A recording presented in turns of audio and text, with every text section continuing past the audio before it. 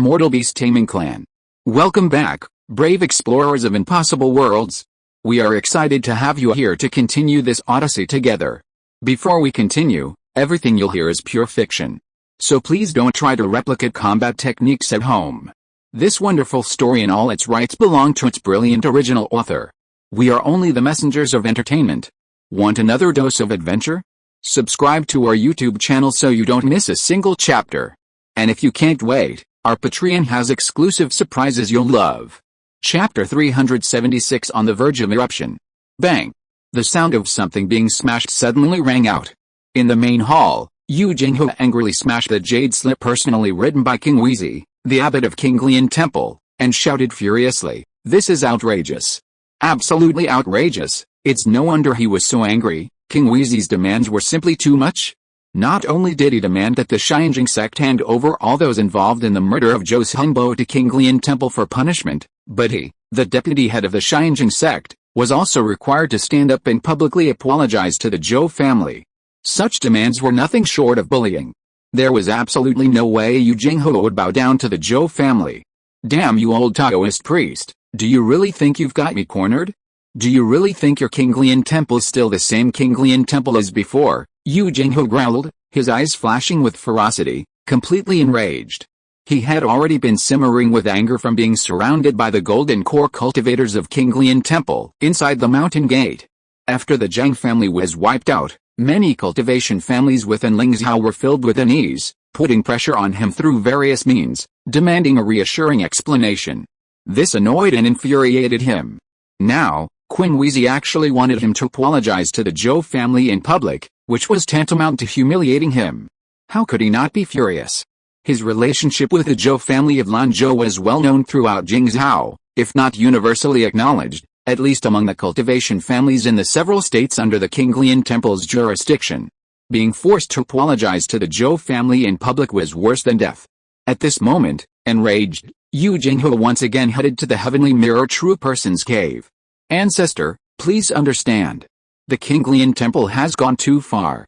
The various families below are in an uproar, all because of the Zhang family's destruction and the resulting loss of their kind. If I were to apologize publicly as they claim, the reputation my Heavenly Mirror sect has painstakingly built would be destroyed, and we would become a laughingstock in the cultivation world." Outside the Heavenly Mirror True Person's secluded cave, Yu Jinghe passionately denounced the current situation, making no attempt to hide his anger. He knew the Heavenly Mirror True Person had his own concerns, but he cared more about his own feelings. If he had to live such a stifled life in the Heavenly Mirror sect, why did he even join in the first place? He joined because the Heavenly Mirror True Person told him that by joining, he could speak openly and equally with golden core cultivators from major sects like Qin Wheezy. Now, facing Qin Wheezy's aggressive behavior, if he were to continue to swallow his anger as before, why did he even join the Heavenly Mirror sect? At this moment, perhaps someone sensed Yu Jinghe's inner thoughts. Xianjing Zhenren, who had invited him into the cave, sighed softly. "Very well, since you're still unsatisfied, then do as you see fit." Hearing this, Yu Jinghe's face lit up with joy, and he immediately bowed in gratitude. "Thank you for your understanding, ancestor." Then, full of ambition, he went to make the arrangements. Soon, a jade slip containing a handwritten letter from Yu Jinghe was also delivered to Qin Wheezy. In the letter, Yu Jinghe fiercely denounced the Zhou family's massacre of the Zhang family, accused King Lian Temple of protecting and shielding the Zhou family, and demanded that Qin Wheezy personally bind all the Zhou family members and bring them to the Xianjing sect's mountain gate to apologize. Such arrogant words made Qin Wheezy laugh. What an arrogant fool! Does he really think that with a Heavenly Mirror sect backing him up, he can contend with her sect? Qin Wheezy muttered to herself with a cold smile, and immediately ordered, "Men, immediately issue an order to all cultivation families in Yunzhou, Lanzhou, and Lianzhou, and all cultivation families within Lingzhou who have acted against the law and disregarded the law. They are to be added to the list of heretics immediately, strictly prohibited from entering the 3 states. All the property in the 3 states will be confiscated, and their individuals will be executed on sight." Execute on sight. These 4 simple words revealed the true meaning of Qin Wheezy's order. According to this order, cultivators in the 3 states under the King Lian sect's jurisdiction could freely kill members of any cultivation family within Lingzhou. This order, once issued, was practically a complete break with a heavenly mirror sect with a kingly and sect disciples running around. King Weezy's order quickly spread throughout the 3 states and to all the cultivation families within them. At this time, news of the Zhou family's westward expedition against the Zhang family had just spread and sparked heated discussions across the 4 states. Suddenly, the Kinglian Temple issued this order, immediately triggering a major earthquake in the cultivation world. The first to suffer were the cultivators from the Lingzhou cultivation families, who remained in the 3 states. Following King Weezy's order, these people were instantly branded as heretics in the 3 states, condemned to be killed by everyone. In just a few days, hundreds of cultivators from the Lingzhou cultivation families perished in the 3 states. Suddenly, no one in the 3 states dared to admit they came from Lingzhou. Meanwhile, Yu Jinghua, upon learning of the Kinglian Temple's order, was both shocked and furious, and immediately took retaliatory measures without hesitation. Unfortunately, the Lingzhou cultivation family's compliance with the Xinjiang Sect's orders was not as high as the families in the 3 states' compliance with the Kinglian Temple's orders. Very few dared to actually kill cultivators from the 3 states upon receiving the order, most chose to observe. It wasn't until they learned of the massacre of their clansmen in the 3 states that they were filled with remorse and sought revenge. But by then, there was no one left for them to kill. This was undeniably tragic. Although these people had submitted to the Heavenly Mirror sect for various reasons, they didn't fully trust it and still harbored a wavering sense of hope. As the 2 sides completely broke off relations and began slaughtering each other's vassal cultivators, the previously relatively peaceful southern states of Jing Kingdom suddenly descended into turmoil.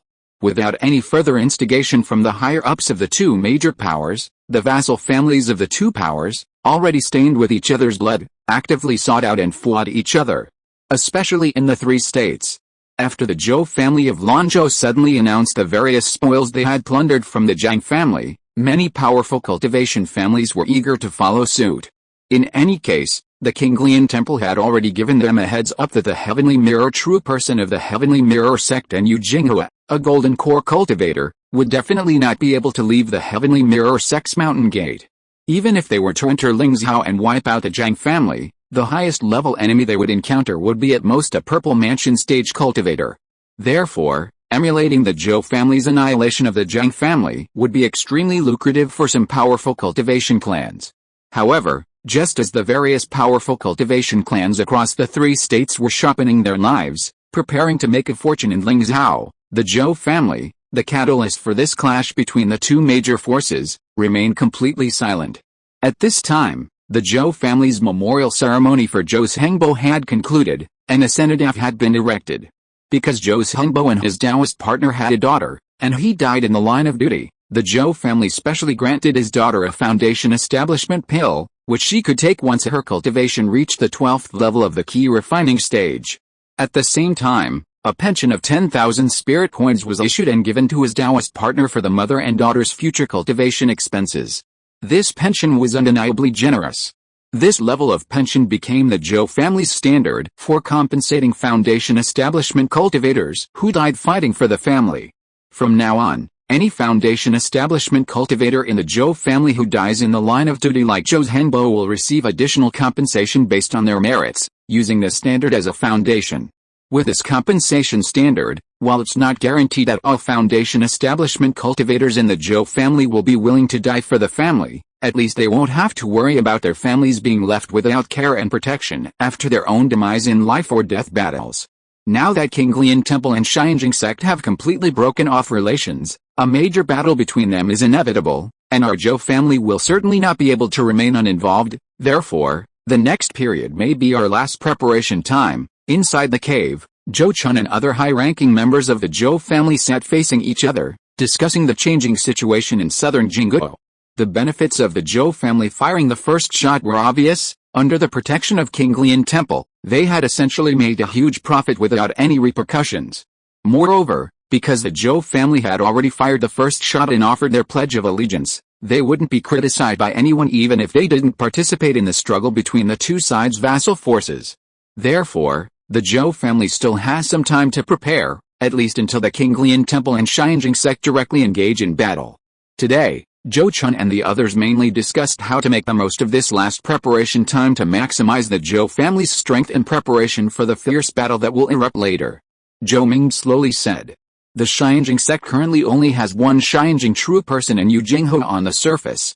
Once a full-scale war breaks out, these two will definitely be tied down by the Qinglian Temple, leaving them no time to escape. In that case, even if our Zhou family participates in the war, we will at most only be able to deal with Purple Mansion stage cultivators. If we only deal with Purple Mansion stage cultivators, we only need to diligently cultivate our spells and improve our own combat power. The Zhou family's current strength isn't particularly strong. They don't have a single golden core stage cultivator on the surface.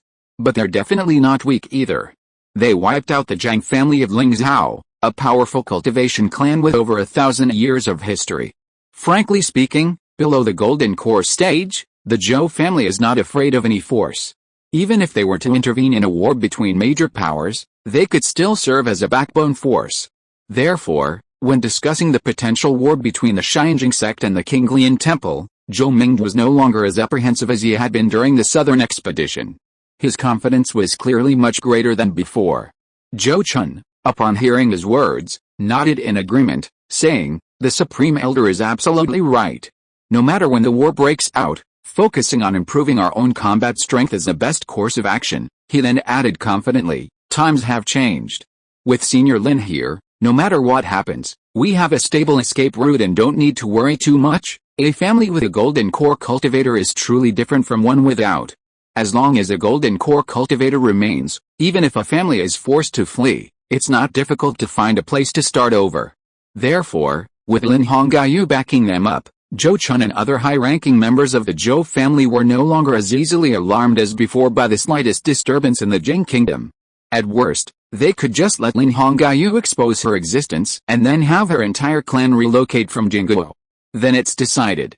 Zhangjin, you'll make a trip to Dazhou later to deal with the spoils we got from the Zhang family, and while you're at it, see if you can buy the spiritual materials needed for fellow Taoist Lin to refine her natal magic weapon. Zhou Ming looked at Zhou Chun and immediately made the arrangements.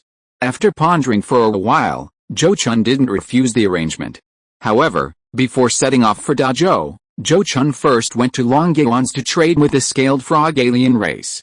Dazhou was located deep inland, and although it was vast and rich in resources, with all kinds of spiritual objects, the aquatic treasures produced by Longyuan's were still not easy to find. Since discovering that aquatic treasures sold better in Dazhou, Zhou Chun had been consciously and quietly hoarding some precious aquatic treasures in recent years, without handing them over to Qinglian Temple for selection.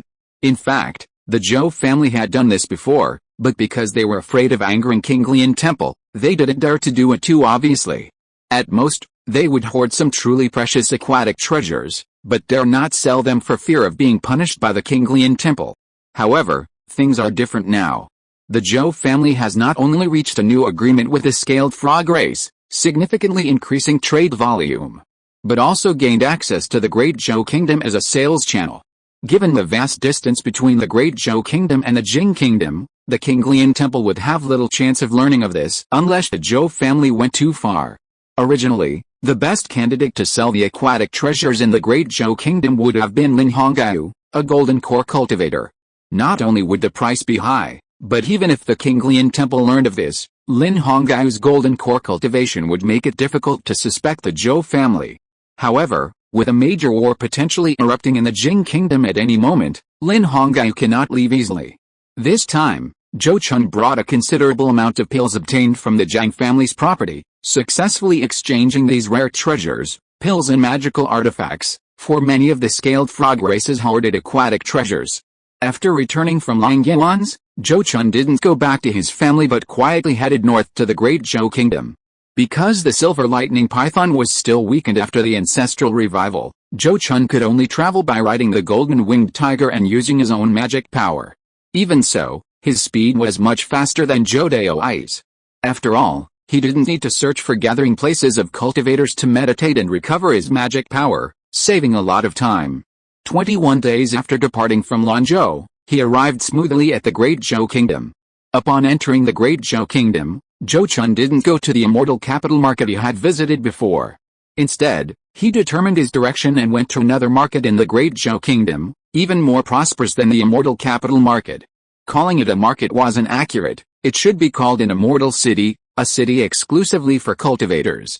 That was the Cheyenne Immortal City located in the northwest of the Great Zhou Kingdom. I'm typing this on my phone, it's really tough. I haven't been sleeping well or eating well these past few days, it's so difficult. And I won't be discharged from the hospital until the 24th or 25th. Chapter 377 Heavenly Abyss Immortal City. Cheyenne Immortal City is a wondrous place.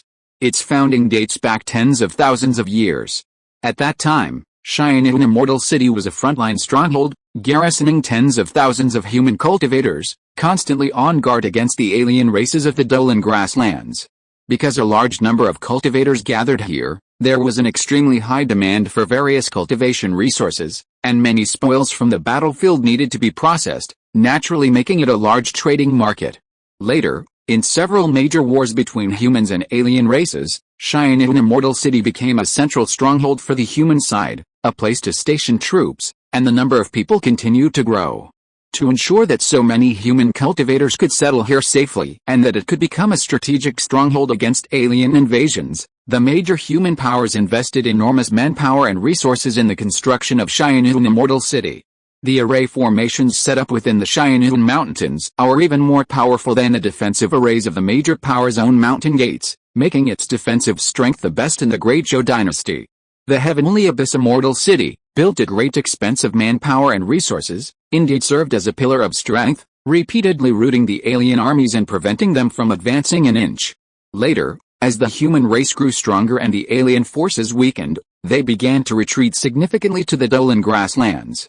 The Heavenly Abyss Immortal City gradually transformed from a frontline outpost into a secure rear base. Without the threat of the aliens, the Heavenly Abyss Immortal City lost its once dominant status. However, this immortal city had cost countless resources to build, and no one knew whether the aliens would return from the Dolan grasslands. Therefore, the Heavenly Abyss Immortal City was not abandoned but gradually transformed into a commercial city, becoming the largest commercial center in the northwestern region of the Great Zhou Kingdom. Today, the Heavenly Abyss Immortal City has developed into the premier commercial city of the Great Zhou Kingdom. Because of its unique origins, Cheyenne Immortal City doesn't belong solely to any one faction. Instead, it's jointly owned by the forces that participated in its founding, with profits distributed according to their initial contributions. Now, many of the forces that built the city have declined or perished, leaving fewer than 10 powerful and renowned factions within the Great Zhou Kingdom that still hold shares in Cheyenne Immortal City. Cheyenne Immortal City is considered a magical place not only because of its origins but also because of its unique operating model. Its operation is peculiar because the city covers a vast area, requiring a large number of people to maintain its formations, and it boasts ample living space. However, after the war ended, the cultivators from various sects and families who had gathered there naturally didn't stay. Therefore, initially, it almost had to be abandoned due to lack of sufficient cultivators to maintain the formations. To save this special city, the leaders of various sects devised a unique solution: Immortal Register. Cheyenne Immortal City opened its Immortal Register registration to all cultivators. Every cultivator who registered in Cheyenne Immortal City received a 3-acre plot of land in the city's non-commercial zone. Their descendants, upon embarking on the path of cultivation, could reside there free of charge and inherit their Immortal Register. Cultivators with Immortal Registers were obligated to participate in maintaining the city's various formations. Undoubtedly, this was extremely attractive to many independent cultivators and small family cultivators at the time. Soon, tens of thousands of Immortal Registers were registered in Cheyenne Immortal City, solving the problem of maintaining the city's formations through these cultivators who settled there. Time passed, and now, those cultivators with Immortal Registers are no longer alive. However, many of their descendants benefited from their contributions and now live quite comfortably. Currently, Cheyenne Immortal City basically no longer accepts new Immortal Register registrations, and those who do possess Immortal Registers and their families are the envy of many independent cultivators and small family cultivators because of their status. Not only can they cultivate for free in the spiritually rich Cheyenne Immortal City, but they can also develop various side businesses to earn spirit coins using the land inherited from their ancestors. They don't need to risk their lives outside, nor do they need to worry about their families being wiped out by powerful enemies. It can be said that being born in Cheyenne Immortal City gives one a head start on the cultivation path compared to most independent cultivators. Even if they don't join a major sect, They can live a life of comfort and happiness. This unique advantage gives the cultivators in Cheyenne Immortal City a natural sense of superiority over cultivators from other places. Even in front of ordinary disciples from major sects, they can proudly say they are citizens of Cheyenne Immortal City, without envying the latter's status. After all, even disciples from major sects, unless they have achieved foundation establishment, do not live as comfortably or bring blessings to their descendants as they are citizens of Cheyenne Immortal City, having reached Zhou Chun's level of cultivation. Of course he doesn't envy those cultivators in Cheyenne Immortal City who call themselves citizens of Cheyenne Immortal City. However, after hearing about Cheyenne Immortal City, he was indeed filled with curiosity about this immortal city, which now housed hundreds of thousands of cultivators, and wanted to see it for himself. This time, he came to the Great Zhou Kingdom alone to sell aquatic treasures, with complete freedom of movement, and had decided beforehand to visit Cheyenne Immortal City. After a long journey, he finally arrived at this legendary immortal city. Cheyenne Immortal City was situated in the middle of the vast Cheyenne mountain range, spanning hundreds of miles. It was surrounded by mountains, with undulating peaks on all sides, and its interior was also filled with towering peaks and crisscrossing waterways. Because of its vast size, it didn't prohibit cultivators from flying like other markets. However, while flying wasn't prohibited within the city, it wasn't allowed to fly anywhere. One could only fly over designated roads, and altitude restrictions were set according to cultivation level. For example, key refining stage cultivators can only fly at an altitude of less than 30 zang above the ground. Foundation establishment stage cultivators cannot fly higher than 100 zang. Purple mansion stage cultivators cannot fly higher than 300 zang, and golden core stage cultivators have no restrictions. Flying outside the altitude corresponding to one's cultivation level will result in a fine if discovered. In addition, outside cultivators are not allowed to be invited or led, and trespassing on the ancestral homes of local immortals is strictly prohibited. At the same time, if staying at the home of a local immortal, relevant registration is required, and the maximum stay cannot exceed 1 month. It is worth mentioning that local immortals often use this rule to profit. They will attract some cultivators who need accommodation in the city to stay in their homes with low prices. After Zhou Chun entered the immortal city after completing the relevant registration, he took off along the designated road below and flew to an altitude of more than 200 zang. He flew slowly, looking down at the entire immortal city. He looked around and saw exquisite mansions built throughout the city, many of which were covered by illusion arrays, making it impossible to see the details inside. However, many residences were surrounded by spiritual fields planted with spiritual herbs and medicines, and some even had spiritual fruit trees laden with fruit. Men and women of all ages frequented these residences, each a cultivator with considerable magical power. On the main streets of the city, key refining cultivators rode wildly on demonic beasts or gracefully glided by using wind manipulation techniques. Above the main streets, cultivators capable of flight flew at altitudes corresponding to their cultivation levels, some faster, some slower. The difference in flight altitude easily revealed their cultivation level. Zhou Chun then witnessed an interesting scene. Because key refining cultivators could only fly at low altitudes, and were the most numerous, sometimes the available altitude was insufficient, leading to situations where they would stack themselves on top of each other. Therefore, whether to avoid embarrassment or to show off their abilities, some key refining cultivators would deliberately increase their flight speed to the maximum, thus leaving other cultivators behind. However, sometimes, due to excessive speed, collisions might occur. Once this happens, the two who collide and those who are collided will start arguing and bickering. It's quite interesting. This kind of amusing thing can only be seen in Cheyenne Immortal City. It's a pity my family is so far from the Great Zhou Kingdom. Otherwise I would definitely send all the younger generation to Cheyenne Immortal City to experience this. The different experience of looking down from above and looking up at the sky is more motivating than any words. Zhou Chun looked down at the cultivators flying past beneath him, then looked up at the empty sky above, a faint smile playing on his lips, a great sense of satisfaction rising within him.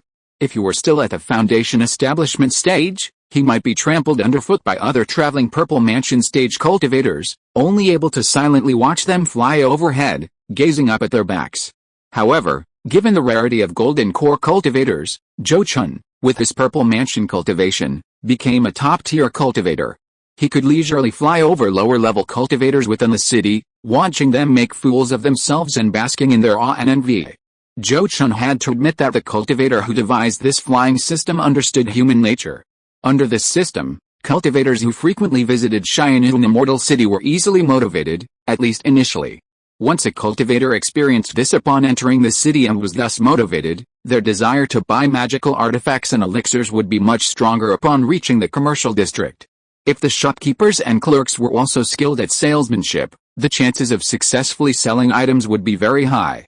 After enjoying the scenery along the way, Zhou Chun finally arrived at the commercial district of Xian'an Immortal City. Flying was prohibited in the commercial district, even for golden core cultivators. After landing outside, Zhou Chun began to stroll around the commercial district. He had spent some time in the Immortal Capital Market, and comparing the two, Xian'an Immortal City was indeed stronger in terms of both the number of shops and the flow of cultivators. However, both were among the top-ranked markets in the Great Zhou Kingdom, and the prices were actually not that different. The only difference was that Xian'an Immortal City was closer to the Dolan grassland, so there were more Dolan grassland specialty spiritual items to see and buy. After going in and out of a few shops, Zhou Chun had a better understanding.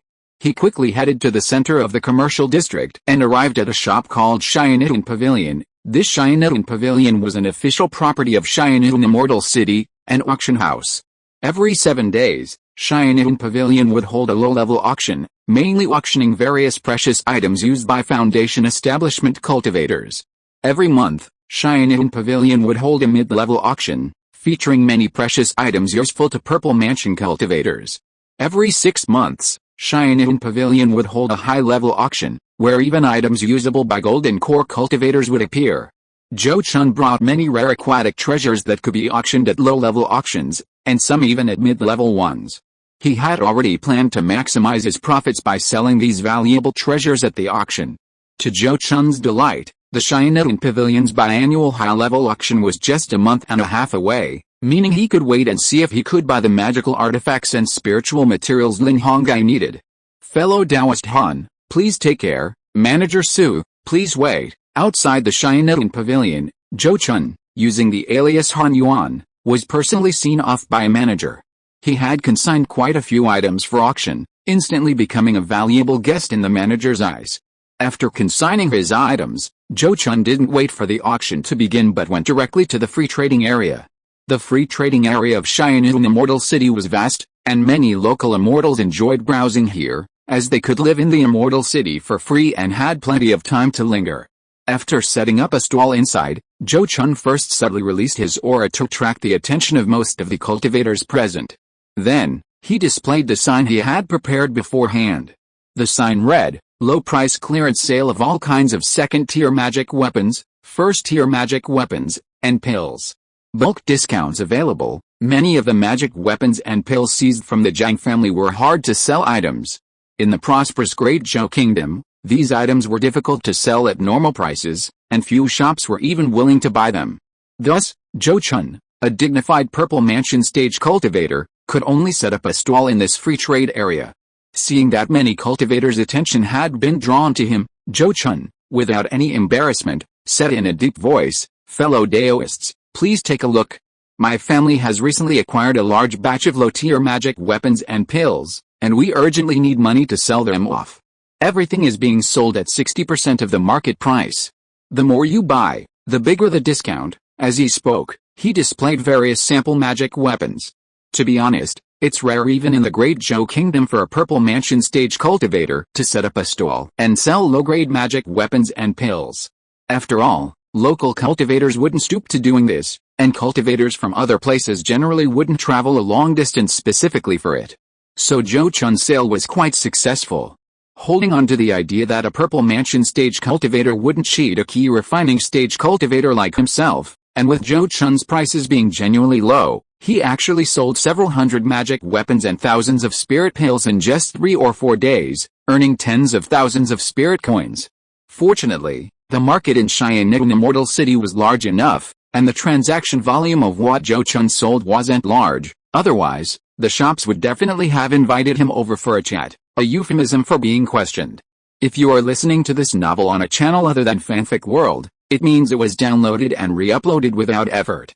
We warmly invite you to visit our channel, Fanfic World. There you will find the original version of this story and many other novels of various genres. We look forward to seeing you dive into a world of incredible novels. Chapter 378 Millennium Thundergrass, Tracking. A rare and precious aquatic treasure, the illusionary spirit pearl, from the distant celestial land. This pearl is a spiritual object nurtured by a second-tier spirit clan for hundreds of years, possessing its own illusionary magic. It is extremely rare and valuable. The starting price is 3,000 spirit coins, and each bid must be at least 100 spirit coins. Also from the distant celestial land, a rare aquatic treasure, the water spirit jade, contains abundant water elemental spiritual power. It can be used for alchemy and weapon crafting. The starting price is 2,000 spirit coins, and each bid must be at least 100 spirit coins. Inside the Cheyenne Pavilion auction house, Zhou Chun sat in a VIP box, watching with a smile as the auctioneer brought out his consigned treasures one by one, selling them for high prices. Today was Cheyenne Pavilion's low-level auction held every 7 days, and most of the aquatic treasures Zhou Chun had brought out would be offered at this auction. And everything was as he had expected. After Cheyenne Pavilion's promotional efforts over the past few days, these aquatic treasures from Longueuanzal fetched good prices, with virtually no unsold items. He waited in the private room for almost half a day until the auction ended. Shortly after, an elderly man with white hair knocked on the door of Zhou Chun's room. Congratulations, fellow Taoist Han. All the treasures you consigned for this auction have been sold. After deducting commission, the total is 53,700 spirit coins. Please check them, haha, thank you, Steward Su. A short while later, Zhou Chun walked out of the Cheyenne Pavilion auction house with a smile. Including the income from selling magic weapons and pills at his previous stall, he had already earned over 100,000 spirit coins in Cheyenne Immortal City. In the upcoming intermediate auction, some of his consigned treasures would be put up for sale, expected to bring in tens of thousands more spirit coins. With these spirit coins in hand, he could make a difference at the biannual high-level auction. A month passed quickly. On this day, the Cheyenne Pavilion's biannual high-level auction was held, attracting many Purple Mansion stage cultivators and some Golden Core stage cultivators. Zhou Chun also spent 500 spirit coins to buy himself a private room. Previously, his private rooms at lower-level auctions were complimentary from the auction house, but now, for this high-level auction, he had to pay for them himself. He had only been in his room a short while when the auction officially began. Greetings, fellow Daoists. I am Wei Yiking, appointed to preside over this auction. I hope you will all attend and I wish you all success in acquiring your desired items. On the auction stage, a thin man in white robes bowed to the surrounding area, exchanged a few polite words, and then got straight to the point. Today's first item for auction is the magic weapon material, Earth Dragonstone. This material originates from deep within the mountains and rivers, formed by the very essence of heaven and earth. It is an excellent material for refining earth element magic weapons. The starting price is 150,000 spirit coins, and each bid must be at least 1,000 spirit coins higher. The man in white robes then patted his storage pouch at his waist, and a 5-foot-tall, earth-yellow boulder fell to the ground. The boulder, seemingly weighing 10,000 pounds, cracked a Vajra rock upon impact, its surface shimmering with spiritual light, truly extraordinary. I bid 160,000 spirit coins. The first bid quickly followed. 165,000 spirit coins, 166,000 spirit coins. Bids came one after another, each bidder acting as if they were wealthy Golden Core cultivators. Zhou Chun, of course, didn't participate in the bidding, but he was very interested in the price of the Earth Dragonstone. If given the opportunity, he wanted to buy spiritual materials for Lin Hongyu to refine her natal magic weapon. However, what put Zhou Chun slightly on his mind was that the bid for the Earth Dragonstone quickly exceeded 200,000 spirit coins, ultimately being bought by the first bidder for 225,000 spirit coins. This price wasn't unaffordable for Zhou Chun, but if he spent that many spirit coins on a single material, he basically wouldn't be able to buy anything else. As expected, Golden Core cultivators are the real money burners.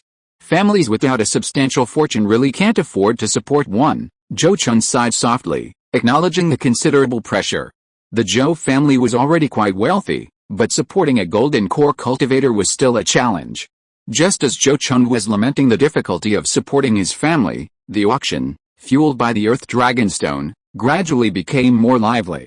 One after another, treasures suitable for Purple Mansion cultivators were brought out for auction, including even pills that could enhance their magical power. However, these pills were incredibly expensive, each costing 7 or 8,000 spirit coins, comparable to Foundation establishment pills. Zhou Chun could only watch with envy. It wasn't that he couldn't afford these pills, but Jing Kingdom was currently in a turbulent period, and the family's spirit coins needed to be used for other purposes. Only after the situation in Jingguo has completely stabilized can he use spirit coins to purchase such a treasure. At that time, with the Zhou family's wealth, providing him with a stable pill every year shouldn't be a problem. 1,000-year Thunderlight Grass. This spiritual herb is born bathed in heavenly lightning, containing pure heavenly lightning spiritual power. It is an essential ingredient for refining certain special pills and can also be used to cultivate certain special secret techniques. Starting bid. 30,000 spirit coins. Each bid must increase by at least 1,000 spirit coins. On the auction stage, the auctioneer took out a jade box and placed it in front of him. Inside was a purplish-blue spiritual herb resembling a sugarcane seedling. The auctioneer raised his hand and slightly released a wisp of spiritual power towards the herb. Suddenly, the silver-white spiritual pattern swirling on the herb's stem burst forth with silver light, automatically releasing a small bolt of silver lightning that dispersed the spiritual power. Truly miraculous. Zhou Chun, seeing this, immediately perked up. 35,000 spirit coins. He was the first to speak, directly bidding. This was Zhou Chun's first bid since the start of the auction. He was determined to acquire the 1,000-year Thunderlight Grass. The reason was simple. This herb would greatly benefit the growth and evolution of the Silver Lightning Python, Bai Bai. Although Bai Bai had already advanced to a second-tier high-grade demon beast for some time, it hadn't yet reached its growth limit. Zhou Chun planned to wait until it had exhausted all its bloodline potential before attempting to transform into a dragon. This was different from when the Azure Cloud Python transformed into a dragon. The Azure Cloud Python had a dragon's inner core of the same origin that it could consume. As long as it could digest the power of the dragon's inner core, its transformation into a dragon was practically guaranteed. However, Zhou Chun couldn't find a third-tier Thunder Dragon's inner core for Bai Bai, so he had to rely on the 1,000-year Dragon Transformation Grass. Compared to the dragon's inner core, the 1,000-year Dragon Transformation Grass was clearly far less effective. Therefore, the deeper the Silver Lightning Python Bai Bai can explore and develop its bloodline potential, the higher its success rate in transforming into a dragon when it consumes the 1,000-year Dragon Transformation Grass. And this 1,000-year Lightning Grass before them is undoubtedly the perfect spiritual object to help the Silver Lightning Python Bai Bai explore and develop its bloodline potential.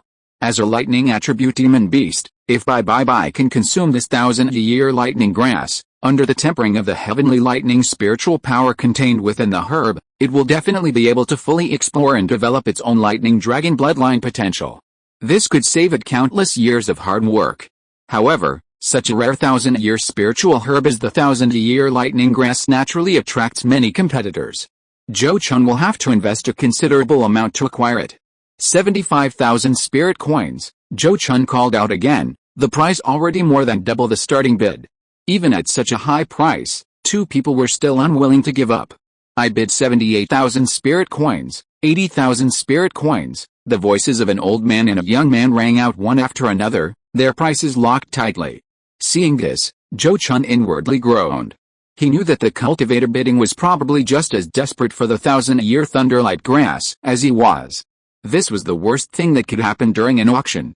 Because once someone was after something, many cultivators would be willing to risk their entire fortune to get it. Otherwise, if they missed out on something like the 1,000-year Thunderlight Grass, they didn't know when they would encounter it again. 100,000 spirit coins. Zhou Chun refused to give up and shouted out an astronomical price. 100,000 spirit coins could buy a spiritual item to help one open their purple mansion. A typical 1,000-year-old spiritual herb would only cost 10,000 spirit coins. Back in the same great Zhou Kingdom, in the immortal capital market, an egg of a high-level demon beast, the poisonous dragon lizard, only fetched a price of less than 200,000 spirit coins. It could only be said that Zhou Chun was truly going all out for this 1,000-year Thunderlight Grass, for the Silver Lightning Python to successfully transform into a dragon for free. When he announced this exorbitant price, The two who had been bidding against him fell silent. After a long while, the aged voice said calmly, 100,000 spirit coins for a 1,000-year-old spiritual herb? You truly have great ambition. I can see defeat. As soon as he finished speaking, the other young man's voice also said calmly, very well, since you are so determined, I will grant your wish. Both of them simultaneously withdrew from the auction. These two guys, could they be shills planted by the heavenly abyss pavilion? Zhou Chun muttered to himself with a pained expression, showing little joy at successfully acquiring the treasure. Spending 100,000 spirit coins on a 1,000-year-old spiritual herb, if ordinary Zhou family cultivators knew this, they would all probably call him wasteful. After all, that's 10 foundation establishment pills. But this is because of a different perspective. For Zhou Chun and other high-ranking members of the Zhou family, having 5 or 6 more foundation establishment cultivators wasn't particularly beneficial. In fact, it would only increase the family's expenses. However, having an extra third-tier Thunder Flood Dragon would be incredibly useful. A third-tier Thunder Flood Dragon not only doesn't receive family welfare offerings, but it can also create dragon blood spiritual items to sell for money. The dragon spiritual blood it produces is extremely rare. Not to mention the powerful combat strength a third-tier Thunder Flood Dragon can provide. After bidding on the 1,000-year Thunder Grass, Zhou Chun's spirit coins were almost halved, and he practically became a spectator at the subsequent auctions. The reason for saying practically is that he still made one purchase, using 45,000 spirit coins to buy 5 third-tier high-grade magic talismans. This was something Zhou Ming had instructed him to do during his trip to the Great Zhou Kingdom. With a major battle imminent, although the Zhou family's strength was not inferior, it was natural to prepare some third-tier high-grade magic talismans as trump cards. What secretly relieved Zhou Chun was that no magic weapon material suitable for Lin Hongao to refine her natal magic weapon appeared at this auction. Therefore, his decision to buy the 1,000-year Thunder Grass could be considered a relatively correct one. After the auction ended, the 2 treasures Zhou Chun had won were delivered to his private room. After paying 145,000 spirit coins, Zhou Chun left the auction house with the treasures. His mission in the Great Zhou Kingdom was essentially complete, and he had no intention of lingering. He only wanted to return to his family as quickly as possible. However, after Zhou Chun had traveled some distance from Xianyun Immortal City, he suddenly felt uneasy, as if someone was watching him. Was he being followed? His expression darkened, and he immediately patted his spirit beast pouch at his waist, summoning the golden-winged tiger. Zhou Chun then had the golden-winged tiger carry him at full speed, while he silently channeled his profound energy into his eyes, looking at the sky behind him. Zhou Chun hadn't cultivated any special spiritual eye techniques, but after reaching the Purple Mansion stage, the effect of channeling his spiritual energy into his eyes was no less than that of an ordinary foundation establishment cultivator using a spiritual eye technique. But no matter how he observed, he couldn't find anything unusual. Yet, the feeling of being watched lingered. Since opening his Purple Mansion, Zhou Chun had never encountered anything like this before, and he didn't believe it was just his imagination. I never thought such a thing would happen in a shop as big as Xianyun Pavilion. Zhou Chun rode his golden-winged tiger with a gloomy expression. Various thoughts flashing through his mind as he considered how to escape. He was less than 300 miles away from Xianyun Immortal City, not far at all. It seemed that those who were following him were afraid of encountering other troubles and didn't intend to make a move now. So returning to Xianyun Immortal City was actually a good choice. However, Zhou Chun also knew that since they had their eyes on him, even if they didn't show themselves to intercept him, they would definitely continue to watch him if he returned to Xianyun Immortal City now. And he didn't have that much time to waste and compete in patience. It seems this is the only way. With a glint in his eyes, Zhou Chun immediately put the golden-winged tiger back into his spirit beast pouch, and then golden light surged from his body, instantly transforming into golden rainbow and accelerating away. Using the flowing golden rainbow secret technique, Zhou Chun's speed was even faster than that of a late-stage Purple Mansion cultivator flying normally. As soon as he displayed his extreme speed, the person secretly following him could no longer hide. A flash of silver light appeared in the sky, and soon a young man in a silver robe was revealed. After appearing, the man glanced at the golden rainbow in front of him with surprise, then sneered. He immediately formed hand seals, and silver-white lightning arcs surged from his body, instantly transforming into a silver bolt of lightning and chasing after the golden rainbow. His speed was clearly a notch faster than that of the Golden Rainbow. Chapter 379 Zhou Chun's Nemesis. In the sky outside Xian'an Immortal City, two streaks of light, one golden and one silver, relentlessly pursued him, attracting the attention of many cultivators along the way. However, these two streaks of light were simply too fast. Many cultivators couldn't even make out the figures within them. Only a few with higher cultivation levels managed to vaguely discern the figures of two young men. At this moment, within the golden streak of light fleeing ahead, Zhou Chun's expression was solemn, his heart filled with shock. He hadn't expected that his pursuer was actually a very rare cultivator at the mid-stage of the Purple Mansion realm, skilled in the thunder movement technique. Moreover, judging from his somewhat youthful appearance, he was probably not very old, and likely came from a powerful sect. This was definitely a very formidable enemy. It seems he's here for the 1,000-year thunder light grass. Could the voice of the young man I bid against earlier be his? But how did he know my whereabouts? Did Xian'an Pavilion sell my information to him after the auction? Zhou Chun's heart was filled with doubt and uncertainty, rife with questions. He didn't know how the silver-robed youth knew he possessed the 1,000-year thunderlight grass, but he knew a fierce battle was inevitable. His flowing golden rainbow secret technique was indeed incredibly fast, but it couldn't outpace the silver-robed youth behind him. The opponent's lightning escape technique was truly formidable, and his cultivation level was superior. He had absolutely no advantage in speed. Sure enough, the silver light quickly caught up to Zhou Chun, reaching within a dozen miles, and launched an attack. Boom! A thunderous roar echoed in the sky, and a bolt of silver-white lightning suddenly appeared, striking the golden rainbow light directly in front of him. The golden rainbow light instantly stopped, revealing Zhou Chun's figure with his hair standing on end. As a cultivator in the early Purple Mansion stage, Zhou Chun wasn't so weak as to be unable to withstand even a single attack. However, the power of lightning magic was indeed sharp, even somewhat countering him. This attack not only interrupted his escape technique but also caused a slight numbness in his body. He, who often used his spirit pets to unleash lightning strikes, was now experiencing the taste of being struck by lightning himself. After halting his escape, Zhou Chun's body surged with a golden light, instantly dispelling the slight paralysis. He then raised his hand and cast the impregnable golden mountain technique, first protecting himself. Next, he patted his storage pouch at his waist, and the earthen yellow inkstone magic artifact flew out, swirling above his head and emitting earthen yellow clouds to form a second layer of protection. Just as he completed these two defenses, the silver-robed youth caught up and launched an attack with outerward. With a flick of his wrists, a bolt of silver-white lightning, as thick as an infant's arm, leaped out, like a silver-white thunder dragon, rushing towards Zhou Chun. Under the bombardment of this silver-white lightning, the cloud-like light shield Zhou Chun had just erected was instantly blasted open, and the golden mountain inside shook violently. Seeing this, Zhou Chun's face twitched, and he inwardly groaned. His guess was probably right. The opponent's lightning spell was so powerful. The cultivation technique he practiced was likely a top-tier one.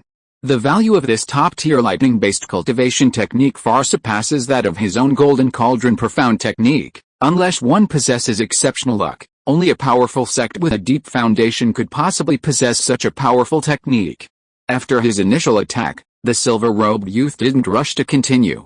Instead, he looked at him with disdain and coldly said, "With this little strength, you dare to compete with me, the young master, for the 1,000-year lightning grass with 100,000 spirit coins? You've got some nerve." Hearing this, Zhou Chun frowned and said, "Judging from your abilities, fellow Taoist, you shouldn't be from a humble background. If you truly desired the 1,000-year lightning grass, why wouldn't you even offer 100,000 spirit coins? Why resort to such despicable means? Disciples of major sects aren't necessarily righteous, but it's rare to see someone who, after reaching the Purple Mansion stage, would act like a bandit for 100,000 spirit coins. After all, reaching the Purple Mansion stage means being a core disciple within a major sect, essentially representing the sect to some extent. Such a person, becoming a bandit cultivator, would face severe punishment if the news leaked, unless protected by a very powerful sect elder. That's why Zhou Chun had this question. However, upon hearing this, the silver-robed youth's face instantly darkened, and he coldly snorted, "HMPH, this young master does want the 1,000-year thunderlight grass, but I'm not foolish enough to spend 100,000 spirit coins on a single stalk." His words seemed reasonable, even demonstrating self-control. but Zhou Chun immediately understood the situation. Presumably, the other party, for some reason, couldn't readily produce that many spirit coins, and like him, desperately needed the 1,000-year Thunderlight Grass, which is why he harbored murderous intent after Zhou Chun won the bid. He then looked solemnly at the silver-robed youth and said, "Fellow Taoist, if you truly desire the 1,000-year Thunderlight Grass, I am not unwilling to give it to you. However, could you please tell me how you knew I possessed it?" Unexpectedly, the silver-robed youth coldly laughed upon hearing this. "What a joke. What this young master desires, he takes it himself. Why should I need you to deliver it?" With that, he patted his storage bag, summoning a silver-white spear. "Go!" the silver-robed youth shouted, and silver-white arcs of electricity surged from the spear, shooting towards Zhou Chun like a bolt of lightning. However, Zhou Chun was not one to be trifled with, having been watching his every move. The instant the silver-white spear appeared, Zhou Chun also summoned his golden longsword. The two weapons collided dozens of feet in front of Zhou Chun, and Zhou Chun's golden longsword was instantly blasted away, completely outmatched. A high-grade third-tier magic weapon, Zhou Chun's expression changed, and he hurriedly channeled his magic power into the earthen yellow inkstone magic weapon, releasing an even denser yellow glow to protect himself. After deflecting the golden saber, the silver spear surged with silver-white lightning and instantly accelerated, shooting towards Zhou Chun again. In an instant, Zhou Chun felt a jolt in his soul, as if struck by lightning. Both of his protective layers were shattered by the silver spear. Fortunately, at the last moment, he activated Golden Cauldron Profound Light to create a third layer of protection, which allowed him to deflect the exhausted silver spear. "Oh, he's not dead." A look of surprise flashed across the silver-robed youth's face, followed by a cold smile. He immediately formed a hand seal, and the silver spear, imbued with his magic power, shot towards Zhou Chun again. If one attack failed, he'd attack a few more times. He didn't believe Zhou Chun could be so lucky every time. Having experienced the power of the silver spear, Zhou Chun dared not let his opponent try again. While hastily activating his previously blasted golden longsword to slash at the spear, he decisively reached for his storage pouch at his waist, retrieved a jade box, and shattered it without hesitation. Inside the shattered jade box, Zhou Chun grabbed the talisman shimmering with a hazy yellow light and immediately activated it by infusing it with his magic power. As the talisman activated, a spiritual light armor formed from earthen yellow spiritual light swiftly donned Zhou Chun's body, protecting him entirely. At this moment, the silver spear once again deflected the golden longsword, piercing through the earthen yellow light shield and landing on Zhou Chun. But this time, the spiritual light armor steadily blocked the silver spear's attack. Taking advantage of the silver spear's deflection, Zhou Chun immediately launched his counterattack. He first formed hand seals, a dragon's roar resounding from within his body, his hands instantly transforming into dragon claws, patches of blue-gold dragon scales emerging from his skin, and a single dragon horn sprouting from his head. After opening his purple mansion, Zhou Chun had already cultivated the second-level peak of the dragon transformation secret technique, easily breaking through to the third level and entering the top-tier realm. At this moment, when he used this secret technique, his physical body instantly strengthened to a level comparable to a third-tier demon beast, and the defensive power of his dragon scales was no less than that of a low-grade third-tier armor. He could even manipulate air currents to fly without using magic power, and even cast some first or second-tier wind-walking spells he had never learned before. It could be said that only after reaching the third level did the dragon transformation secret technique truly begin to demonstrate its power as a top-tier secret technique. Immediately afterward, Zhou Chun took off the spirit beast pouch from his waist and flicked it. Two streams of insects, one golden and one crimson, surged out from the pouch, quickly forming two clouds of insects above his head. Then, he swiftly formed hand seals with his claws and unleashed a ball of golden spiritual light at the golden cloud of insects. Instantly, the golden swarm of insects rapidly split in the air. A portion swiftly descended towards him, forming a golden insect armor within his spiritual armor, clinging to the azure gold dragon scales and protecting him. The remaining portion split into 5 gleaming golden insect spears. "Go!" Zhou Chun pointed at the silver-robed youth, and the 5 golden insect spears shot towards him.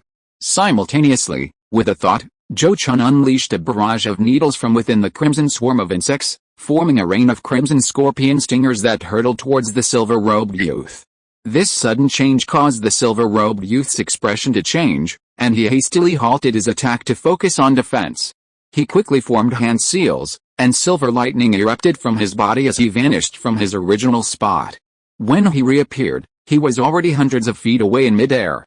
This caused all 5 insect spears and the thousands of flying needles to miss their mark. However, the insect spears were easy to handle. Zhou Chun could simply change direction and relock onto the target with a thought. Only the scorpion stingers, unable to be controlled after being fired, fell to the ground exhausted. After regaining distance and creating space for casting spells, the silver-robed youth immediately patted his storage pouch at his waist, summoning a silver-white wardrum artifact. With a rub of his hands, a bolt of silver-white lightning shot out and struck the silver-white wardrum artifact. Then, a thunderous boom resounded through the air. The drumbeat was as awe-inspiring as thunder, containing a terrifying sonic attack. Even Zhou Chun, after using the dragon transformation secret technique, was shaken to his core upon hearing the drumbeat, momentarily lost in thought, his heart pounding with each beat, causing him to feel restless and irritated. Because of that momentary lapse in concentration, both of Zhou Chun's magical artifacts lost connection for a split second. The golden sword was violently struck away by the silver spear, cracks appearing on its blade, indicating significant damage. But the worst off were the 2 types of demonic insects. The mysterious armor golden feathers fared somewhat better. Having been enhanced by Zhou Chun's insect spear technique, their resistance was greatly increased. Under the thunderous roar, only their insect spears were shattered, reforming into individual demonic insects. The casualties were minimal. However, the flying fire scorpions fared much worse. The flying fire scorpions were inherently much weaker than the mysterious armor golden feathers. With a sound of thunder, those that hadn't yet reached their mature state instantly exploded like popping beans, turning into clouds of blood mist. Damn it! Is this some kind of nemesis of mine? Zhou Chun snapped out of his daze and, seeing the miserable state of his 2 demonic insects, his expression instantly turned incredibly grim. Since his debut, he had never encountered such a formidable opponent of the same cultivation level. In just a few moves, almost all of his techniques had been completely countered by his opponent. His escape techniques were utterly outmatched, his insect-repelling techniques were also completely suppressed, and his magical artifacts were no match for his opponents. Techniques that were once considered invincible within the Foundation establishment stage were now utterly useless. Meanwhile, the silver-robed youth had regained his confident demeanor, looking at Zhou Chun with a smug smile and saying, "Ha ha ha, kid, show me what other tricks you have up your sleeve. Don't say I didn't give you a chance." His irritating manner made Zhou Chun's anger flare. He couldn't remember the last time he had been so humiliated by a cultivator of the same cultivation level. The silver-robed youth didn't seem much older than him, and although his cultivation was a minor realm higher, his aura suggested he had only recently broken through. Normally, even if he was losing, he shouldn't be this badly defeated.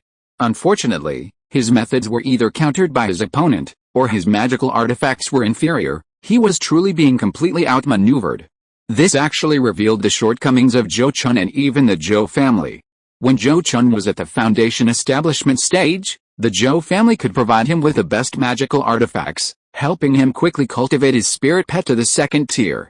However, after he opened his purple mansion, even with the Zhou family's resources, it was no longer possible to provide him with the most suitable high-grade 3rd tier magical artifacts to help him cultivate his spirit pet to the 3rd tier. Without the advantages in magical artifacts and spirit pets, and facing an enemy who cultivated the same top-tier techniques and whose attributes countered his own, Zhou Chun, once considered invincible in the Foundation establishment stage, now felt as powerless as his former opponents. I only regret that my secret technique is not yet fully mastered, otherwise I would definitely make this bastard taste bitterness today, Zhou Chun thought bitterly, and immediately considered retreating. He had only recently opened his purple mansion, and neither his secret technique cultivation nor the acquisition of magical artifacts had kept pace with his cultivation level. If he encountered ordinary early-stage or mid-stage purple mansion cultivators, he could still put up a fight with his superior cultivation techniques and insect-repelling abilities. However, someone like the silver-robed youth, who clearly came from a prestigious sect, was far beyond his current capabilities. With this thought, Zhou Chun's eyes hardened, and he immediately ordered the surviving mysterious armor golden feather demonic insects to swarm towards the silver-robed youth. Then, he raised his claw and patted his storage pouch at his waist, taking out a high-grade third-tier attack talisman and throwing it at the silver-robed youth. A recommendation for a friend's new book, All Under Heaven, set in 1628 AD, the first year of the Changzhen Emperor's reign. The book describes the year Emperor Changzhen summoned Yuan Chonghuan, who boldly proposed a 5-year plan to recover Liaodong. It also mentions the successful landing of the pirate Zhang Zilin and his appointment as a guerrilla general. The book further describes Li Zichen's life as a courier and Zhang Xianzhong's exile in the countryside. Finally, it mentions Zhu Kunji, a transmigrator from the future, who desperately wants to survive and fight his way out with his sword. He didn't want the Yangzhou massacre, he didn't want the Jiating massacre, he didn't want the Guangzhou massacre. He wanted this world to belong to the Han people, he wanted this world to belong to the Ming dynasty, he wanted this world to belong to him. Chapter 380. A Narrow Escape. Boom. With a deafening roar in the sky, a massive crimson fire cloud erupted and spread across the heavens. The power of a third-tier high-grade attack talisman was not to be underestimated. When the silver-robed youth emerged from it, his hair was disheveled, and he looked somewhat disheveled. However, he was only somewhat disheveled, protected by the powerful magical artifact bestowed upon him by his elders. A third-tier high-grade talisman couldn't harm him. But as soon as he charged out, before he could continue his pursuit of Zhou Chun, he saw countless golden flying insects swarming towards him from all directions. Bang! Bang! Bang! Deep explosions echoed in the air, each sound representing the self-destruction of a mysterious armored golden feather. Realizing he couldn't defeat the silver-robed youth, Zhou Chun decisively gritted his teeth and used the insect explosion technique, causing the golden flying insects close to the silver-robed youth to self-destruct in an attempt to delay him. He himself turned and fled. But how could the silver-robed youth stand idly by and watch him escape? He suddenly raised his hand and patted his storage pouch at his waist, and a silver-white round umbrella-like magical artifact floated out, hovering above his head and creating a silver-white protective shield around him. Then, he released a burst of magical power onto the umbrella's surface, causing it to spin rapidly and automatically release bolts of lightning, as thick as chopsticks, which struck the golden flying insects. Protected by the silver-white umbrella, the silver-robed youth easily broke through the swarm of golden insects and quickly gave chase to Zhou Chun. Boom! After only a short distance, the silver-robed youth raised his hand and formed a hand seal, summoning silver-white lightning to strike Zhou Chun. Zhou Chun, seemingly determined to escape, focused all his energy on activating his protective artifact and spells to build up his defenses, enduring the silver-robed youth's attacks as he fled. After several such attacks, seeing that ordinary methods were not very effective against Zhou Chun, the silver-robed youth unleashed his killing move. He once again summoned the silver-white thunder drum magic artifact, activating its soul-capturing thunderous sound. Just as before, the thunderous sound sent Zhou Chun reeling, nearly causing him to fall from the sky.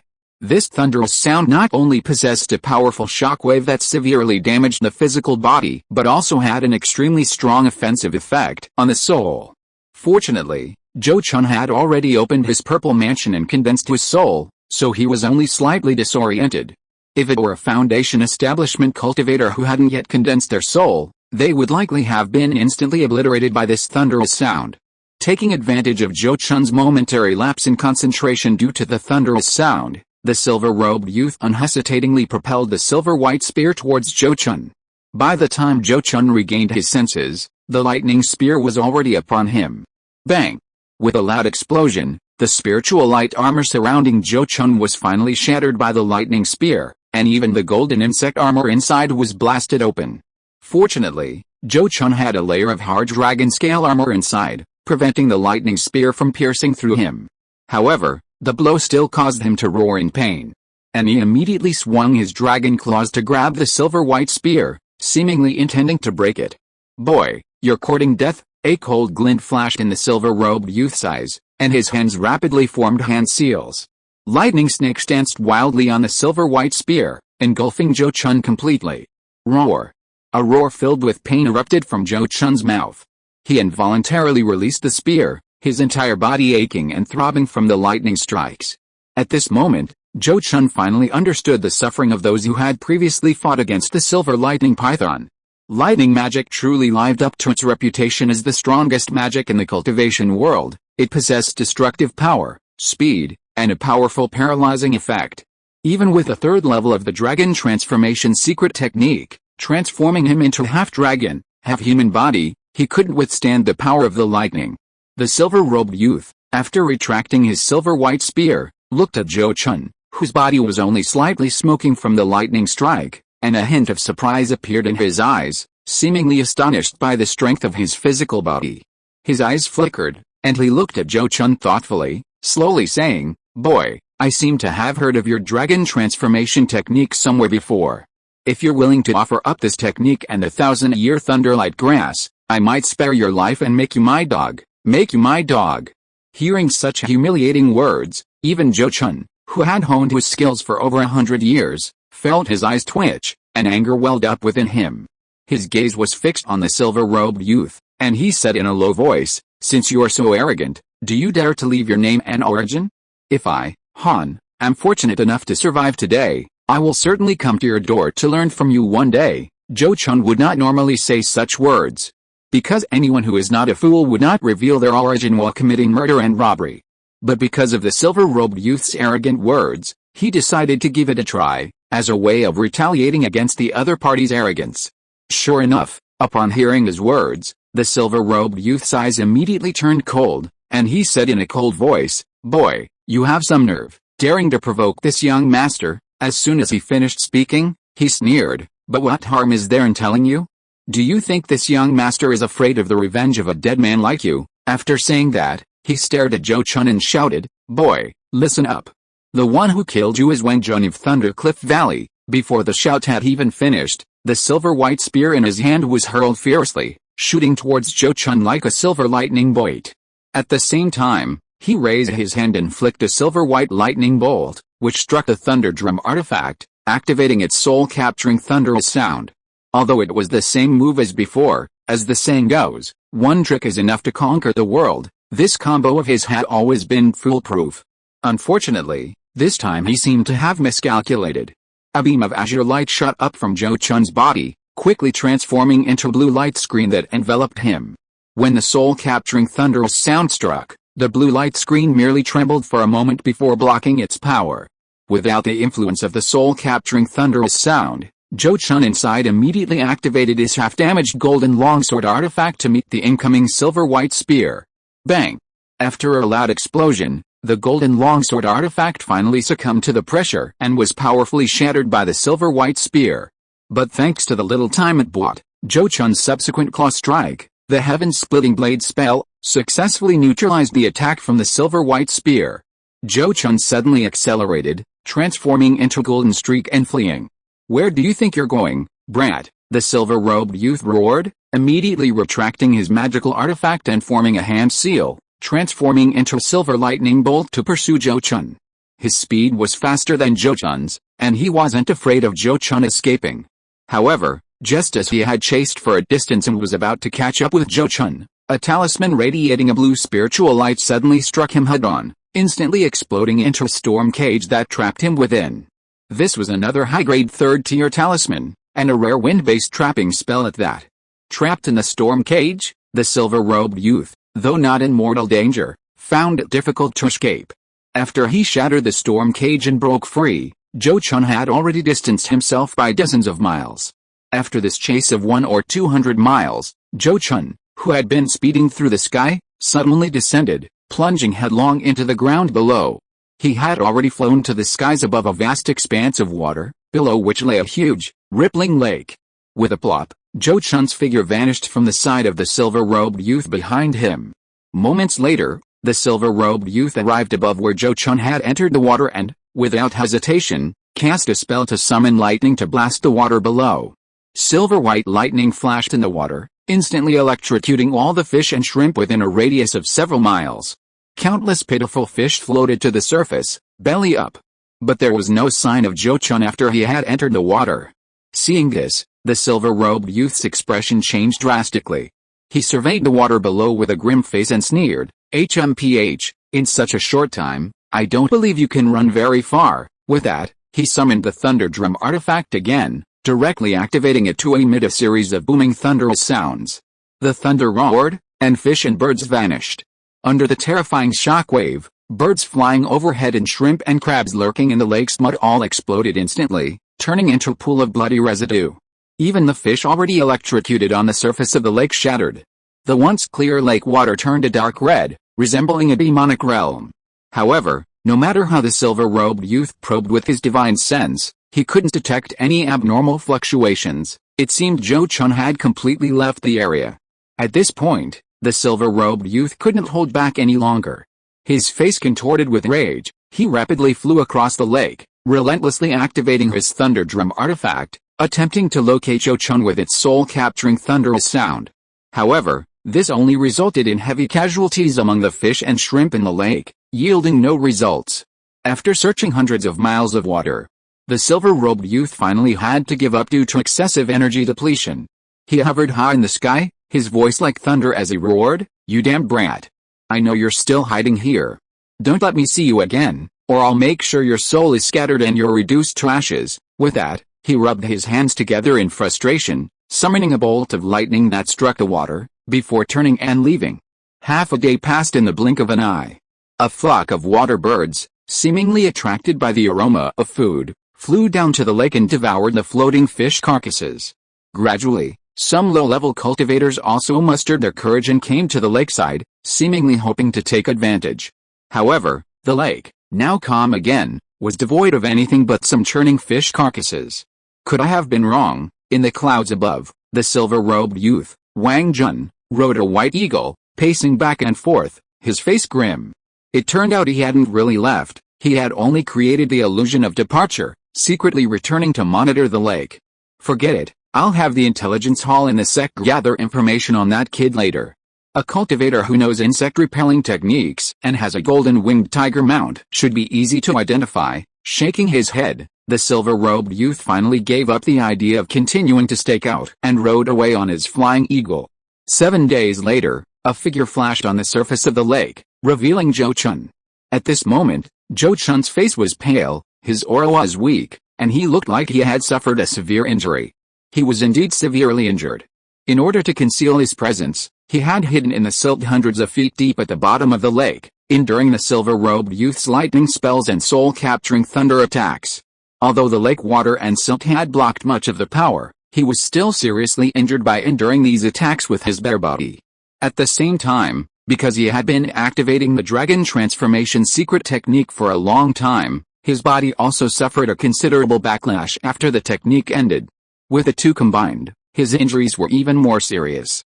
Wang Jun of Thundercliff Valley, Zhou Chun, will remember you. Zhou Chun glanced up in the direction of Xian'an Immortal City, his eyes icy cold.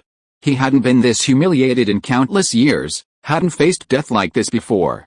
Since his foundation establishment, this was the first time he had suffered so much at the hands of a cultivator of the same realm. It was impossible for him not to remember the silver-robed youth, Wang Jun.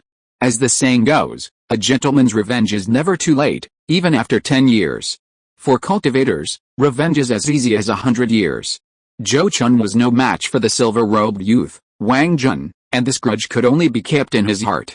In the future, when he had the strength to take revenge, he would definitely come back to the Great Zhou Kingdom to seek revenge. Due to his severe injuries, Zhou Chun had to postpone his return to his family. After leaving the large lake area, he dared not go to the market or other places where cultivators gathered, and simply found a mountain peak with sparse spiritual energy and dug a cave to use as a temporary dwelling. This is a huge loss. Not only did I lose a mid-grade third-tier magic artifact, but I also used up 3 of the 5 newly purchased high-grade third-tier magic talismans, and the 2 kinds of demonic insects I've painstakingly cultivated for years were also destroyed here. Inside his temporary cave, Zhou Chun woke up from meditation after taking a healing pill. Recalling his losses in the battle with the silver-robed youth Wang Jun, he felt a pang of heartache. In the past, he always gained the upper hand in his battles with enemies, achieving considerable gains each time. But this time, not only did he gain nothing, but he also suffered numerous injuries, a huge loss. But this is the world of cultivation. No one can always have a smooth journey without encountering any setbacks. This defeat served as a wake-up call for Zhou Chun, broadening his horizons. It allowed him to truly witness the strength of the core disciples of those major powers, giving him higher goals for his future cultivation. For the next month, Zhou Chun stayed hidden in his temporary cave, healing and recuperating. After a month of recuperation, his injuries, aided by medicinal pills, had mostly healed and were no longer hindering his travels. Therefore, he didn't linger in the Great Zhou Kingdom and immediately set off back to his family. He's almost ready to be discharged. He'll try to resume 2 updates per day next Monday. Chapter 381, The List of Extraordinary Insects of Heaven and Earth, ranked 98th. Because of his injuries and fear of being discovered by the forces behind the silver-robed youth Wen Jun, Zhou Chun initially dared not use the golden-winged tiger for transportation when returning to his family, relying solely on his own strength despite his injuries. It wasn't until he left the Great Zhou Kingdom and flew over another country that he dared to release the golden-winged tiger. This process took approximately 2 months before Zhou Chun finally arrived in the Yang Kingdom. He detoured through Yang Kingdom because he also wanted to stop at the Red Jade Peak stronghold to collect Earth Element Crystal Jade, or in his own spirit coins. However, to Zhou Chun's surprise, when he arrived at the Red Jade Peak stronghold to collect these items, Lin Wenner provided him with some very interesting news.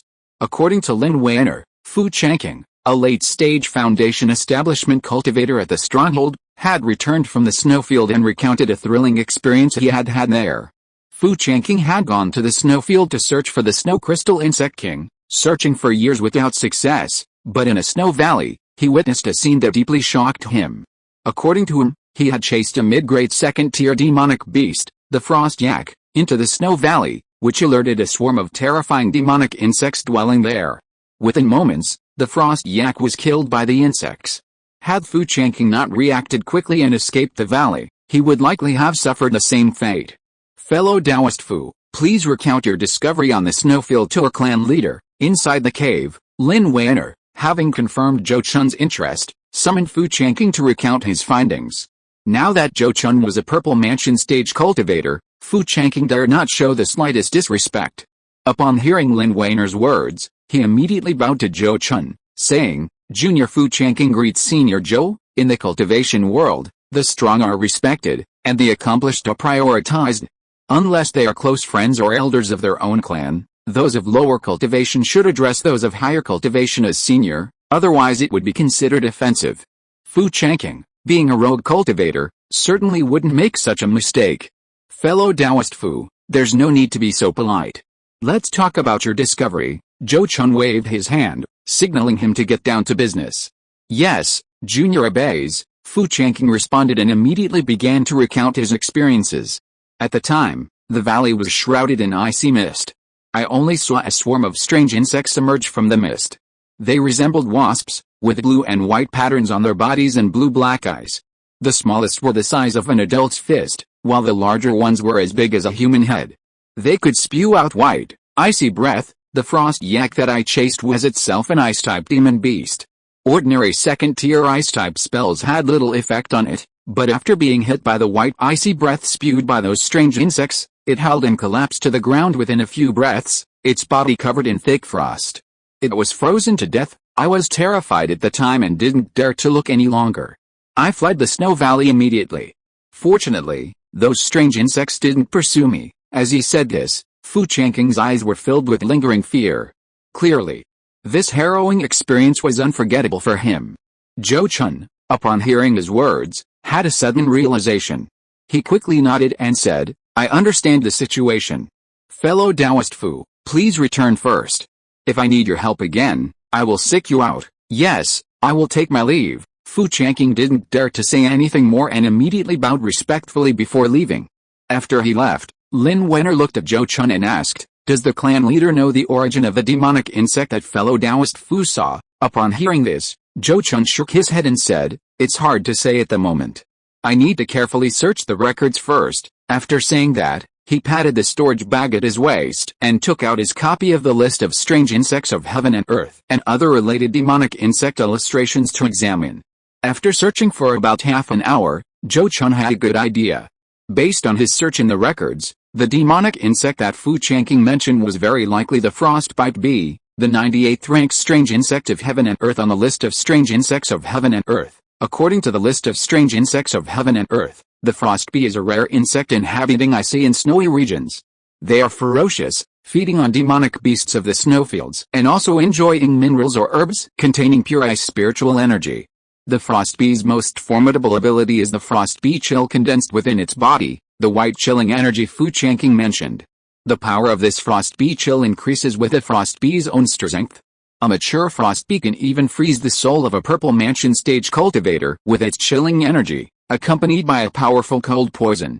Even a golden core stage cultivator would need to expend considerable magical power to remove it. If the group of demonic insects Fu Changqing saw were indeed frost bees, then it wouldn't be surprising if the second-tier mid-grade demonic beast, the frost yak, was frozen to death by the chilling energy. After all, the frost bee chill's ability to freeze the soul and its terrifying cold poison cannot be negated simply by having high cold resistance. However, given that Fu Changqing managed to escape, Zhou Chun still needed to confirm whether those demonic insects were indeed heavenly frost bees. After all, even if they were only ranked 98th, the heavenly frost bees were still among the rare insects on the list of strange insects of heaven and earth, and hadn't appeared for many years. Zhou Chun didn't dare to have too much hope that those demonic insects were the real deal. But regardless, the poisonous bee demonic insects that Fu Changqing mentioned were worth investigating in person. If they were indeed heavenly frost bees, then Zhou Chun would definitely do everything he could to subdue them. It's quite a coincidence. If it were any other rare insects of heaven and earth, I might not dare to appear before them with my current abilities, but with heavenly frost bees, I'm not afraid of them at all. Thinking of this, his attention couldn't help but fall on the white jade bead in his danshan. The moon toad treasure bead was of too high a grade for Zhou Chun to actively control. But this item had saved his life during an attack by a third-tier demonic beast, helping him absorb the freezing cold. Although the frostbite breath spewed by the heavenly frost bees was very strong, it couldn't possibly surpass the power of a spiritual treasure. Therefore, with a spiritual treasure on his person, Zhou Chun wasn't afraid of encountering danger if he met a real frostbite bee. However, although he had made his decision, Zhou Chun didn't immediately summon Fu Changqing to set off for the snowfield. This was because his injuries from the Great Zhou Kingdom hadn't yet healed, and to avoid further injury, he wanted to wait until his injuries had improved somewhat before setting off. Furthermore, if those demonic bees were truly frostbite bees, he also needed to prepare some items to capture them. For the next 2 months, Zhou Chun remained in seclusion at the Red Jade Peak stronghold, focusing on recuperating. After more than 2 months of this rest, he felt his injuries had almost completely healed, and finally summoned Fu Changqing to head to the snowfield. The two set off, and under Fu Changqing's guidance, they arrived at the edge of a snow valley shrouded in cold mist in less than 5 days. From mid-air, the vast snow-capped mountains suddenly forked at this point, forming a Y-shaped valley. Due to the high humidity and temperature differences, the air inside the valley was often filled with a thick, white, frigid mist. If one didn't look closely, from a distance, it was easy to mistake the white mist and the snow-capped mountains for a single, continuous mist. This is it. Those demonic insects dwell in this snow valley. I chased that frost yak down there, Fu Changqing said softly, pointing to a spot where the snow-capped mountains met the snow valley below. Seeing this, Zhou Chun nodded slightly and said, I understand. Fellow Taoist Fu, your mission is complete. You can go back now. Hearing this, Fu Changqing hesitated for a moment, then said in a low voice, Senior Zhou, may I wait for you outside? If fellow Taoist Fu wishes to stay outside, I cannot stop you. But if anything happens, don't blame me for not informing you beforehand. Zhou Chun glanced at him and gave a curt reply. Hearing this, Fu Changqing's expression changed slightly, and he quickly changed his words, saying, Senior, please forgive me. I was presumptuous just now. I will leave now. After saying this, he bowed to Zhou Chun and hurriedly turned to leave. After watching Fu Changqing leave, a glint flashed in Zhou Chun's eyes, and he immediately plunged into the snow valley below, shrouded in cold mist. After falling from mid-air for about 2,000 feet, Zhou Chun found himself at the bottom of the snow valley. Compared to the snow-capped mountains above, the temperature at the bottom of the snow valley was much higher. Although there was snow and ice on the ground, soil, rocks, and some cold-resistant plants were visible. The cold mist was only denser above 10 feet above the ground, becoming thinner near the surface. Zhou Chun scanned the ground and saw the remains of unknown animals scattered at intervals, some pitted and riddled with holes like honeycombs. Not far away, a large, well-preserved skeleton, vaguely resembling an ox, lay nearby. Seeing this, Zhou Chun's eyes flashed, and he immediately activated his magic power, circulating his ki and blood to send a signal to the demonic insects inhabiting the snow valley. This tactic proved effective. After only a short while, a buzzing sound echoed throughout the snow valley. Zhou Chun's divine sense quickly pinpointed the source of the sound. These were ferocious and menacing demonic bees, their appearance exactly as described by Fu Changqing. Their aura carried a primal, untamed quality, unlike that of most other demonic insects. Upon sensing this unique aura, Zhou Chun immediately realized his guess was likely correct. These demonic bees might indeed be the heavenly frost bees. This was because the demonic insects listed in the list of strange insects of heaven and earth were almost all ancient, primal insects that existed since the ancient, barbaric era. This primal, untamed quality was their defining characteristic. This didn't frighten him, instead, it delighted him. His gaze towards the demonic bees burned with fervor, as if they were rare treasures. To be precise, the heavenly frost bee, ranked 98th on the list of strange insects of heaven and earth, was indeed an invaluable treasure, even surpassing magical artifacts. It should be noted that Han Yuan, a golden core stage insect cultivator, had spent his entire life searching and had never obtained any of the insects listed on the list. If they were still alive, or if the Thousand Spirit Sect still existed, Zhou Chun would probably be willing to trade with them for even 2 or 3 magic treasures, let alone just one. A few breaths later, the demonic bees resembling heavenly frost bees flew to within 100 feet of Zhou Chun and launched an attack without hesitation. Their mouths, filled with sharp teeth, opened, and countless white arrows of icy energy shot towards Zhou Chun.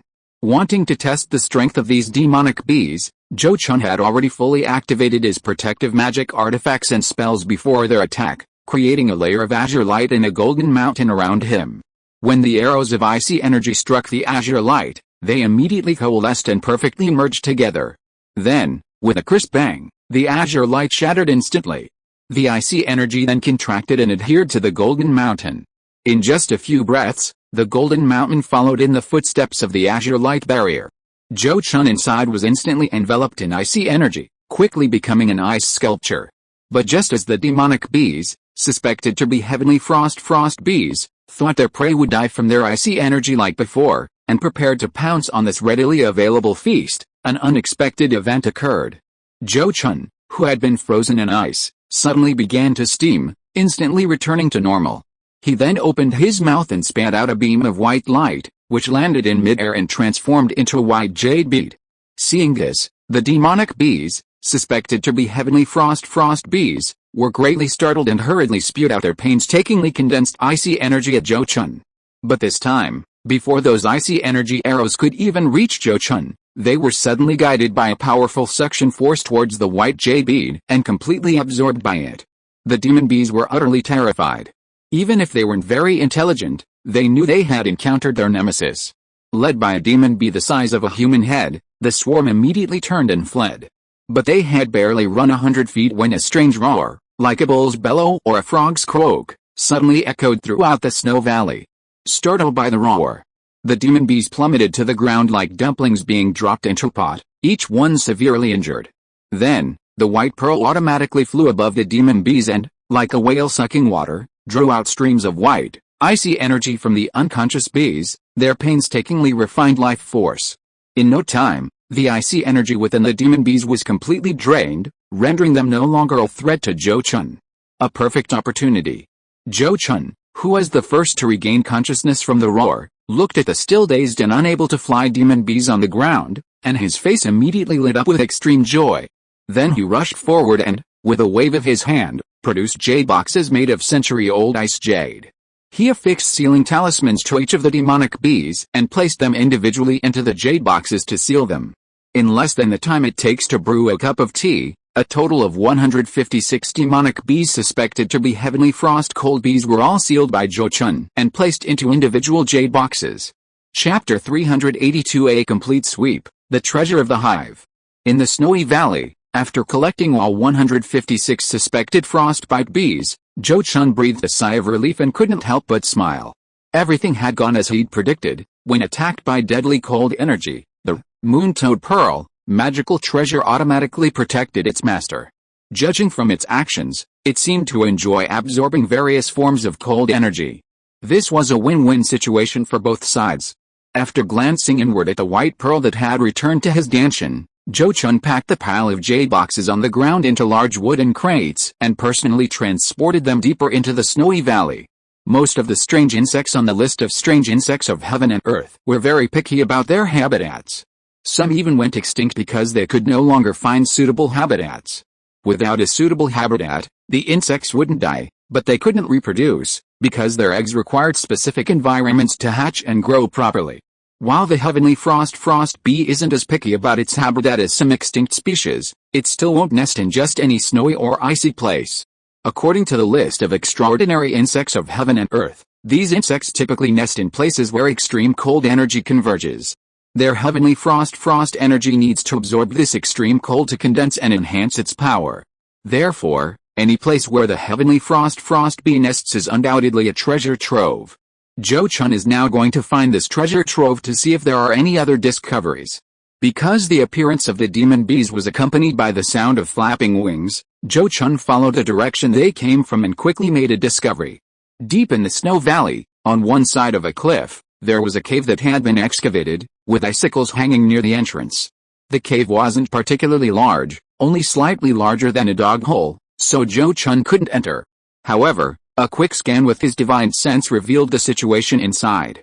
After descending about 100 feet into the mountain through the cave, they came to a chamber dug out by the demon bees.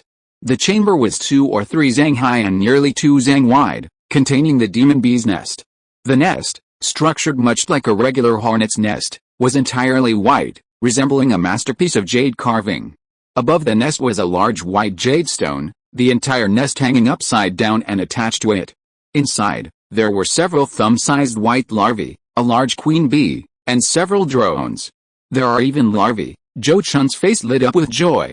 After a moment's contemplation, he quickly made a decision.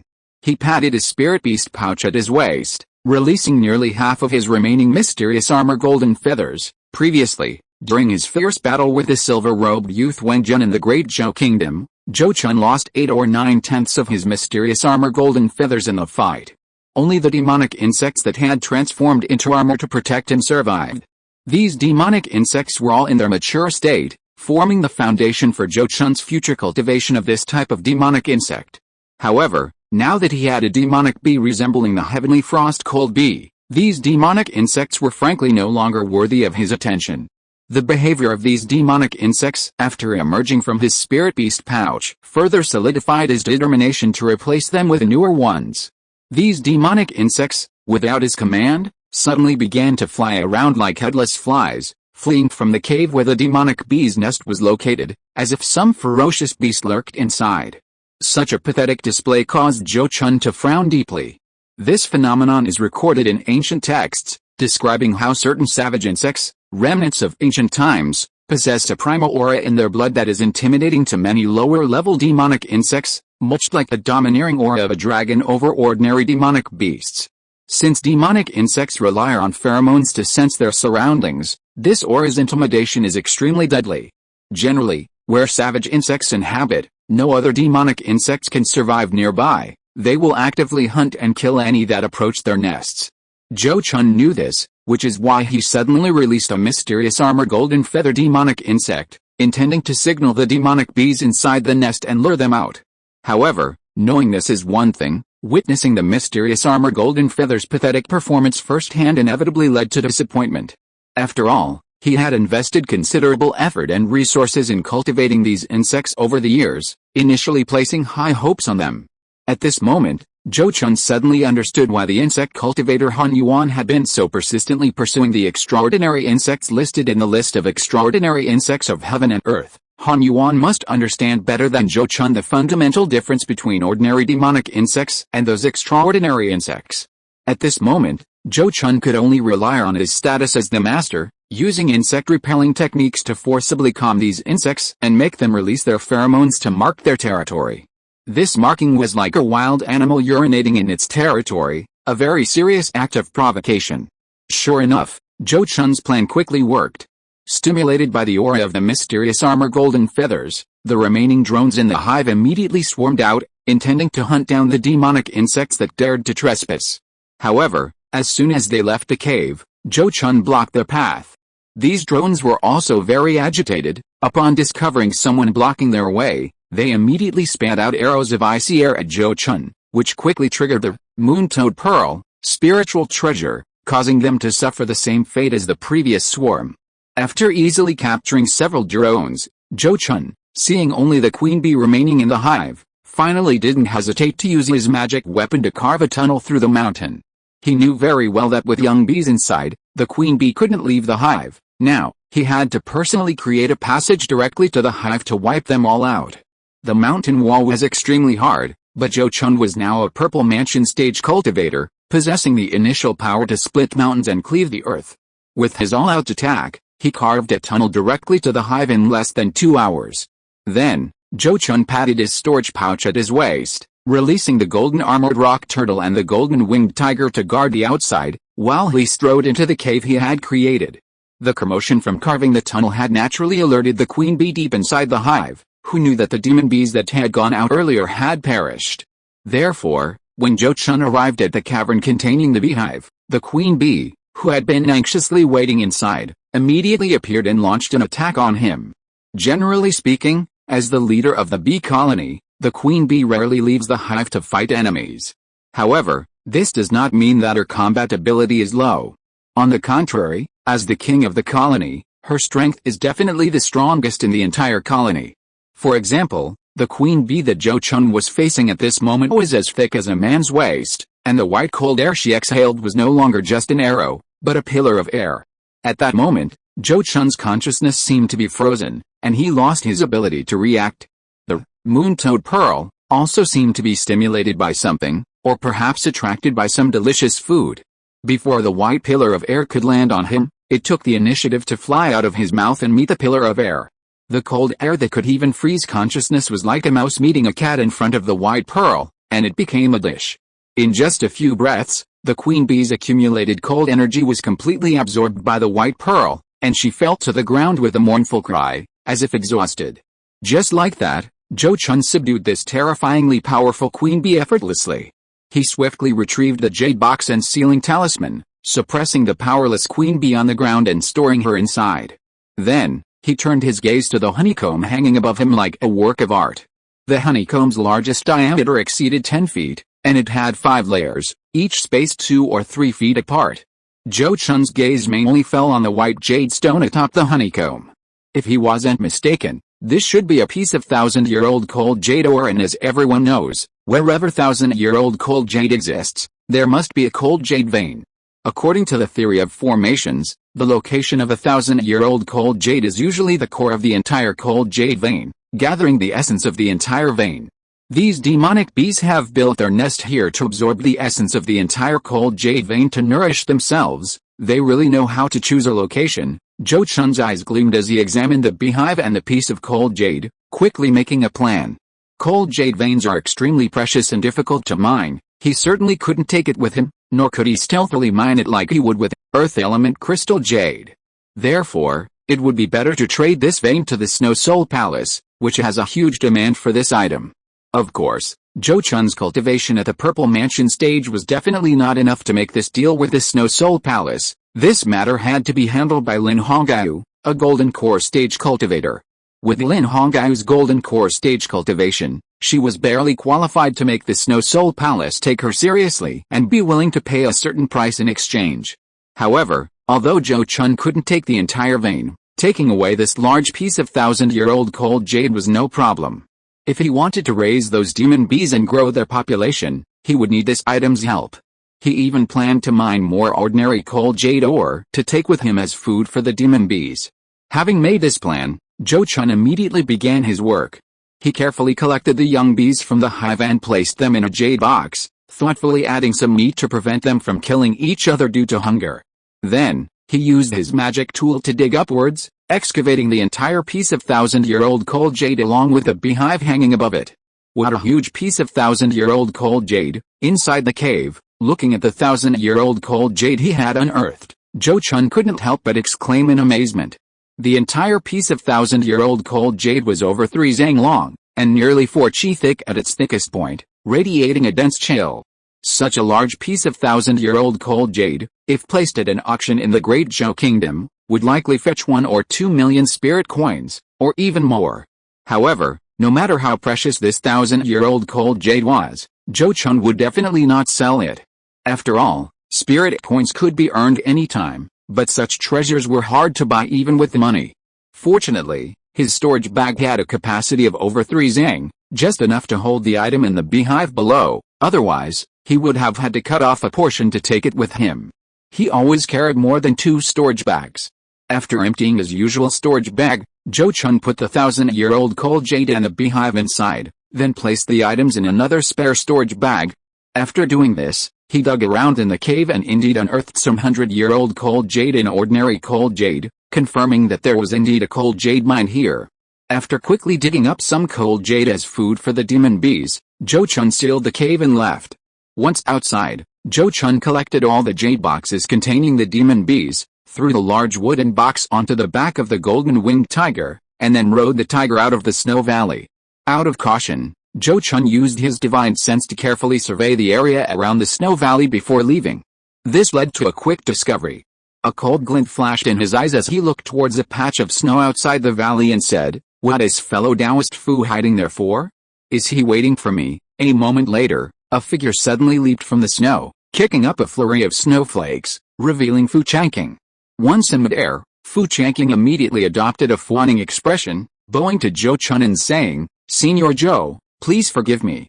I was simply overcome with curiosity and stayed here to wait. I had absolutely no intention of disrespecting you." "Oh, really just curiosity?" Zhou Chun asked, a half smile on his face, his eyes revealing neither joy nor anger. This caused Fu Changqing's expression to change instantly, and he hurriedly swore an oath. "This junior swears, this junior truly only lingered here out of curiosity.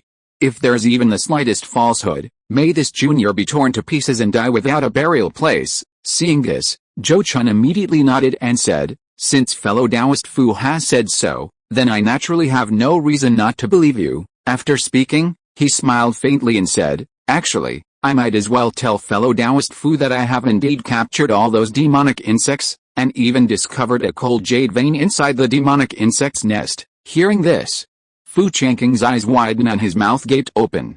It was unclear whether he was shocked by Zhou Chun's strength and astonishing gains, or surprised that he would tell him these things. But he quickly realized something, his expression shifting before he forced a smile and bowed to Zhou Chun, congratulating him. "Congratulations, senior. Your abilities are vast and your fortune profound. I truly admire you." Zhou Chun merely nodded slightly in response. "Well, now fellow Taoist Fu's curiosity should be satisfied. Let's return to our base." "Yes, I obey." Fu Changqing opened his mouth, but showed no joy at his satisfied curiosity, only unease. Chapter 383 Seeking One's Own Death. Like the Red Jade Peak Stronghold, the Huangshi Valley Stronghold was established after the reconstruction of the Yang Kingdom, but it was owned by a cultivation family. This Wang family was originally from the Qi Kingdom, but because their mountain stronghold within Qi Kingdom was unsuitable, they resolutely moved to the Yang Kingdom during its reconstruction. After descending from the snowfield, Zhou Chun and Fu Changqing's first resting place was the Wang family in Huangshi Valley. After registering and paying spirit coins, the two entered a cultivation room arranged by the Wang family to meditate and recover their mana. However, in less than half an hour, Fu Changqing secretly slipped out of the cultivation room and headed straight for the outside of the stronghold. "You're courting death?" Inside the cultivation room, a cold glint flashed in Zhou Chun's eyes as he clearly saw Fu Changqing's actions. But he didn't rush to chase after him. Instead, he released several mysterious armor golden feather demonic insects into the cultivation room where Fu Changqing had been. Sure enough, in the cultivation room, Zhou Chun easily found a jade slip that Fu Changqing had deliberately left behind. Seeing this, he smiled coldly and immediately had the demonic insects bite and destroy the jade slip. Afterwards, he collected the insects and left the Huangshi mountain stronghold. Fu Changqing, however, didn't go far after leaving the stronghold. He flew only a few dozen miles before suddenly concealing his aura and hiding in a mountain forest. His method of concealing his aura was quite skillful. If Zhou Chun hadn't already tampered with him, he might not have been able to detect him. But at this moment, through the tracking of the blue moon butterfly, Zhou Chun quickly discovered his presence and went directly to the mountain forest where he was hiding. Then, looking down at him from above, He said calmly, "Fellow Taoist Fu, instead of meditating and recovering your mana in the Wang family mountain gate, what are you doing sneaking here? Could there be some treasure here?" Inside the forest, Fu Changqing, who had thought he was well hidden, was suddenly struck dumb, as if by lightning. He stared at the dashing young man in the sky, his face ashen, unable to comprehend how the other had discovered his hiding place. He knew in his heart that he was likely doomed today. "Did you deliberately make me leave the stronghold?" He emerged from the forest, looking up at Zhou Chun in the sky, his eyes filled with despair. "If I said no, I'm afraid even fellow Taoist Fu wouldn't believe me." Zhou Chun shook his head, looking at him calmly and saying, "Now that things have come to this, fellow Taoist Fu, do you have any last words?" Fu Changqing opened his mouth, a ruthless glint in his eyes, and suddenly raised his hand to strike the storage pouch at his waist, a blue light flowing across his palm. But just as his hand was halfway down, a golden blade of light suddenly descended from the sky. Then he felt a sudden lightness in his hand, his right hand, wrist and all, had flown off. "Ah!" A shrill scream rang out from Fu Changqing's mouth. The pain of a severed hand was unbearable for most. Fortunately, Zhou Chun didn't enjoy torturing people. He quickly unleashed a golden blade, severing the man's head and ending his suffering.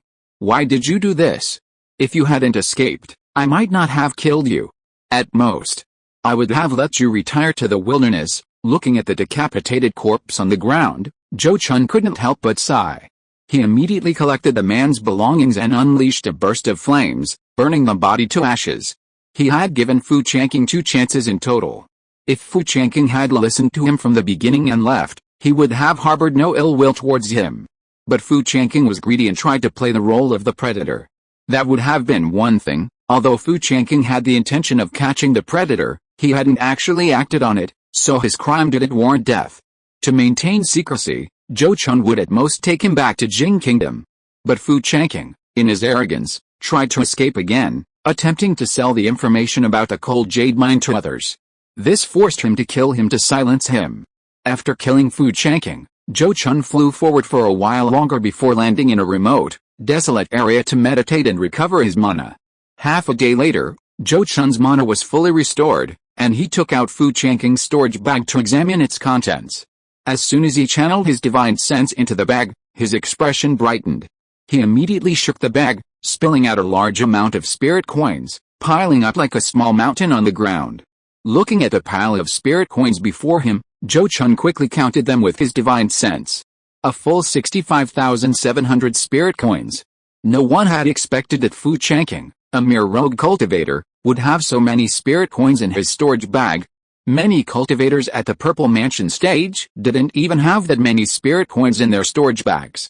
It seems this guy sold everything for spirit coins. Perhaps he's trying to make one last gamble, Zhou Chun muttered to himself, making a guess about why Fu Changqing carried so many spirit coins.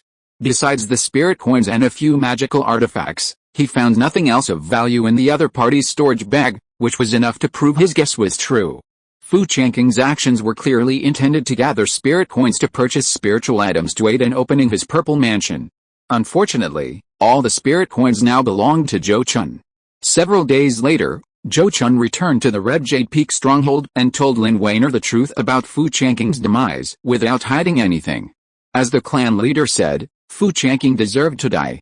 Good riddance. Lin Weiner clapped her hands with satisfaction after learning the details from Zhou Chun. She naturally had no sympathy for Fu Changqing. After all, she had almost died because of his betrayal. She hadn't killed him back then because she still needed him. Now, Fu Changqing was using underhanded tactics against Zhou Chun, which in her eyes meant he deserved to die and didn't deserve any sympathy. Zhou Chun knew this, which was why he told her the truth without hesitation. After explaining everything, Zhou Chun looked at Lin Weiner with a serious expression and instructed, "I need to rush back to the clan to tame the demonic insects. I'll leave the Red Jade Peak stronghold to Elder Lin. If anything uncontrollable happens, please prioritize your own safety and don't force anything. Don't worry, clan leader, I won't be reckless." Lin Weiner nodded gently, indicating that she understood.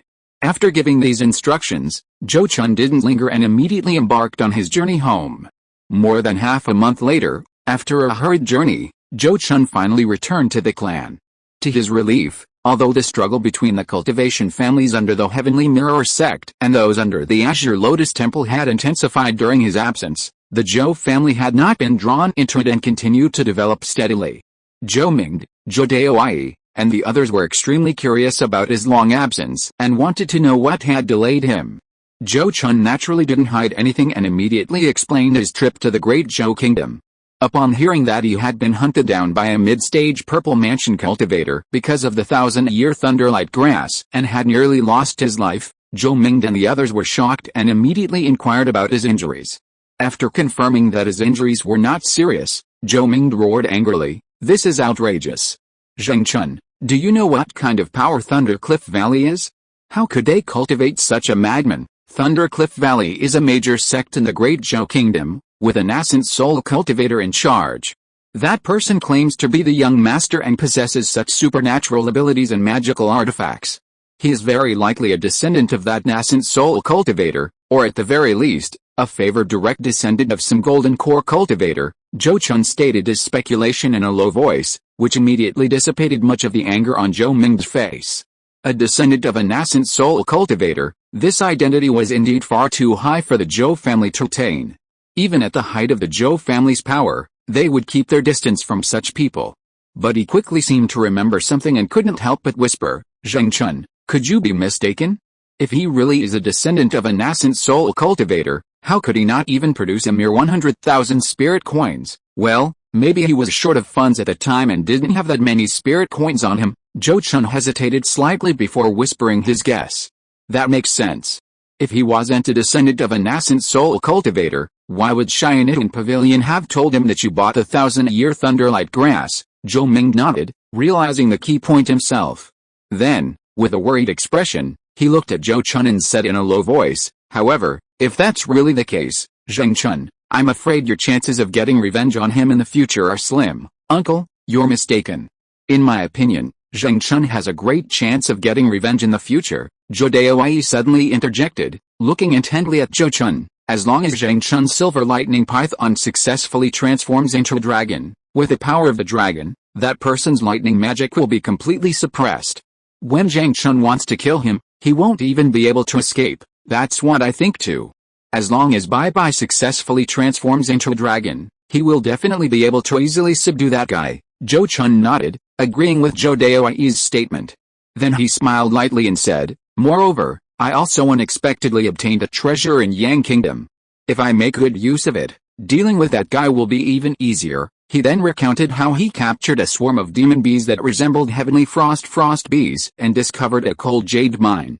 Finally, he took out the giant piece of millennium-old cold jade and the honeycomb from his storage bag for the two to see. "What a huge piece of millennium-old cold jade!" Looking at the giant piece of millennium-old cold jade that had suddenly appeared in the living room, Zhou Ming and Zhou Daoyi were both astonished, their mouths agape in amazement. They weren't ignorant, but such a massive piece of millennium-old cold jade was truly breathtaking. Normally, a piece of millennium-old cold jade the size of a human head would be enough to fetch an auction. But the piece Zhou Chun had taken out was dozens of times larger. Such a large piece of millennium-old cold jade, Zheng Chun, are you really planning to use it only as a nest for a group of demonic insects? Zhou Ming stared wide-eyed at this unheard-of giant piece of millennium-old cold jade, questioning Zhou Chun's plan. It wasn't that Zhou Ming didn't understand the importance of long-term vision, but in his view, the huge profits from selling this giant piece of millennium-old cold jade would be more than enough to support Zhou Chun's cultivation to the core formation stage. This seemed far better than painstakingly cultivating a group of demonic insects. Therefore, without waiting for Zhou Chun's response, he continued, "I have also read the list of extraordinary insects of heaven and earth. Although the extraordinary insects on it are powerful, their growth and reproduction cycles are far beyond those of ordinary demonic insects. If you, Zhou Chun, invest too much energy in this, I'm afraid it will delay your cultivation." Upon hearing this, Zhou Chun immediately shook his head and said, "I understand what you are saying, Elder, but an extraordinary insect like the heavenly frost bee is a rare sight, perhaps only seen once in 1,000 years. Since I have been fortunate enough to encounter it, how can I let fate take its course and ignore it? Besides, if such a large piece of 1,000-year-old cold jade is exposed, our Zhou family will not be able to protect it at all. Even if we cut it up and sell it slowly, People may still find out that it was our Zhou family's doing, and we will still bear a considerable risk. In that case, it would be better to use it for beekeeping for the time being, and sell it later when we find other substitutes. Zhou Ming had neither cultivated insect-repelling techniques nor witnessed the power of the heavenly frost bee, so it was normal for him to question the use of a giant 1,000-year-old cold jade to raise bees. However, Zhou Chun had personally witnessed the power of the heavenly frost bee and desperately wanted to subdue and tame this wondrous insect. Moreover, this might be his only chance to subdue any of the demonic insects listed in the list of wonderful insects of heaven and earth. Even if he discovered other wondrous insects, he lacked the strength to capture them. Only the heavenly frost bee, restrained by the moon-toad pearl, gave him the opportunity to subdue it. Ah, what you say makes sense. If you didn't possess the moon-toad pearl, you wouldn't be able to capture the heavenly frost bee. Perhaps this truly is fate. Zhou Ming sighed softly, nodding slightly, seemingly convinced by Zhou Chun, and immediately dropped the matter. After discussing his experiences during his trip to the Great Zhou Kingdom, Zhou Chun took out the remaining 70,000 spirit coins and deposited them into the family treasury. Then, he took the family's array master, Zhou Zindi, and headed to the wilderness. The frost bees prefer to inhabit extremely cold places, and the location where Zhou Chun obtained the moon-toad pearl was undoubtedly the most suitable habitat for them. If there was nothing else to do, Zhou Chun planned to focus on taming these demon bees there. However, given the bees' overwhelming power, Zhou Chun needed to have an array set up to modify the area. He then brought Zhou Zindi to the outside of the cave containing the ice cave and had her survey the terrain to determine the appropriate array to set up. Zhou Zindi didn't disappoint him. After exploring the cave's interior and exterior, she quickly came up with an idea. The cold air here is too intense, easily interfering with the setup of other formations. Only an earth elemental formation that connects with the earth's veins can minimize its impact. With my current abilities, I can only set up a thick earth demon ceiling formation at most, which can trap a low-grade third-tier demon beast for about 15 minutes. Hearing that it could trap a low-grade third-tier demon beast, Zhou Chun immediately smiled and nodded, saying, "That's enough. Zindi, just go ahead and set it up. Tell me what materials you need, and I'll have someone find them for you." 2 chapters tomorrow. Chapter 384 Subduing the Swarm of Bees and the Mutation of the Thunder Python. Leaving Zhou Zindi outside to carefully survey the terrain and devise a formation, Zhou Chun, carrying the jade boxes sealing the frost bees, entered the mountain crevice cave alone. He ventured deeper and soon arrived at the location of the cold spring ice cave. Previously, Zhou Chun had placed 10 snow crystal insects into this ice cave to raise, and found that they thrived there. This gave him strong confidence in raising the frost bees here.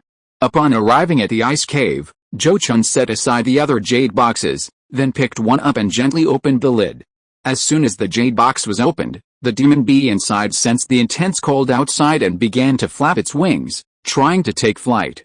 However, the sealing talisman attached to it emitted a faint white light, suppressing it inside the box, preventing it from flying no matter how much it flapped its wings. The frost bee, a rare insect of heaven and earth, possesses all its abilities in the frost bee key within its body. In terms of physique alone, neither its teeth nor its stamina may be stronger than the mysterious armor golden feather. These frost bees had their ki drained by the moon-toad pearl during their battle with Zhou Chun, and since they had been sealed and unable to absorb external ki to recover, they were naturally unable to break free from the suppression of the sealing talisman. More importantly, the frost bee in Zhou Chun's hand was not a mature demon insect, not even an adult yet, merely a nascent demon insect. Zhou Chun stretched out his hand and caught the demon bee, examining it. Golden light flickered on his palm, and no matter how the demon bee opened its mouth to bite, it could not break through that thin layer of golden light. After carefully observing the demon bees, Zhou Chun frowned and muttered to himself, "Something's not right." The heavenly frost bee recorded on the strange insect ranking has 18 blue stripes on its body and no black spots on its wings. Why do these demon bees only have 16 blue stripes and black spots on their wings? Could the strange insect ranking be wrong? Zhou Chun frowned, a doubt arising in his heart. This wasn't impossible. After all, the strange insects on the strange insect ranking were only compiled from information collected by the 1,000 spirit sect cultivators, not things they had personally seen. Slight differences in appearance were possible. But Zhou Chun knew there was another possibility. That is, these demon bees were indeed not heavenly frost bees, but hybrid demon bees produced by the union of heavenly frost bees and other demon bees. This wasn't unheard of. The Thousand Spirit Sect cultivators had found some demon insects with a bloodline of the strange insect ranking. While their strength wasn't comparable to those on the strange insect ranking, they were indeed much stronger than ordinary demon insects. However, as far as Zhou Chun knew, ice attribute demon bees were extremely rare, at least within Yang Kingdom. He hadn't heard of anyone discovering any other ice attribute demon bees. Therefore, this possibility seemed low. Right, let's check that queen bee again. Zhou Chun suddenly thought of something, immediately putting the demon bee back into the jade box and closing it, then taking out the jade box that sealed the queen bee. The queen bee was powerful, and to prevent it from breaking free of the seal, Zhou Chun affixed several second-tier sealing talismans to it. Now, after taking the queen bee out, he carefully counted the blue stripes on its body. 18 blue stripes, no mistake, the queen bee is indeed a heavenly frost bee. This result relieved Zhou Chun. Since the queen bee was a genuine heavenly frost bee, its offspring would definitely also be heavenly frost bees. As for why the demon bees had fewer blue stripes on their backs and more black spots on their wings, Zhou Chun estimated the reasons were nothing more than 2 points. Either the 2 blue stripes will reappear when they reach adulthood or maturity, or their bloodline has slightly degenerated.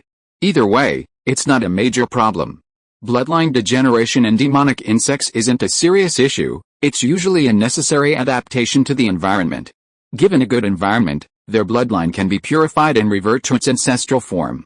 If these frost bees are left to develop naturally in the wild, it's unlikely they'll be able to successfully purify their bloodline. However, once Zhou Chun subdues them, he'll collect various ice attribute spiritual materials to feed them, helping them purify their bloodline and advance to true frost bees. So, after understanding the situation, Zhou Chun breathed a sigh of relief. He immediately took action, using solid ice to build a frame above the cold spring, then took out the giant 1,000-year-old cold jade and placed it on the frame, allowing the beehive to completely cover the spring. He then took out the young bees and placed them inside the beehive. There were 34 young bees in total, none of which could yet fly.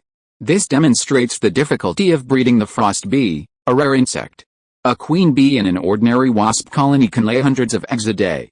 After observing the young bees' activities in the hive and confirming they were not uncomfortable with their new environment, Zhou Chun began to inscribe a contract array to establish a master-servant relationship with them. The juvenile stage of any demon beast or insect is the best time for a master-servant relationship. At this stage, demon beasts and insects are like 2 or 3-year-old children, blank slates with no resistance. Zhou Chun easily established contracts with the 34 young bees using food as bait. However, the time required for the young bees to grow to adulthood was too long to meet Zhou Chun's short-term needs.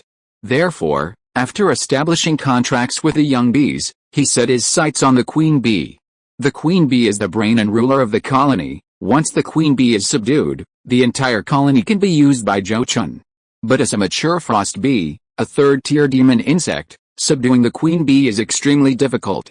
Zhou Chun could only try his best. He placed the queen bee on the ground and with a wave of his hand, removed all the sealing talismans from her body. As soon as the talismans were removed, the queen bee, which had been lifeless on the ground, immediately flapped her wings and transformed into a white shadow, rushing towards the hive. Clearly, in her mind, the hive was always the safest place. Zhou Chun did not stop her, letting her land on the hive. After returning to the hive, the queen bee began to absorb the cold air of the place, seemingly wanting to recover her strength first. Seeing this, Zhou Chun immediately took out a large piece of demon beast meat, chopped it up, and threw it piece by piece onto the hive. The queen bee was not polite at all. After smelling the aroma of food, she quickly flew out to eat. After eating a few bites herself, she even began to take on the work of a worker bee, chopping up food and feeding it to the young bees. Zhou Chun knew that all of this was actually driven by the queen bee's instincts. Normally, the worker bees and drones guard the hive, while the queen bee simply stays in the nest to reproduce. But now that the worker bees and drones are gone, the queen bee has to raise her young, find food, and even protect a brood in the hive herself. For the queen bee, when her own life is not threatened, her priority is to feed the brood so they can quickly grow into worker bees capable of hunting and protecting her. Zhou Chun intended to use this to increase his chances of successfully subduing the queen bee. He first gave her food and time to recover. Once the queen bee had condensed some heavenly frost cold ki within her, he threatened the hive, forcing the queen bee to fight him. The result was predictable. The queen bee, having recovered less than half her strength, was easily defeated by Zhou Chun. After defeating the queen bee, Zhou Chun attempted to form a contract with her. This, of course, failed. As punishment, Zhou Chun took 2 brood bees from the hive and placed them in a separate location for individual rearing. A few days later, after the queen bee had regained some strength, Zhou Chun provoked it to fight him again, and once more, he defeated it. He then repeated his actions, first attempting to form a contract with a queen bee, then taking 2 young bees when the contract failed. This repeated back and forth, defeating the queen bee and taking away the young bees, instilled a deep fear in the queen bee. Eventually, the queen bee would even hide anxiously deep within the hive upon smelling his scent. This situation invigorated Zhou Chun, who knew his plan was nearing success. He slightly altered the rules, waiting for over 2 months until the queen bee's body was nearly full of heavenly frost cold ki before provoking it to fight him again. This time, the queen bee's strength was so great that it successfully triggered the automatic protection of the moon-toed pearl. The queen bee not only had all its painstakingly cultivated cold ki drained by the pearl, but was also stunned by the strange roar that sounded like a bull's bellow and a frog's croak. After it awoke, Zhou Chun smoothly formed a contract with it, successfully subduing it as his spirit pet. With a queen bee under his control, things became much simpler. He used the queen bee to command the other bees, quickly forming contracts with them as well. Under the queen bee's command, even the 3 mature drones in the swarm couldn't resist Zhou Chun's contracts. By comparing the mature, adult, and juvenile bees in the swarm, Zhou Chun quickly determined one thing: the bees with only 16 blue stripes were actually bees with degenerated bloodlines. Once a bee reached maturity, it would purify its bloodline and transform into a true heavenly frost bee. To Zhou Chun's delight, after communicating with the queen bee, she clearly stated that the current environment was more comfortable and pleasant for her and her swarm than before, and the cold air emanating from the cold spring greatly aided their condensation of heavenly frost ki. This favorable environment could potentially improve, or even completely stop, the degeneration of the bee colony's bloodline. Therefore, Zhou Chun left the bees in the ice cave and let them forage for themselves. Given the bees' strength, even against a 3rd-tier demonic beast, their chances of victory were very high. Thus, Zhou Chun wasn't worried about their safety. He could simply collect the bees when he needed them in the future. This way, he wouldn't hinder the bees' growth and also gave him a trump card unknown to others. Not long after Zhou Chun subdued the bees, the Zhou family received news of Lu Ran's death. These 2 magical artifacts were entrusted by the high priest to Yukiru before his death to be given to fellow Taoist Zhou. He said fellow Taoist Zhou was a man of integrity and hoped that fellow Taoist Zhou could bury his remains in his birthplace, at the Black Spear tribe's encampment. When Zhou Chun, representing the Zhou family, arrived to mourn the deceased Lu Ran, the tribe's elder, Yukiru, presented him with 2 relics left by Lu Ran. He was quite familiar with these 2 relics. One was the Crimson Dragon Dagger, the magical artifact Lu Ran used to kill the Golden Dragon Hall protector of the Dragon Transformation Sect when they first met. The other, a Crimson Pearl, was also a magical artifact Lu Ran used in his lifetime. Such magical artifacts belonging to cultivators were beyond the control of the scaled frog alien sorcerers, and it seemed Lu Ran had no intention of taking them to his grave. Giving them to Zhou Chun now was a way of concluding their shared fate. As for Lu Ran's final request, Zhou Chun would naturally fulfill it.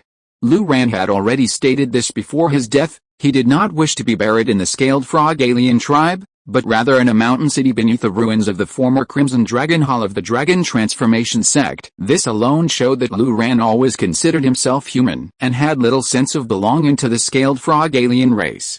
Fellow Taoist Yukiru, rest assured, I, Zhou, will properly bury Senior Lu's remains, Zhou Chun solemnly assured Yukiru as he accepted the 2 artifacts. The 2 then exchanged information about future trade between their 2 clans, and Zhou Chun took Lu Ran's body and left the Black Spear tribe. Several days later, Zhou Chun appeared near the former ruins of the Crimson Dragon Hall. Although decades had passed, the Dragon Transformation Sect still showed no intention of reopening the ruins, and a 4th-tier demon beast had appeared on the mountain. To avoid disturbing the 4th-tier demon beast, Zhou Chun dared not make too much noise. After finding the ruins of the mountain city that Lu Ran had mentioned, he buried his body there. Senior Lu, your last wish has been fulfilled. May you be reborn as a human in your next life and embark on the path of immortality again." In front of the new grave made of bluestone, Zhou Chun poured several cups of spiritual wine on the grave, completing his worship for the master within. This was likely the last worship the grave's owner would receive after being buried. After worshipping Lu Ran, Zhou Chun returned to his clan. Unexpectedly, as soon as he returned to the Nine Peaks Ridge mountain gate, he suddenly felt a strong sense of unease. So, originally intending to meet Zhou Ming at the mountain cave first, he immediately changed his mind and went to his own residence first. As he opened the courtyard gate, a huge, silvery white snake had appeared before him. "Oh, bye-bye, you're awake." Zhou Chun smiled slightly, reaching out to touch the snake head. But suddenly, as if discovering something extraordinary, his gaze sharpened, fixed on the top of the snake head. The bulge that had previously graced its head was gone, replaced by a single, foot-long silver horn. First update. Also, I recommend my friend's new book. Only when I passed the imperial examination did I discover my wife was the third Holy Mother. If you are listening to this novel on a channel other than Fanfic World, it means it was downloaded and re-uploaded without effort. We warmly invite you to visit our channel, Fanfic World. There you will find the original version of this story and many other novels of various genres. We look forward to seeing you dive into a world of incredible novels. Chapter 385 Guidance from the Su Family Patriarch. Zhou Chun spent nearly a year at the Cold Spring Ice Cave, trying to subdue the frost bees. During the great battle with the Zhang family, the silver lightning python Bai Bai's weakness after using the ancestral revival secret technique had largely subsided by the time Zhou Chun returned to his family. Therefore, when he subdued the frost bees, he didn't bring his spirit pets with him, but instead fed the silver lightning python Bai Bai the 1,000-year thunder-like grass he had purchased at great expense, allowing it to rest and slumber at Nine Peaks Ridge. Now it seems the 1,000-year thunder-like grass was indeed worth the expense, successfully causing a mutation in the thunder dragon bloodline within the silver lightning python Bai Bai. Generally speaking, except for certain special species, the growth of horns on a python is a precursor to its transformation into dragon, indicating that the dragon bloodline within the snake has become so concentrated that it begins to exhibit such obvious dragon characteristics. It should be noted that Zhou Daoi's azure dragon didn't grow horns before transforming into a dragon. Therefore, the silver lightning python Bai Bai's growth of dragon horns can be considered a significant step on the path to becoming a dragon. Now, if Zhou Chun can find the 1,000-year dragon transformation grass, even without refining it into dragon transformation pill, the silver lightning python's success rate in transforming into flood dragon will exceed 50% after consuming it. This success rate is already extremely high. It can be said that just this small flood dragon horn has increased Bai Bai's chances of transforming into a flood dragon by 20-30%. Moreover, the appearance of the flood dragon horn not only greatly helps Bai Bai's future transformation into a flood dragon, but also significantly enhances its strength. Currently, Bai Bai's bloodline potential has been developed to its limit under the stimulation of the 1,000-year lightning grass. Not only has the power of its existing spells been enhanced, but it has also awakened a powerful new spell. This spell is called Heavenly Thunder Slash, which can gather lightning power on the dragon horn on its head to form a powerful lightning blade with extremely strong destructive power. Zhou Chun's sky-splitting blade in its normal state has about the same power. And it was just this one move that killed Fu Changqing, who had a late-stage foundation establishment cultivation. In other words, even without entering its Thunder Flood Dragon transformation state, the Silver Lightning Python Bai Bai already possesses the strength to instantly kill an ordinary late-stage foundation establishment cultivator. As expected of the Thunder Flood Dragon, renowned for its combat prowess among dragons, I truly look forward to the day Bai Bai fully transforms into a dragon. Zhou Chun, having tested his beloved pet's combat strength, couldn't help but exclaim with delight. There are many types of dragons, and the Thunder Flood Dragon may not be the most powerful, but in terms of attack power, it is definitely a strong contender for the top spot among dragons. If the Silver Lightning Python Bai Bai successfully transforms into a dragon, its combat power will certainly surpass that of the Azure Flood Dragon by a considerable margin, making it highly anticipated. Zhou Chun's battle with Bai Bai caused quite a stir, and Zhou Ming quickly learned of his return. Immediately summoning him for a talk. Upon learning that Lu Ran had actually left Zhou Chun 2 magical artifacts and instructed Zhou Chun to bury his remains back in his birthplace, Zhou Ming sighed softly with considerable emotion. I didn't expect fellow Taoist Lu to be such a sentimental person. It seems I've misunderstood him in the past. Hearing this, Zhou Chun patted his storage pouch at his waist, took out the Crimson Dragon Dagger and the fiery red pearl magical artifact, and handed them to Zhou Ming, saying, "These 2 magical artifacts are not suitable for my use. Elder, please refine them." Zhou Ming did not reach out to take them, but instead waved his hand, saying, "My magical artifacts are sufficient." It's Zheng Chun whose suitable magical artifact was destroyed in the Great Zhou Kingdom. Now that a great war is imminent, we need to acquire a suitable magical artifact as soon as possible. He then looked at Zhou Chun and said, "How about this? Take these 2 magical artifacts and go to the Li family or the Su family. See if their family treasury has any suitable magical artifacts for you. If there are any suitable ones, exchange them with them." "That's fine." Zhou Chun thought for a moment and, heeding the advice, put away the 2 magical artifacts. He was indeed somewhat weak in terms of magical artifacts. The Zhou family had many third-tier artifacts, but few were suitable for him. The golden saber he had previously acquired was already the best. If he could exchange it for a magical artifact of the Crimson Dragon Dagger's level from the Li or Su families, it would greatly help improve his combat strength. After resting at his family's residence for 2 days, Zhou Chun took the magical artifacts to the mountain gate of the Li family of alchemists. The Li family of alchemists was a golden core clan that had never declined, its foundation far surpassing that of the current Zhou family. During the era of the 3 Absolutes sect, the 2 families had exchanged magical artifacts many times. However, upon learning Zhou Chun's purpose after his visit, the Li family's supreme elder, Li Jingxuan, gently shook his head and said, "It's not that I don't want to help you, fellow Taoist Zhou, but my Li family truly doesn't lack fire attribute magic weapons. The few metal attribute magic weapons in our family treasury are reserved for those 2 junior members. We really can't help you, fellow Taoist Zhou." This answer left Zhou Chun deeply disappointed. But he couldn't say much. He knew the 2 junior members Li Jingxuan mentioned. They were twin brothers from the Li family, both possessing superior spiritual roots and already at the late foundation establishment stage. The Li family was practically cultivating these twins as future golden core seeds, reserving all the best for them. How could Zhou Chun, an outsider, compete with them? He could only nod and say, "This junior understands. Then this junior will not disturb senior Li any longer." After leaving the Li family, Zhou Chun headed north to the Su family in Jiangzhou. Such exchanges of magic weapons were generally only done between families with close relationships. Zhou Chun wanted to exchange for a high-grade 3rd-tier magic weapon, a level that most powerful cultivation clans couldn't possibly produce. Therefore, the only one who met his requirements was the Su family of Jiangzhou. Zhou Chun's first choice was the Li family, not the Su family. Because he knew the Su family members primarily practiced fire-based cultivation techniques, and they might not need his Crimson Dragon Dagger. He didn't want the Su family patriarch to think he was taking advantage of them. But now that the Li family route was blocked, he had no choice but to try the Su family. Upon arriving at the Su family, Zhou Chun didn't stand on ceremony and went directly to see his Taoist partner, Su Yazhen, explaining his purpose.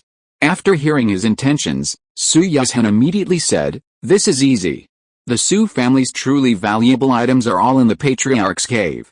I'll take you to pay your respects to the Patriarch." With that, she led Zhou Chun to pay his respects to the Su family Patriarch. "Zheng Chun, these 2 magical artifacts of yours are indeed rare gems, especially this Crimson Dragon Dagger, which is even more extraordinary. Unfortunately, the best metal attribute magical artifact in my possession is only a mid-grade 3rd-tier artifact, and a rather cumbersome gold brick-like one at that. I'm afraid it won't suit your taste." Inside the cave, after examining the 2 magical artifacts Zhou Chun wanted to exchange, the Su family patriarch sighed softly, uttering words that greatly disappointed Zhou Chun. It wasn't that he was unwilling to exchange with Zhou Chun, but rather that he lacked suitable magical artifacts to exchange with him, making the exchange impossible even if he wanted to. But after hearing his words, Su Yazhen persisted, grabbing his arm and saying, "Ancestor, you have wide connections and many resources. Even if the family doesn't have a suitable magic weapon for my husband, you can still help him find other seniors to exchange for one." Upon hearing this, the Su family patriarch glared at her and tapped her head, saying, "What nonsense are you talking about? Girl? Do you think I'd use my connections like that? It's just a few third-tier magic weapons. Zhou Chun just needs to run around, attend more auctions and underground treasure exchanges, and he'll surely find something suitable. Seeing this, Zhou Chun chimed in, Ancestor is right. Since the Su family doesn't have a suitable magic weapon either, Madam, please don't make things difficult for the patriarch. He knew the Su family patriarch doted on Su Yuzhen and wouldn't be angry, but he didn't want Su Yuzhen to put the patriarch in a difficult position for his sake. That would only make the patriarch think he was being unreasonable. Sure enough, upon hearing his words, the Su family patriarch immediately gave him an approving look. Su Yuzhen looked at him and obediently let go of his hands. Seeing this, the Su family patriarch slowly said, although I can't help Zhengzhen, you, Yuzhen, can. Why don't you take him to your aunt and ask her to help him exchange 2 magical artifacts within the Moon Wheel Sect? That's right, how could I forget about my aunt? She's a core disciple of the Moon Wheel Sect, she'll definitely have a way to help you, my husband. Su Yuzhen's face lit up with joy, and she immediately returned to Zhou Chun's side, pulling him along, saying, Husband, let's go. I'll take you to the Moon Wheel Sect to find my aunt right now. Seeing her hurried manner, the Su family patriarch shook his head, saying rather helplessly, no need to be in such a rush. Yuzhen, you should first send someone to inform Yunyang of this matter, so she can be prepared. Zhou Chun also chimed in, Patriarch is right. Madam, you should first inform your aunt. I also have something I'd like to ask you. Alright, then I'll go and send a message to my aunt first. Husband, you and Patriarch can talk slowly. Su Yuzhen nodded and immediately left the cave. After watching her leave, the Su family patriarch looked at Zhou Chun with curiosity and said, Zhengzhen, what do you want to say to your ancestor? Perhaps you've encountered some doubts about your cultivation. Zhou Chun shook his head immediately and said, it's not a doubt about cultivation, but rather I wish to ask about a conflict between the Heavenly Mirror Sect and the Azure Lotus Temple. I want to know your opinion on both sides. Oh, is that so? The Su family patriarch nodded in understanding, but didn't answer immediately. Instead, he pondered for a moment, seemingly considering how to begin. Zhou Chun didn't urge him, patiently waiting. After about a quarter of an hour, the Su family patriarch slowly spoke, regarding this matter, I don't know any inside information. I can only offer my humble opinion, please speak, patriarch. I am all ears. Zhou Chun bowed slightly, maintaining a respectful posture. Seeing his expression, the Su family patriarch nodded in satisfaction and continued, in my opinion, for the entire Jin Kingdom, the southern states cannot be without an ascent-soul cultivator to oversee them. Furthermore, it's said that true person King Xiao's lifespan is nearing its end, which is probably the greatest asset of the Heavenly Mirror Sect. However, true person King Xiao is, after all, a mid-nascent soul cultivator. In terms of supernatural abilities, even true person Silver Moon from the Moon Wheel Sect wouldn't dare claim absolute victory. As long as he lives, no one dares to ignore his will. Therefore, the conflict between the Heavenly Mirror Sect and the Azure Lotus Temple will most likely only be a battle between cultivators below the nascent soul stage, not involving nascent soul cultivators, and won't escalate to the point of a sect annihilation war. He spoke somewhat evasively, seemingly with some reservations, but Zhou Chun, being astute, quickly understood his unspoken meaning. The Su family patriarch's implied meaning was simple. After true person Heavenly Mirror successfully formed his nascent soul, he became, in the eyes of the Moon Wheel Sect and the Flame Sun Sect, the most suitable person to replace true person King Xiao in overseeing the southern regions of Jin Kingdom. After all, King Lian Temple was the weakest of the 3 major powers in Jin Kingdom, so replacing it with Xianjing Sect wouldn't be unreasonable. However, since King Xiao's Henren was still alive, he certainly wouldn't agree to this, and wouldn't allow King Lian Temple, which he had single-handedly nurtured, to fall into ruin. Perhaps King Xiao's Henren had tried to kill Xianjing's Henren after learning of his successful nascent soul formation, but Xianjing's Henren escaped, or perhaps nascent soul cultivators from the other 2 sects intervened and protected him. But because they feared King Xiao's Henren's strength, the Moonwheel Sect and the Flame Sun Sect dared not offer any support to Xianjing Sect now, nor could they acknowledge its existence. They could only choose to ignore it, neither acknowledging nor suppressing it. Since they couldn't directly kill Xianjing's Henren, the only way to prevent King Lian Temple from being replaced by Xianjing Sect was to prevent Xianjing Sect from developing. If Xianjing Sect didn't even have a single golden core cultivator, or only 1 or 2, Then even if King Xiaozhenren passed away, Xianjing sect, with its small and insignificant numbers, would have no ability to defend the southern states. If even the Su family patriarch could see this, how could true person Xianjing not see through the Green Lotus Temple's plans? Why was the Xianjing sect still going head-to-head with the Green Lotus Temple? Thinking of this, Zhou Chun bowed to the Su family patriarch and said, "What I don't understand is, if the nascent soul cultivators don't make a move, how could the Xianjing sect possibly be a match for the Green Lotus Temple? I'm afraid the Green Lotus Temple wouldn't even need to send a single person. Their subordinate cultivation families alone would be enough to wipe out the Xianjing sect's small force. This matter is indeed perplexing. I suppose the nascent soul cultivators have other plans. With my limited knowledge, this is all I can see for now." The Su family patriarch shook his head, unable to answer Zhou Chun's question. After all, he was only a golden core cultivator. Although his experience and knowledge far surpassed Zhou Chun's, many high-level matters were difficult to grasp without reaching that cultivation level. Although he couldn't answer Zhou Chun's question, he still advised him, "Your Zhou family acted as the vanguard before, and choosing to lie low now is a wise choice. However, if Yu Jingho doesn't die and survives until King Xiaozhenren passes away, I'm afraid your Zhou family will be in danger. You need to prepare for this as soon as possible." Upon hearing this, Zhou Chun's heart tightened, and he immediately thanked him, saying, "This junior understands. Thank you for your guidance, ancestor." Second update delivered. Chapter 386 Replacing Magical Artifacts, Changing Situation.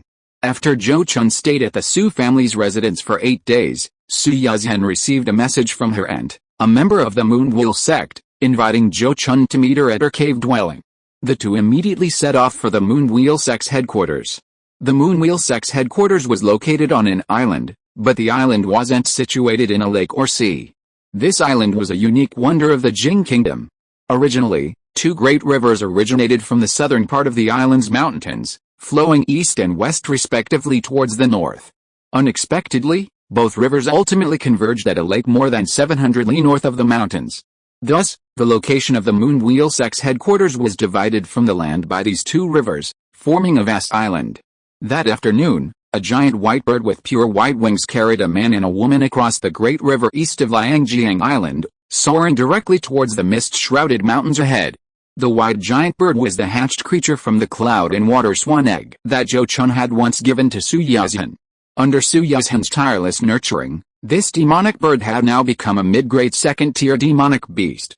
Zhou Chun's golden-winged tiger had only recently advanced to a mid-grade second-tier demonic beast. At this moment, the white giant bird, carrying Zhou Chun and his wife, arrived at the Two Rivers Island where the Moonwheel Sect's mountain gate was located, and soon landed at the welcoming point below the Sect's gate. "Husband, please wait a moment. I will immediately send a message to my aunt to send someone to pick us up." Su Yazhen patted her storage pouch at her waist, took out a child talisman from a mother-child communication talisman, and ignited it, causing it to turn into wisps of smoke that swirled around her, forming a faint spiritual light mark. This type of mother-child communication talisman was a unique family heirloom of the Su family.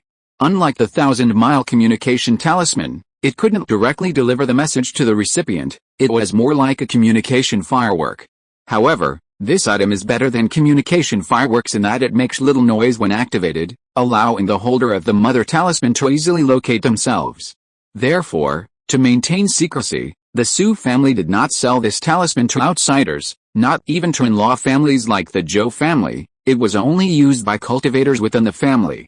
Zhou Chun and Su Yazhen waited at the welcoming point for less than an hour before a female cultivator in a blue dress arrived on a cloud, landing before them. This blue-dressed cultivator was only at the late foundation establishment stage, so she wasn't using her cultivation to fly. However, a flower basket-shaped magical artifact in her hand released white mist, supporting her as if she were a golden core cultivator flying. She was clearly very familiar with Su Yazhen. Upon landing, she greeted Su Yazhen with a smile. "Sister Yazhen, Master sent me to fetch you and fellow Taoist Zhou, then I'll trouble you, Sister Yang." Su Yazhen replied with a smile, then introduced Zhou Chun. "Husband, this is Sister Yang Junru, my aunt's eldest disciple, so your fellow Taoist Yang. A pleasure to meet you." Zhou Chun nodded with a smile, acknowledging the greeting. After this exchange of pleasantries, the two Taoist partners, led by Yang Junru, flew into the Moonwheel Sect's mountain gate. Zhou Chun had visited the Green Lotus Temple's Mountain Gate many times, but this was his first time at the Moonwheel Sect's Mountain Gate. His impression was that, besides a higher concentration of spiritual energy than the Green Lotus Temple, the Moonwheel Sect's Mountain Gate also had a significantly higher density of cave dwellings and more people. In short, although both were among the three major sects of Jin Kingdom, the Moonwheel Sect's atmosphere was clearly superior to the Green Lotus Temple. Su Yuzhen's Su Yunyang, was a highly regarded core disciple of the Moonwheel Sect, already at the late stage of the Purple Mansion realm, and was preparing for the formation of her core. Therefore, she possessed a nice, independent cave dwelling within the Moonwheel Sect's Mountain Gate. Led by Yang Junru, Su Yunyang's eldest disciple, Zhou Chun and his companions soon arrived at the edge of the Misty Valley.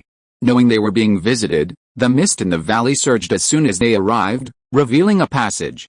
Following the passage, the valley opened up before them. The valley, covering approximately 200 to 300 acres, was filled with fragrant flowers and plants, many of which were spiritual flowers imbued with spiritual energy. Clearly, the owner of this place was a great lover of flowers. Zhou Chun's gaze swept across the small valley, quickly settling on a beautiful woman dressed in a pink dress. He recognized the beautiful woman. She was Su Yunyang, the auctioneer sent by the three major sects to oversee the auction after the 100 Clans Conference, and also Su Yuzhen's mother's younger sister. Su Yuzhen was naturally very familiar with her aunt, and upon seeing the beautiful woman, she quickly smiled sweetly and said, "Yuzhen greets aunt." Upon seeing this, Su Yunyang's beautiful eyes widened, and she said sternly, "Yuzhen, you silly girl, do the math. How long has it been since you last visited your aunt? If it weren't for wanting your aunt to help your lover, would you still not have planned to come see your aunt? No way.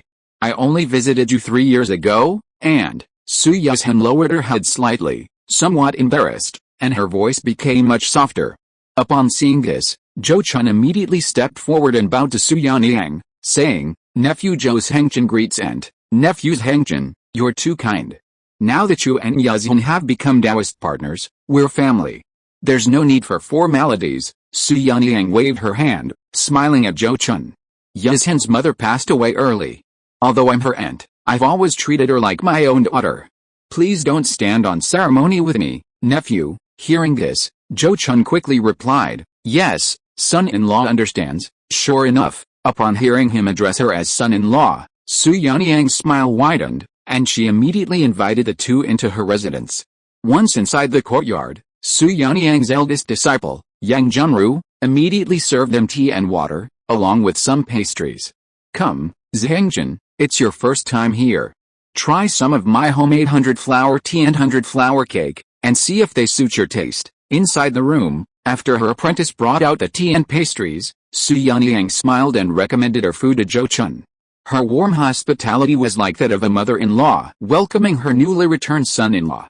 Seeing this, Zhou Chun naturally gave in and drank several cups of tea and ate several plates of pastries. It must be said that Su Yunyang's 100-flower tea and 100-flower cake were indeed very good and unique. After finishing the tea and pastries, Zhou Chun took out the gifts he had prepared and presented them, saying, "Since it's my first time visiting, I haven't prepared anything too precious. This jar of spirit honey and this box of tea pills are specialties of my family, and they have a unique flavor. And, you can try them when you have time. It's kind of you, Zhengzhen." "I will try them when I have time." Su Yunyang smiled and nodded, and accepted the gifts from Zhou Chun. After a few pleasantries, she smoothly got down to business. "A few days ago, after Yuzhen sent a message, I inquired around for you, Zhengchun, and indeed, 2 senior brothers and sisters and a senior uncle are willing to exchange for a magic weapon. However, I can't guarantee whether they will be interested in your magic weapon, Zhengchun. I can only take you to meet them." At this point, as if afraid of disappointing Zhou Chun, she smiled at him and said, "Even if the exchange doesn't work out, it doesn't matter. I know several master craftsmen in the Yang sect. As long as you can gather the materials, or are willing to spend enough spirit coins, I can use my connections to have them tailor-make a magic weapon that you are satisfied with." Upon hearing this, Zhou Chun immediately stood up from his seat and bowed deeply to her, saying, "Thank you for your trouble, and I am humbled, you child. I told you not to be so polite." Su Yunyang gave him a slightly reproachful look, but she was quite pleased inside. Led by Su Yunyang, Zhou Chun then visited several Moonwheel Sect cultivators willing to exchange magical artifacts. After some selection, Zhou Chun successfully traded a high-grade third-tier metal magical artifact, the Golden Rainbow Sword, from a Golden Core cultivator of the Moonwheel Sect. This flying sword was the Golden Core cultivator's spoils of war. Its blade was infused with 2 ounces of iron essence, making it significantly sharper and harder than ordinary flying swords of the same tier. To obtain this exquisite flying sword, Zhou Chun not only handed over his high-grade third-tier Crimson Dragon Dagger, but also 3 spiritual herbs over 700 years old. Meanwhile, from a late-stage Purple Mansion cultivator of the Moonwheel Sect, Zhou Chun traded another mid-grade third-tier magical artifact, the Azure Rainbow Bracelet, for a mid-grade third-tier defensive magical artifact, the Kyanjin Ring. Although the Azure Rainbow Bracelet had helped Zhou Chun withstand the soul-sealing thunderclap attack from the silver-robed youth Wengjun in the Great Zhou Kingdom, this wood attribute artifact clashed too severely with Zhou Chun's magical power.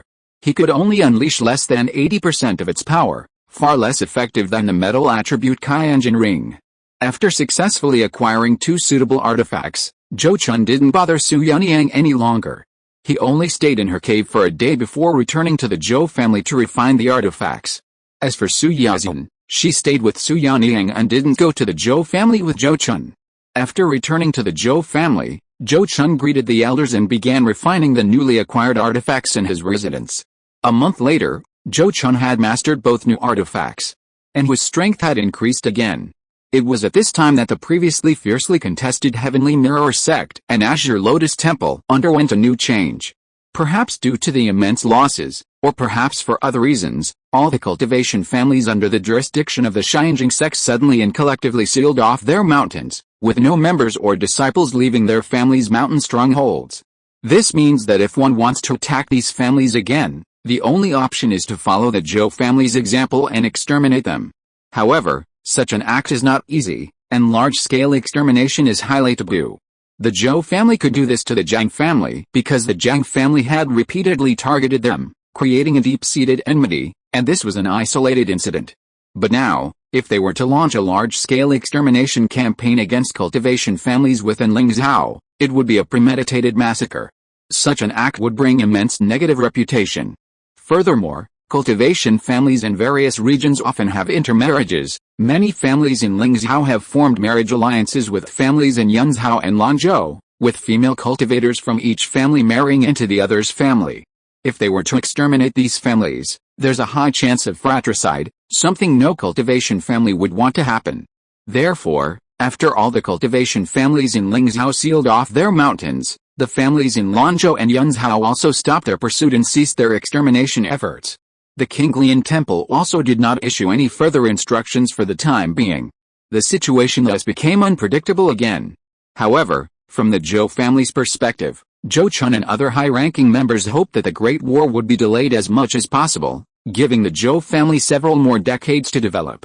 Therefore, Zhou Chun was quite pleased with this change in the situation. Clan leader, I am ready. Please bestow upon me the Foundation Establishment Pill. Inside this Hongping Hall, an ordinary-looking young man in blue robes knelt before clan leader Zhou Chun, respectfully requesting what countless key refining cultivators in the Zhou family dreamed of. This ordinary-looking young man in blue robes was none other than Zhou Zinayan, the only high-grade spiritual root cultivator among the Zhou family's younger generation. This young man possesses a superior grade spiritual root aptitude and enjoys the support of various resources from the Zhou family. Now, in his early 30s, he has already successfully cultivated to the 12th level of the key refining stage, allowing him to use a Foundation Establishment Pill to establish his foundation. With his superior grade spiritual root aptitude, barring any major setbacks, he should be able to successfully establish his foundation with the help of the Foundation Establishment Pill. Therefore, Zhou Chun did not make things difficult for him in the face of his request, simply nodding slightly and saying, according to the clan rules, clan members with superior grade spiritual root aptitude will be given a Foundation Establishment Pill free of charge by the clan after reaching the 12th level of the key refining stage.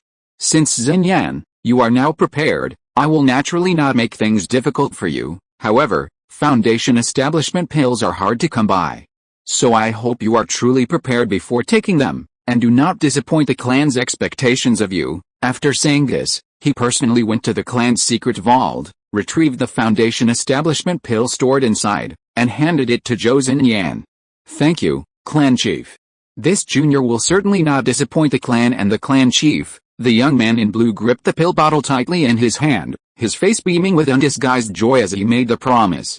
A few days later, Zhou Chun entered the secluded cultivation chamber atop Pagoda Peak to begin her foundation building cultivation. Meanwhile, taking advantage of the temporary calm in Jing Kingdom, Zhou Chun also traveled to the Jade Mountain stronghold in the wilderness to secretly meet with Lin Hongyu, who was cultivating there. In short, that's the situation. What price that cold jade mine will fetch depends on Senior Lin's own methods. Inside the Jade Mountain stronghold, Zhou Chun calmly explained the matter of the Yang Kingdom snowfield cold jade mine, giving this benefit to Lin Hongyu for free. Lin Hongyu, who had received this benefit for free, was no fool. She quickly grasped the deeper meaning Zhou Chun hadn't explicitly stated, and looked at him meaningfully, saying, "Fellow Taoist Zhou, this gift is quite substantial. Is there something you need my help with?" This was exactly what Zhou Chun was waiting for. He immediately and frankly replied, "I dare not hide it from Senior Lin. After you finish refining your natal magic weapon, I do indeed have an important matter that I need your help with." He then explained his scheme to obtain the 1,000-year dragon transformation grass. This was a personal matter. Although Lin Hongyu had agreed to protect the Zhou family, that was only in case the Zhou family encountered trouble. Helping him, Zhou Chun, obtain the 1,000-year dragon transformation grass was outside the scope of her protection. Therefore, if Zhou Chun wanted her to risk everything for him, he would definitely have to offer something substantial to persuade her. After hearing his request, Lin Hongyu only hesitated for a moment before nodding and saying, "If it's just about luring that dragon away and fighting it for a while, I have no problem with that. I agree. I'm having a writer's block today, mainly due to oversights in some details, which is why I'm writing so slowly." Chapter 387 Easily Handled, Unexpected Gain. With Lin Hongyu's assurance, Zhou Chun breathed a sigh of relief. To obtain the 1,000-year dragon transformation grass, Lin Hongyu, a golden core cultivator, was an indispensable link. Moreover, the risks she would face were considerable. If she wasn't willing to help, Zhou Chun truly had no other choice. While Lin Hongyu traveled north to Yang Kingdom to sell the cold jade mine to the Snow Soul Palace, Zhou Chun took her place and oversaw the jade mining mountain stronghold. Several years passed, and the jade mining mountain stronghold was now well established. Most of the captured rogue cultivators had accepted the reality of their inability to escape and began to settle there as the Zhou family had planned. However, Zhou Chun felt slightly regretful that the Foundation establishment fruit he had given to Su Fu hadn't created another Foundation establishment cultivator. Instead, the user himself failed to break through to Foundation establishment and died in the secret chamber. In fact, spiritual objects like the Foundation establishment fruit, which aid Foundation establishment, certainly had some effect. But the true purpose of these spiritual objects was to give Foundation establishment cultivators confidence. Confidence was extremely important. Without the aid of Foundation establishment spiritual objects, and facing the dire consequences of failure, either death or serious injury, very few cultivators would dare to attempt Foundation establishment. This is especially true among cultivators from clans and sects. Most of the independent cultivators who successfully establish their foundation do not actually possess Foundation establishment pills or other aids. Their success is entirely due to their unwavering belief in survival and sheer luck. Behind every successful independent cultivator lies countless unseen failures, most of whom meet a tragic end. Of course, from the perspective of a high-ranking cultivator like Zhou Chun from a cultivation family, they certainly wouldn't want their members to risk their lives to attempt Foundation establishment. After all, raising these members is no easy feat. They've finally brought them to maturity, and they wouldn't want to see their years of investment go to waste. For a family, as long as their income is stable enough, they can reliably obtain Foundation establishment pills and ensure someone successfully establishes their foundation. There's no need to kill the goose that lays the golden eggs, forcing their members to risk their lives to attempt the Foundation establishment stage. A 60-year-old key refining stage 12 cultivator, if he doesn't pursue Foundation establishment, will generate immense wealth for his family over the remaining decades. Therefore, unless it's a declining family that can no longer produce Foundation establishment cultivators through normal means, a normal cultivation family would never encourage self-Foundation establishment. much less instill this idea in its members. Zhou Chun didn't even want to instill this idea in the Zhou family's elite guards, lest these family guards, painstakingly cultivated by the family, seek their own demise. That day, at the Kai Mountain stronghold, Zhou Chun, accompanied by Su Fu, was inspecting the entire stronghold when the conversation inadvertently turned to this Foundation establishment cultivator from outside the Zhou family. I didn't expect you to break through to the mid-Foundation establishment stage so quickly. Su Fu. It seems that the advantage of a superior spiritual root is indeed much stronger than that of a mid-grade spiritual root. Su Fu, hearing his praise, replied very humbly, "Clan leader, you flatter me. My rapid progress is mainly due to the excellent cultivation environment provided by the family, and the precious pills bestowed upon me to aid my cultivation." Zhou Chun waved his hand and said, "You are too modest. In terms of cultivation environment and resources, none of the Zhou family elders are worse than you. Many are not even as busy as you, yet none of them have grown faster than you." He then looked at Su Fu with considerable emotion and said, "Speaking of which, Elder Lin Weiner is still only at the mid-Foundation establishment stage. You, her subordinate whom she personally trained, have already caught up with her in cultivation." Upon hearing this, Su Fu hurriedly bowed and said, "This subordinate is terrified and dares not compare himself to Elder Lin. There's no need for that. Although we are of different ranks, I have always regarded you as a junior. I have seen and remembered your performance over the years." Zhou Chun personally helped him up, then looked at him seriously and asked, "If I were to let you join my Zhou family as an honorary elder, just like Elder Lin Weiner, would you be willing?" Seemingly not expecting him to say this, Su Fu was visibly stunned for a moment upon hearing this. Then, his face filled with joy, he replied, "This would be my honor. How could I refuse?" His voice trembled slightly with excitement. Indeed, as the leader of the Zhou family's assassins, becoming an honorary elder of the Zhou family would be a huge elevation in status. Although the leader of the assassins held a high position of power in this desolate land, he was still essentially a family assassin, not someone who could be openly discussed, and many Zhou family cultivators might not even know that such a person existed. However, being an honorary elder of the Zhou family meant that the entire clan would be informed of his existence. All Zhou family cultivators would know of his existence.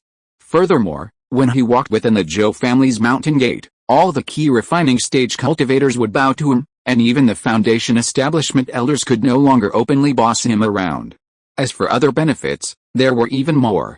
All of this was something Su Fu had previously only dared to dream of. Now that his dream had come true, even someone as resilient as him, who had faced numerous life or death crises, couldn't help but show his joy, his heart overflowing with happiness he couldn't share with anyone.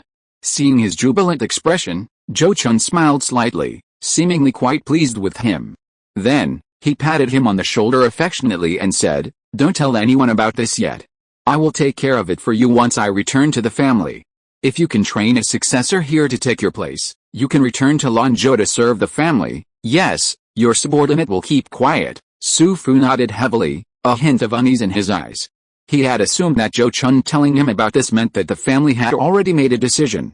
But he hadn't expected that Zhou Chun only had this idea in his mind, and it hadn't become a reality yet. How could he not be uneasy? But this was exactly what Zhou Chun wanted. The way to manage subordinates is to prioritize rewards and punishments. If merits are not rewarded, it is difficult to convince people. If mistakes are not punished, it is difficult to establish authority. There are also many ways to reward people. Small favors are best given immediately, as this can produce the fastest effect. Important rewards should be delayed, so that people can deeply appreciate the difficulty of obtaining the reward while looking forward to it, and cherish the reward even more. For Su Fu, rising from a mere servant to an honorary elder of the family was undoubtedly an immense honor, a meteoric rise. Delaying his appointment now would only motivate him to work harder and cherish his new position even more. Zhou Chun, knowing when to stop, quickly dropped the matter and focused on inspecting the stronghold and understanding the situation. For the next few months, Zhou Chun remained at the Kai Mountain stronghold, concentrating on meditation and cultivating secret techniques. While he cultivated, his spirit pets, the wood sprite, silver-horned thunder python, golden-winged tiger, and golden-armored rock turtle, were assigned tasks. The wood sprite was mainly responsible for finding spiritual herbs, while the other three served as henchmen, assisting Su Fu in gathering herbs. Zhou Chun reasoned that now that these spirit pets were trained, They should know how to work for themselves and earn cultivation resources. With the strength of his 4 spirit pets, they could even fight against ordinary low-grade third-tier demonic beasts, so they weren't afraid of anything happening in the wilderness. In just 3 short months, the 4 spirit pets brought Zhou Chun over 100 spirit herbs, including many precious ones with an age of 700 or 800 years. Meanwhile, after 3 months of arduous training, Zhou Chun had finally begun to master the secret technique Golden Lock of Unity. His first test of this technique was against a third-tier demon beast in the wilderness. Above a lake, under the cover of the silver lightning python and the wood spirit, Zhou Chun rapidly formed hand seals and shouted. Instantly, a golden light shot from his hands, like a golden chain, towards a blue-scaled dragonfish hundreds of feet away. The blue-scaled dragonfish was enormous and had no time to dodge, being struck by the chain. The golden chain ignored the blue light and hard dragon scales protecting its body, piercing its flesh. In an instant, it was as if an invisible shackle was binding its body, locking its magical power and making it difficult to cast spells freely. This startled it, and it immediately thrashed its tail downwards towards the lake surface, attempting to escape back into the water. But at that moment, the silver-horned thunder python, bye-bye, suddenly let out a long hiss, its body crackling with silver-white lightning, all converging towards the foot-long horn on its head. Then, a flash of silver-white lightning, and a several-foot-long lightning blade composed entirely of silver-white lightning leaped from the silver-horned thunder python's head, striking the azure-scaled dragonfish's left gill like a bolt of silver lightning. Then came the ripped open flesh, scales and fragments of the broken gill flying everywhere, the aroma of roasted meat filling the air, and wisps of black smoke rising. This heavenly thunder slash directly rips open a huge gash in the azure-scaled dragonfish's left gill, revealing the fish bones clearly. However, although the injury was severe, it wasn't fatal given the azure-scaled dragonfish's powerful vitality and regenerative abilities. Once it was returned to the water, it would recover in less than 6 months. Therefore, the silver-horned thunder python's attack was not over. After breaking through the azure-scaled dragonfish's defenses with its heavenly thunder slash, a technique adept at piercing armor, it seized the opportunity while the dragonfish's magic was still locked. With a swift flick of its tail, it vanished into the distance as a streak of silver-white lightning. When it reappeared, it was already beneath the azure-scaled dragonfish using lightning flash. Then, it raised its head high, using its single horn, writhed in lightning, as a spear, slamming it into the dragonfish's wound, driving half its head deep into the dragonfish's body. This blow nearly pierced the dragonfish's skull, the sharp horn pierced its brain, the surging lightning shattering and charring its brain. Such an injury, except for certain extremely rare species of demonic beasts, would be fatal to most. Thump. Thump. With 2 splashes of water rang out one after the other, the corpse of the azure-scaled dragonfish and the silver lightning python plunged into the lake. Only then did Zhou Chun dispel his secret technique. He then began to collect the azure-scaled dragonfish's body. Although this azure-scaled dragonfish was a third-tier low-grade demon beast, its dragon scales provided excellent defense due to its dragon bloodline. The scales could be used to refine a third-tier low-grade defensive magic weapon. Furthermore, its eyes were also excellent treasures. After processing, consuming them would improve eyesight and greatly enhance vision. Other parts such as its fins, blood, bones, and flesh were also rare spiritual items. And then there was its inner core, which was the most precious thing. The azure-scaled dragonfish belonged to the water element, and its inner core was azure blue, about the size of an egg, radiating a captivating glow. Zhou Chun did not intend to sell this item but planned to have it refined into a pill when he went to the Great Zhou Kingdom in the future. He had seen a pill called Dragon Spirit Pill at an auction in the Great Zhou Kingdom. It was highly helpful for cultivators in the Purple Mansion stage to improve their magical power. The most important ingredient in refining this pill was a third-tier dragon bloodline demon core. When the auctioneer introduced the pill, he mentioned the alchemist's identity as a well-known rogue alchemist master in the Great Zhou Kingdom.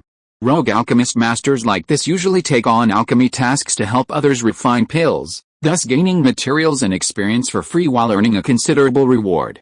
After carefully storing the demon core in a jade box, Zhou Chun began to process the azure-scaled dragonfish corpse.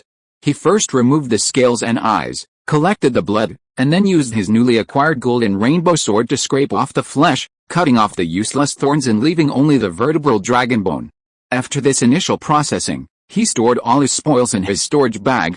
After a moment's thought, He stepped onto the back of the silver lightning python, bye-bye, and ordered it to lead him to the bottom of the lake to find the nest of the azure scale dragonfish.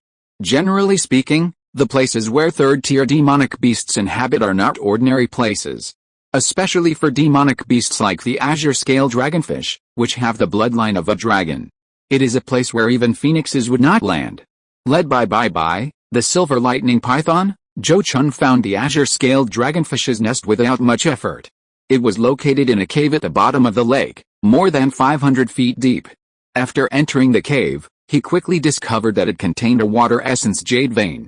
He even found dozens of pieces of water essence jade of extremely high quality, as well as a magic weapon-level spiritual material, water essence jade mother, in the azure-scaled dragonfish's nest. Being able to produce water essence jade mother, this water essence jade vein must be at least a large one. This is truly a great harvest. Inside the underwater cave, Zhou Chun looked at the water essence jade mother in his hand, which was as big as a millstone, and his eyes were full of joy.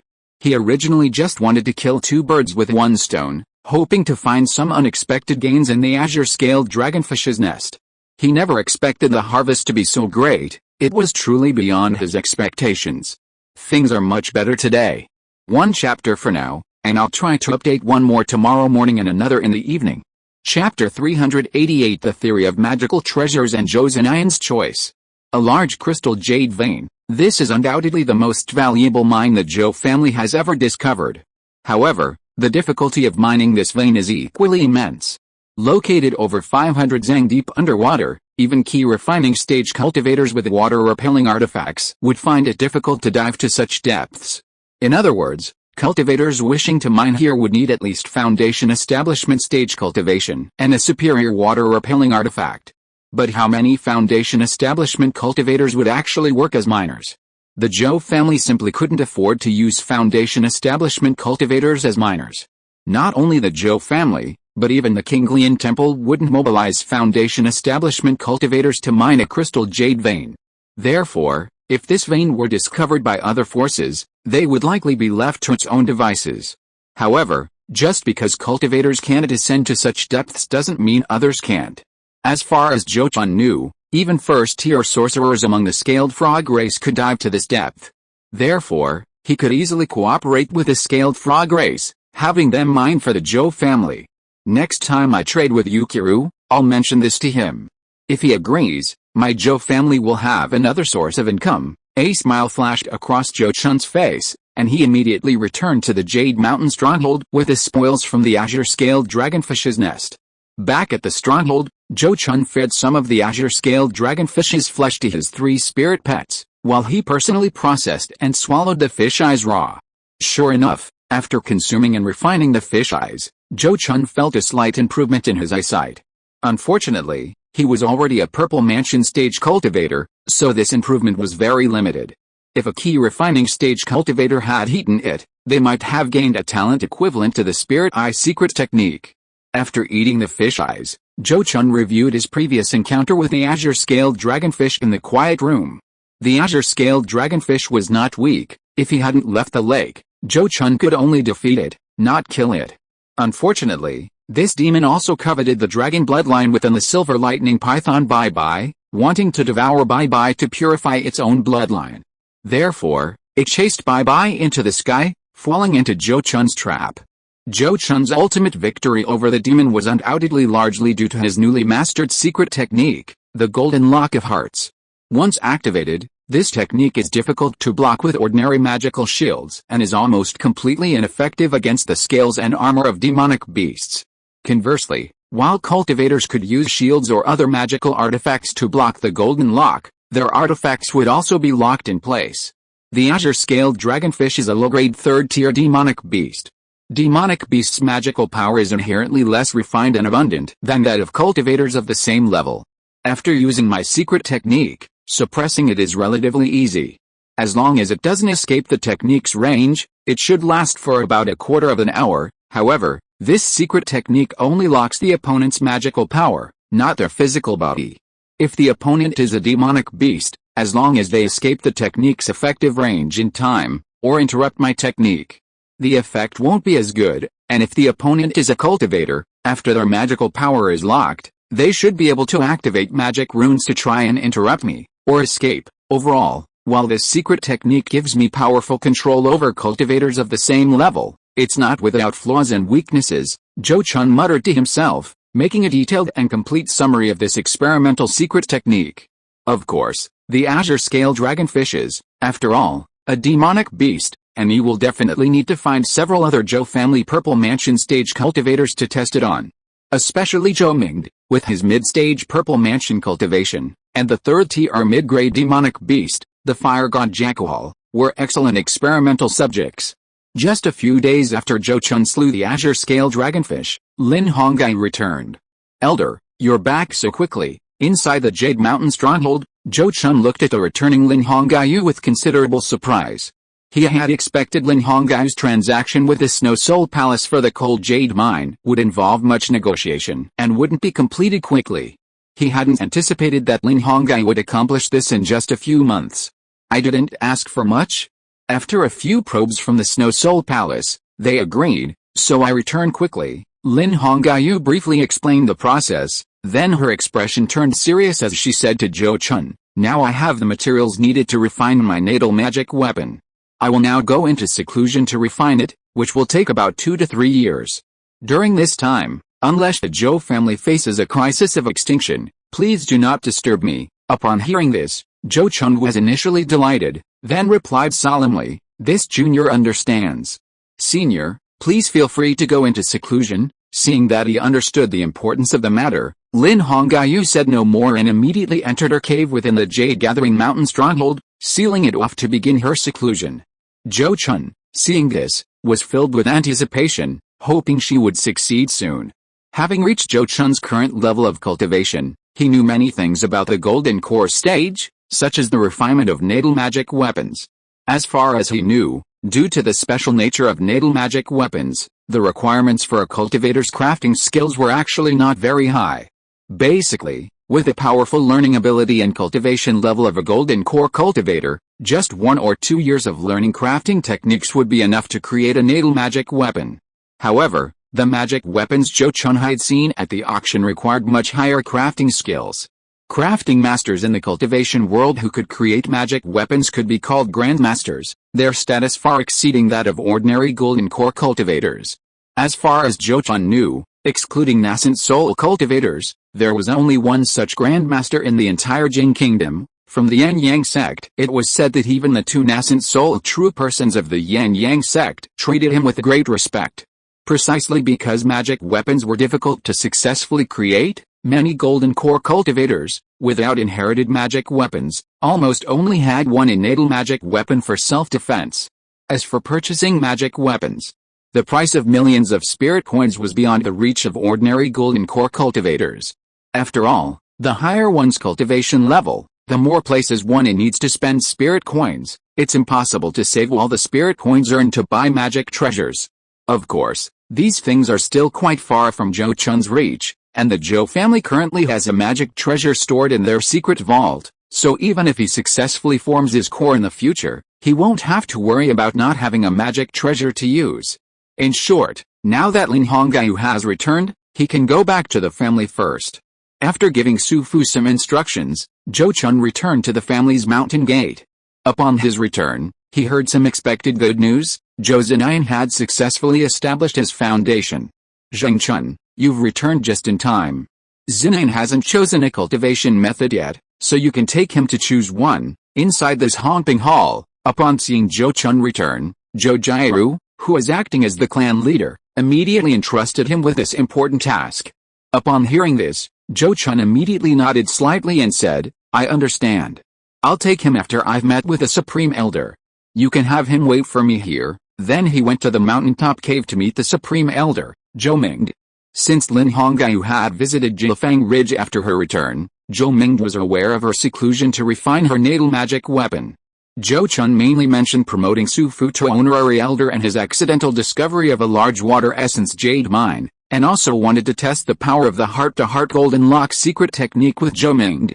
Promoting him to honorary elder is fine, Zheng Chun, you can decide for yourself. As for cooperating with the scaled frog alien race to mine the water essence jade mine, I don't think there's a rush. The mine is there anyway, It won't run away, there will be plenty of opportunities to mine it later. Now that it's mined, we can't sell it in large quantities and give the scaled frog alien race benefits. Zhou Ming gave his opinion after a moment's thought.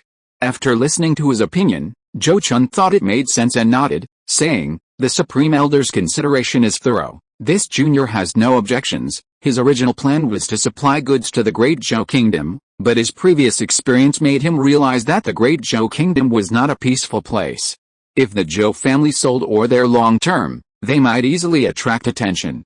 It would be better to wait until the Zhou family had the ability to secure a stable and secure sales channel there before starting long-term supply. He then proposed the idea of testing the secret technique to Zhou Ming. Zhou Ming naturally didn't refuse. The two didn't need to go to any martial arts arena, they conducted the experiment directly in Zhou Ming's cave. The results weren't disappointing for Zhou Chun. Zhou Ming, at the mid-stage of the Purple Mansion realm, took about 10 breaths to break free of the chains, and his protective spells didn't stop them. The third-tier mid-grade demon beast, the fire god Jackal, took 15 breaths to break free.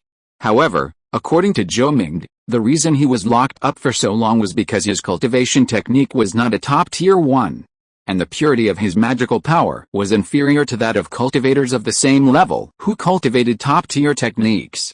If it were a mid-stage Purple Mansion cultivator cultivating a top-tier technique, Zhou Chun's ability to lock them up for such a long time would likely be greatly reduced.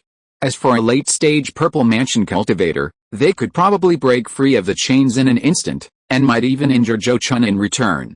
After leaving the mountain cave, Zhou Chun took Zhou Zinayan, who was already waiting in this Hongping Hall, to the family's secret vault. As a cultivator with superior spiritual root aptitude, Zhou Zinayan naturally had pride and looked down on ordinary cultivation techniques, only wanting to cultivate top-tier techniques like Zhou Chun. For the Zhou family, it was indeed necessary to cultivate more cultivators with the potential to break through to the golden core stage. Therefore, neither Zhou Jiaru nor Zhou Chun objected to Zhou Zinayan's choice. At this moment, just as Zhou Daowei had taken him back then, they led Zhou Zinayan into the Zhou family's secret vault where top-tier cultivation techniques were stored. Zhou Chun looked at the junior beside him and asked, "Xin Yan, you have wood, earth, and fire elemental roots. Before foundation establishment, you cultivated wood elemental techniques. Now, do you plan to switch to other elemental techniques, or continue cultivating wood elemental techniques?" "I have more talent in wood elemental techniques, so naturally I will cultivate wood elemental techniques." Zhou Xinyan was clearly prepared and immediately stated his choice. As for wood elemental techniques, the family currently has 3 top-tier techniques for you to choose from: 10,000 Wood True Technique, Azure Cloud Yuan Technique, and Geowood Profound Technique. They're all here. Take a look for yourself. As Zhou Chun spoke, he reached out and handed 3 jade slips containing the techniques to Zhou Xinyan. Over the years, the Zhou family had first experienced the southern expedition against the Dragon Transformation Sect, then obtained the inheritance of the Golden Core insect cultivator Han Yuan, and recently wiped out the Zhang family. In addition, with some techniques contributed by Lin Hongao, the family had collected quite a few more top-tier techniques. Techniques like the Azure Cloud Zhuanguang and the Jiamu Zhuanguang are 2 top-tier cultivation methods suitable for cultivators with wood attribute spiritual roots. However, just like the Golden Cauldron Zhuanguang that Zhou Chun cultivated, these top-tier techniques are not easy to master and achieve any significant progress in. Faced with 3 top-tier cultivation methods, Zhou Zinayan, like Zhou Chun before her, felt both excited and conflicted, finding it difficult to make a decision. After reading the contents of the 3 cultivation methods, he looked at Zhou Chun with a conflicted expression and asked, "Clan leader, which cultivation method do you think I should cultivate?" "If you cultivate the 10,000 Wood True Technique, with the current foundation of the clan, and if you are willing to invest resources in the future, you should be able to reach the Golden Core stage without much problem. However, due to resource limitations, you will probably only be able to reach the early Golden Core stage, and it will be difficult to make any further progress." As for the Azure Cloud Yuan technique, although it is exquisite and mysterious with endless uses, it requires Azure Cloud Spirit Wood to lay the foundation. According to the description of the technique, Azure Cloud Spirit Wood is a 5th-grade spiritual material that is sufficient to refine spiritual treasures. Where will the clan find it for you? If you choose to cultivate the Geowood Profound technique, although the cultivation process is somewhat painful and tedious, and the probability of going into key deviation is also higher, the supernatural powers and magical strength are all of the highest quality. You can also learn the Geowood Thunder technique. If you can successfully form a golden core in the future, you may well achieve a great reputation. Zhou Chun spoke eloquently, explaining the advantages and disadvantages of the three cultivation methods one by one. Once a cultivation technique is chosen and mastered, it's difficult to change it. Therefore, Zhou Chun couldn't directly help Zhou Zinayan choose one. Otherwise, if the latter encountered difficulties in cultivation, he might be blamed. However, analyzing the advantages and disadvantages of different techniques for a junior was not unreasonable. If the junior knew the pros and cons but still chose the wrong technique, and the path to enlightenment was not smooth, then no one could be blamed. Zhou Zinayan, having reached the foundation establishment stage, wasn't stupid. After listening to Zhou Chun's analysis, he knew what to choose. His gaze swept between the 10,000 wood true technique and the Geowood Profound technique before he finally gritted his teeth and said, "This junior understands. Then this junior will choose to cultivate the Geowood Profound technique." Upon hearing this, Zhou Chun's eyes flickered slightly. Then he said in a deep voice, "Have you made your choice?" "No regrets, no regrets," Zhou Zinayan replied firmly in a deep voice. "Alright, take this jade slip containing the Jiamu Zhuangguang back to study and comprehend it. While you're at it, learn some Taoist text. Once you've mastered the Taoist text, come back to me or the fourth elder to obtain a Dao-carrying artifact for further study," Zhou Chun said, waving his hand, and the jade slip containing the foundation establishment stage cultivation method of the Jiamu Zhuangguang fell into Zhou Zinayan's hands. "I'm astonished. I actually finished this chapter in 2 hours. I'm amazed myself." Chapter 389 The Golden Armored Rock Turtle's Advancement, the Methods of the Azure Lotus Temple. Ultimately, how far Zhou Zinayan can go in cultivating the equally dangerous Jiamu Zhuangguang depends entirely on his own destiny. After a cultivator reaches the foundation establishment stage, their path in cultivation becomes largely fixed. While the Zhou family has many foundation establishment cultivators, few choose to cultivate the same technique. Everyone cultivates different techniques, and when encountering difficulties in cultivation, they mostly have to find their own solutions. It seems Zhou Chun himself has never cultivated the Jiamu Zhuangguang, so he can offer little advice when Zhou Zinayan encounters difficulties in cultivation later. This is why choosing a cultivation method after foundation establishment requires utmost caution. Time flies, and 2 years have passed in the blink of an eye. During these 2 years, aside from occasionally venturing to the wilderness to deliver supplies to the stronghold and visit the frost bees, Zhou Chun has mostly been cultivating in seclusion within the family's mountain gate. Zhou Daoquan has returned to the Kiu mountain stronghold to oversee things in his place. While his cultivation level hasn't improved much in just 2 years, he has managed to cultivate the golden armor rock turtle to the upper tier 2nd rank.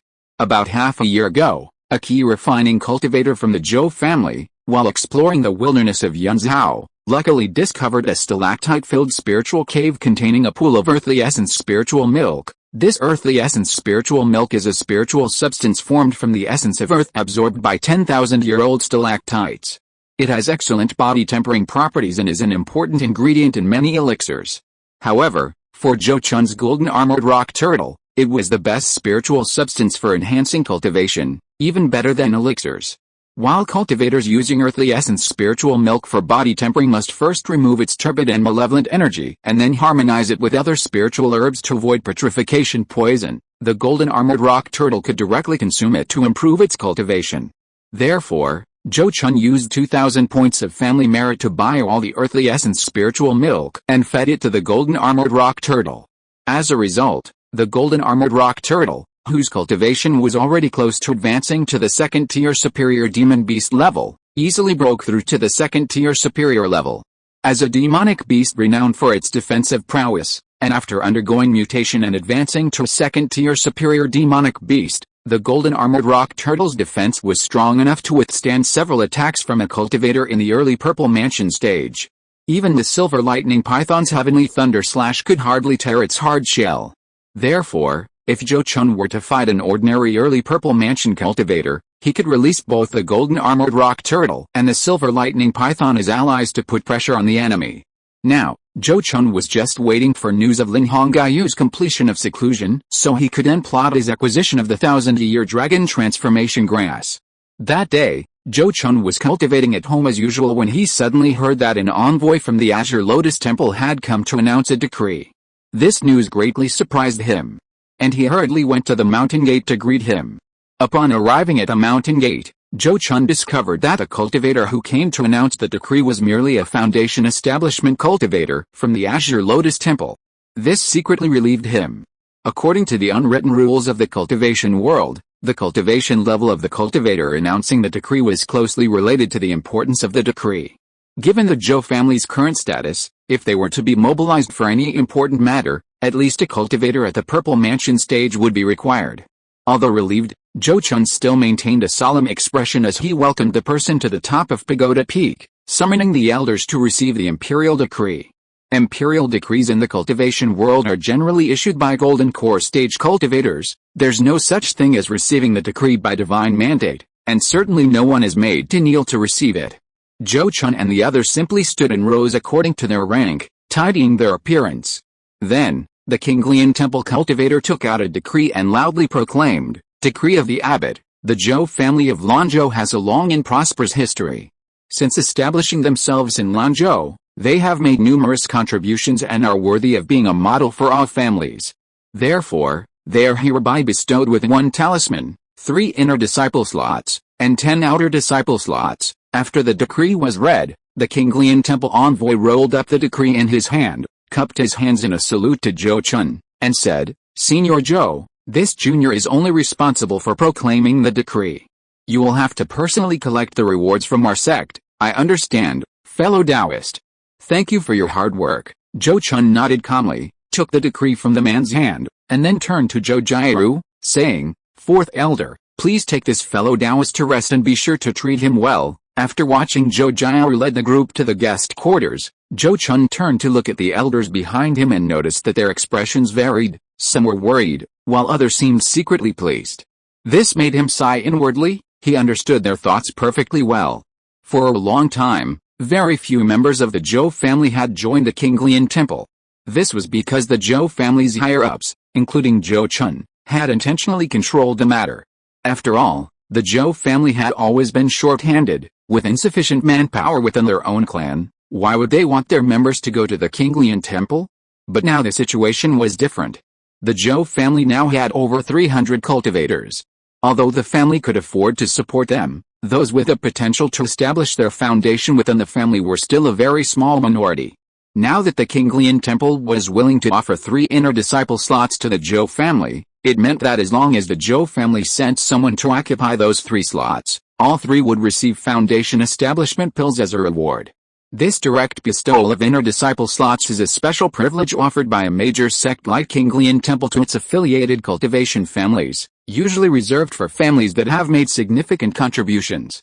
Therefore, the delighted elders naturally thought that some of their descendants could compete for these slots.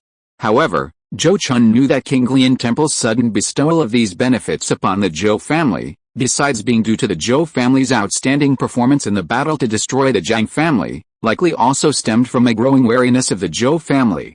By rewarding Zhou family cultivators with disciple slots, they could incentivize other families, strengthen the bond between the Zhou family and Kinglian Temple, and provide valuable support should a conflict arise in the future. In fact, Zhou Chun and Zhou Ming had long been prepared for this day. However, Kinglian Temple's sudden issuance of such a decree at this crucial juncture was indeed quite intriguing. "Elders, please return to your quarters. I will send the decree to the Supreme Elder for review." Despite a myriad of thoughts swirling in his mind, Zhou Chun remained outwardly composed. After waving for the elders to disperse, he went to his cave dwelling at a mountain top. There, he handed the Kinglian Temple's decree to Zhou Ming and the arriving Zhou Daoai. After reading it, Zhou Ming sighed softly. "This matter has finally come. Yes, although I knew this day would come, I didn't expect it to still have arrived." Zhou Daoai also sighed, deeply moved. After this sigh, Zhou Ming looked at Zhou Chun and asked, "The Kinglian Temple's decree has been issued, there is no room for shirking responsibility. Zheng Chun, what do you think the family should do about this?" Previously, the Kinglian Temple had only bestowed upon the Zhou family an ascension order, or some people had subtly hinted that the Zhou family could send someone to join the Qinglian temple. The Zhou family could pretend not to know these things and keep them sealed away. But now, the Qinglian temple had directly issued a decree, a notification, not a discussion. The Zhou family, not wanting to be accused of being ungrateful and disobeying orders, had no choice but to comply. Therefore, upon hearing Zhou Ming's inquiry, Zhou Chun immediately replied, "In my opinion, the 3 inner disciple slots should ideally be chosen from among the late-stage key refining cultivators in the family who have the potential to break through to foundation establishment. As for the 10 outer disciples, let's select some younger clansmen with slightly weaker aptitudes. That arrangement is reasonable, but in my opinion, it would be better to send as many female clansmen as possible." Zhou Ming nodded slightly, offering his opinion. Female cultivators in cultivation families don't all have to marry. Many are devoted to the Dao and remain unmarried for life. However, for cultivation families, with the same spiritual root aptitude, male cultivators are definitely more useful than female cultivators. Not only are male cultivators more efficient at perpetuating the family bloodline, but they are also generally stronger than female cultivators in combat. Moreover, sending female cultivators to sects would have several advantages. First, it would prevent them from branching out and establishing a new Zhou family. Second, if they formed Taoist couples with cultivators within the sect, it would be equivalent to bringing another useful member to the family, a win-win situation. Therefore, Zhou Chun wasn't surprised that Zhou Ming made this suggestion. He actually agreed, because for those female cultivators, going to a sect was better than staying in the family, except for the separation from their families. At least they could receive the sect's benefits, and the family would certainly provide some compensation to maintain their emotional bond with the family. At this point, he quickly nodded in agreement, saying, "Junior understands. Then let's arrange 9 female cultivators and 4 male cultivators, that's settled then. Zheng Chun, you will personally lead the people to the Qinglian Temple's mountain gate and collect the talisman treasure the Qinglian Temple awarded you. Consider it an extra protective item for you." Zhou Ming waved his hand, making the final decision. By the time Zhou Chun returned from his mountain cave, news of the Qinglian Temple's decree had already begun to spread among the Zhou family's key refining cultivators. Many key refining cultivators who had previously felt they had little hope of reaching foundation establishment now saw their opportunity. As long as they weren't on missions, they all came to Pagoda Peak, eager to be noticed by their patriarch, Zhou Chun. They all knew that the family wouldn't send those with exceptional talent to the Qinglian Temple. If they were going to send someone, they would have done so long ago. Therefore, this was a once-in-a-century opportunity, and everyone wanted to seize it. The allocation of the 3 inner disciples was indeed causing Zhou Chun some headaches. The reason was simple: there were too many qualified cultivators in the Zhou family now, and he couldn't just randomly appoint 3, that would be difficult to justify to the crowd. So he could only address the clansmen loitering outside in a deep voice, "I know all your thoughts. Those under 60 years old with late-stage key refining cultivation who wish to compete for the 3 inner disciple spots, come and register. Let me see how many there are." Within half a day, as many as 23 people had registered, and these were only those within the family's mountain gate. Zhou Chun didn't discriminate against family cultivators who were out on missions or traveling, ordering the intelligence hall to contact them and explain the matter. A month later, the final number of registrants had reached 42, including 8 with 12th level key refining cultivation. Zhou Chun wasn't surprised by this situation, but sighed helplessly. Indeed, faced with the temptation of foundation establishment, even decades of family education and blood ties cannot make people choose to stay. To say that these registrants were disloyal to the family wouldn't be accurate. But to say they were so loyal as to be willing to give up their own future for the family was clearly not true either. Cultivators are selfish. Blood ties and kinship only bind them when there's little hope left. Once given a tangible hope, few would forego the opportunity to advance because of blood or kinship. Zhou Chun asked himself, if one day he were stuck in the late Purple Mansion stage for hundreds of years, with no hope of forming his core, and a major sect suddenly offered him a set of spiritual artifacts to aid in core formation and invited him to join, he might not necessarily stay for the Zhou family.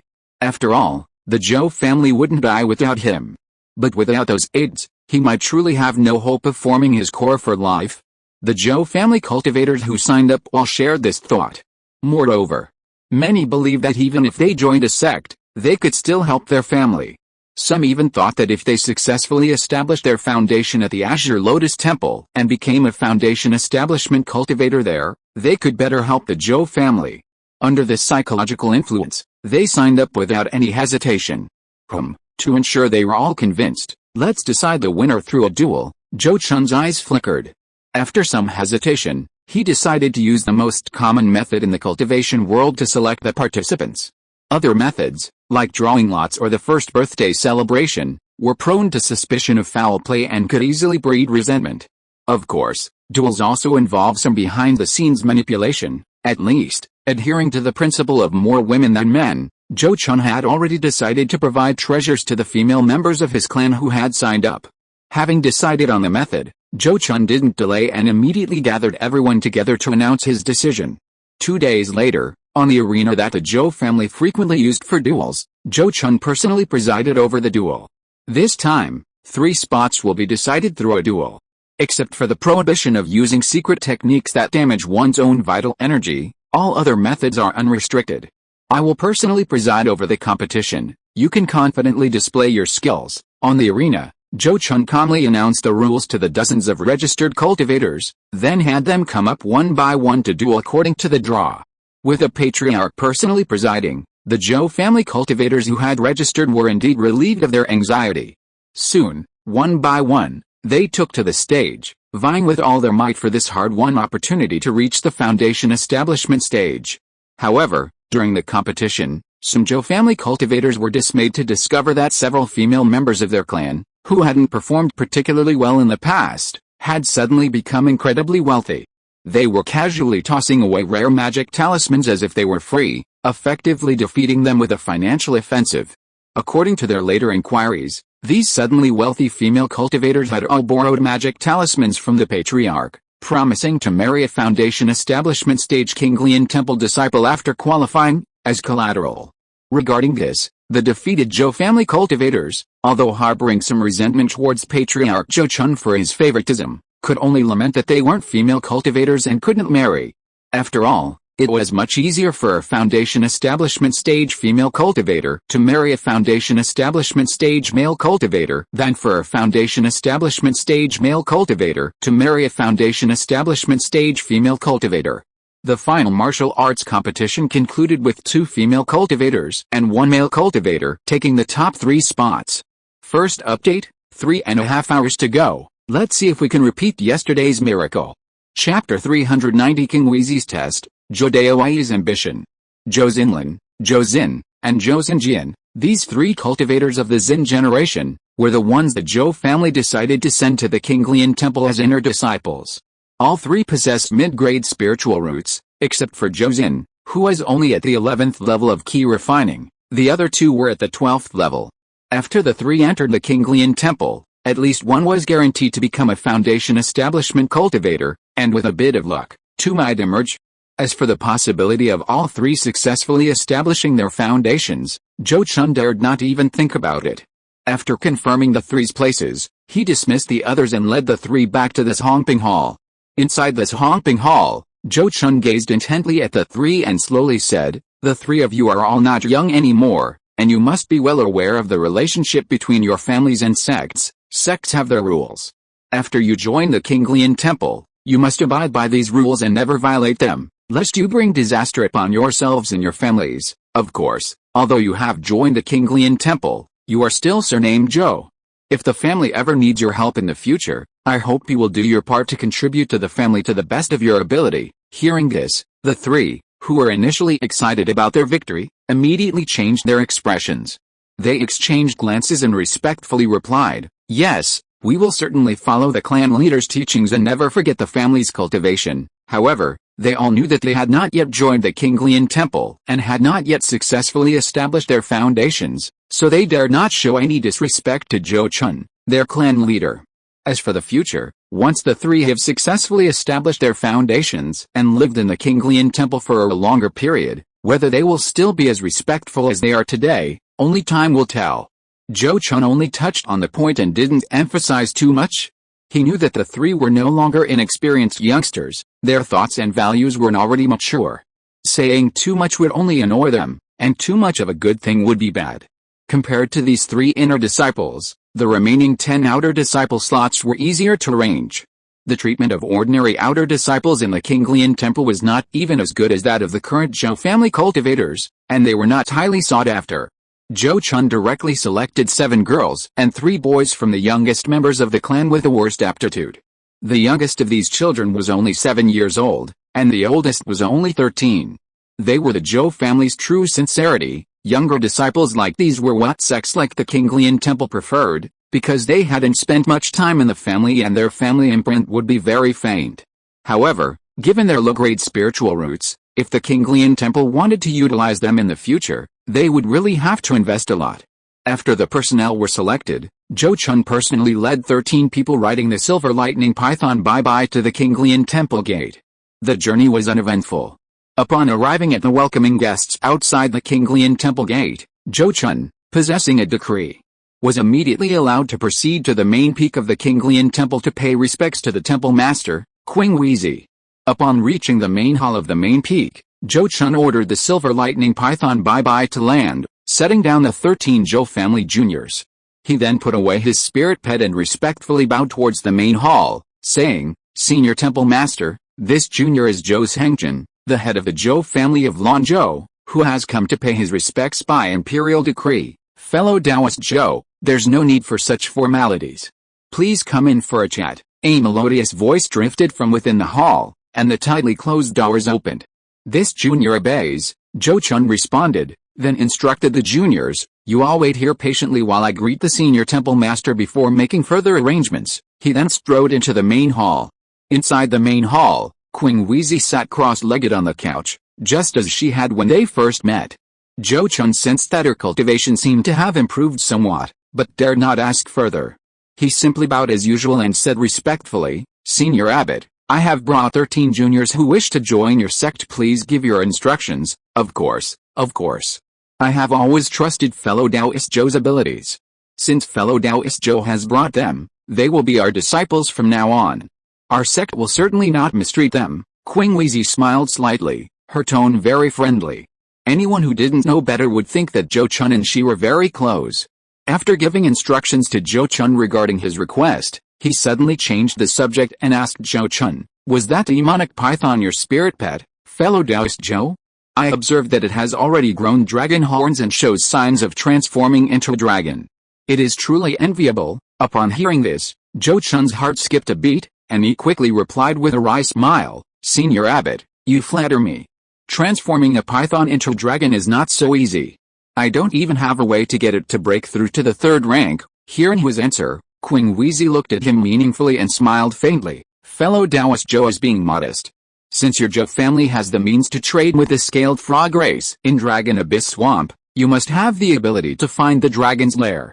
When you find the 1,000-year dragon transformation grass, with the potential of your demonic python, you will definitely have a great chance to transform into a dragon and advance to the 3rd rank." These words revealed Zhou Chun's plan. If Zhou Chun hadn't only told this matter to a few core members of the Zhou family, he would have almost suspected that Qing Huizi had planted a spy among his own people. So much so that when he heard Qing Huizi's words, he was momentarily stunned and paused in surprise.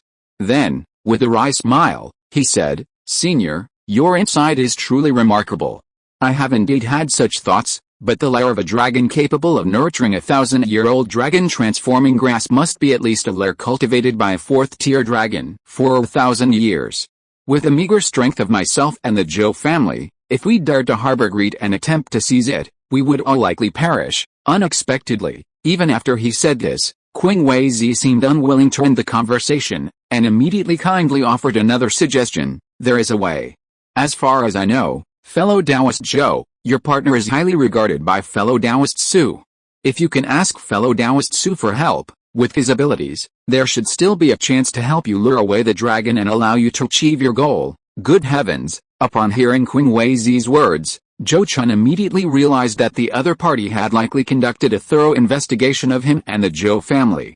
He truly didn't know whether to feel honored or impressed by the other party's caution. But at this moment, he could only continue with a wry smile, saying, "Senior Abbot, you jest. Although Ancestor Su dotes on my Taoist partner Yu Zhen, he is the pillar of the Su family. How could he risk his life for the opportunity of a mere beast?" I have never dared to even consider such a thing. That's true. Cultivators from powerful families like fellow Taoists who sometimes have no choice in their actions. Qing Weizi nodded, seemingly agreeing with Zhou Chun's statement. After a sigh, she didn't dwell on the matter of the silver lightning python transforming into a dragon. This relieved Zhou Chun. He didn't know why Qing Weizi was so concerned about this matter today, but he genuinely didn't want her attention. At this moment, he even deeply regretted using the silver lightning python to carry people for nothing. Why didn't he use the golden-winged tiger or the golden-armored rock turtle instead? That would have prevented this situation from happening. It seems I've had it too easy these past few years, and I've gradually forgotten to be low-key, Zhou Chun secretly reminded himself, resolving to be more discreet in the future and not to ride the silver lightning python for nothing in front of those high-level cultivators again. After finishing the topic of the silver lightning python transforming into a dragon, Qing Weizi stopped pressuring Zhou Chun and immediately waved his hand, producing a gleaming golden talisman. On the pale gold talisman, a lifelike image of a golden alms bowl appeared, imbued with powerful energy.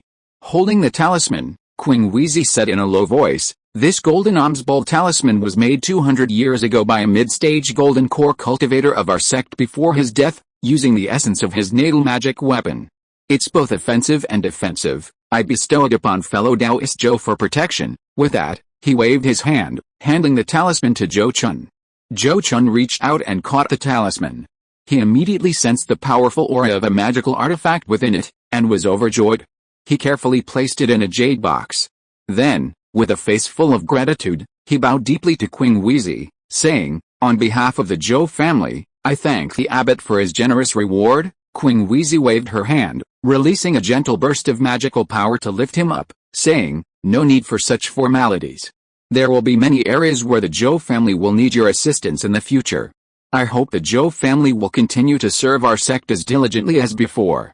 Our sect is never stingy with rewards for those who have rendered meritorious service." Zhou Chun rose smoothly and replied firmly, "Please rest assured, Abbot, my junior and the Zhou family will steadfastly follow the sect and serve it wholeheartedly." "Excellent." Qing Weizi clapped her hands and smiled, very satisfied with Zhou Chun's attitude.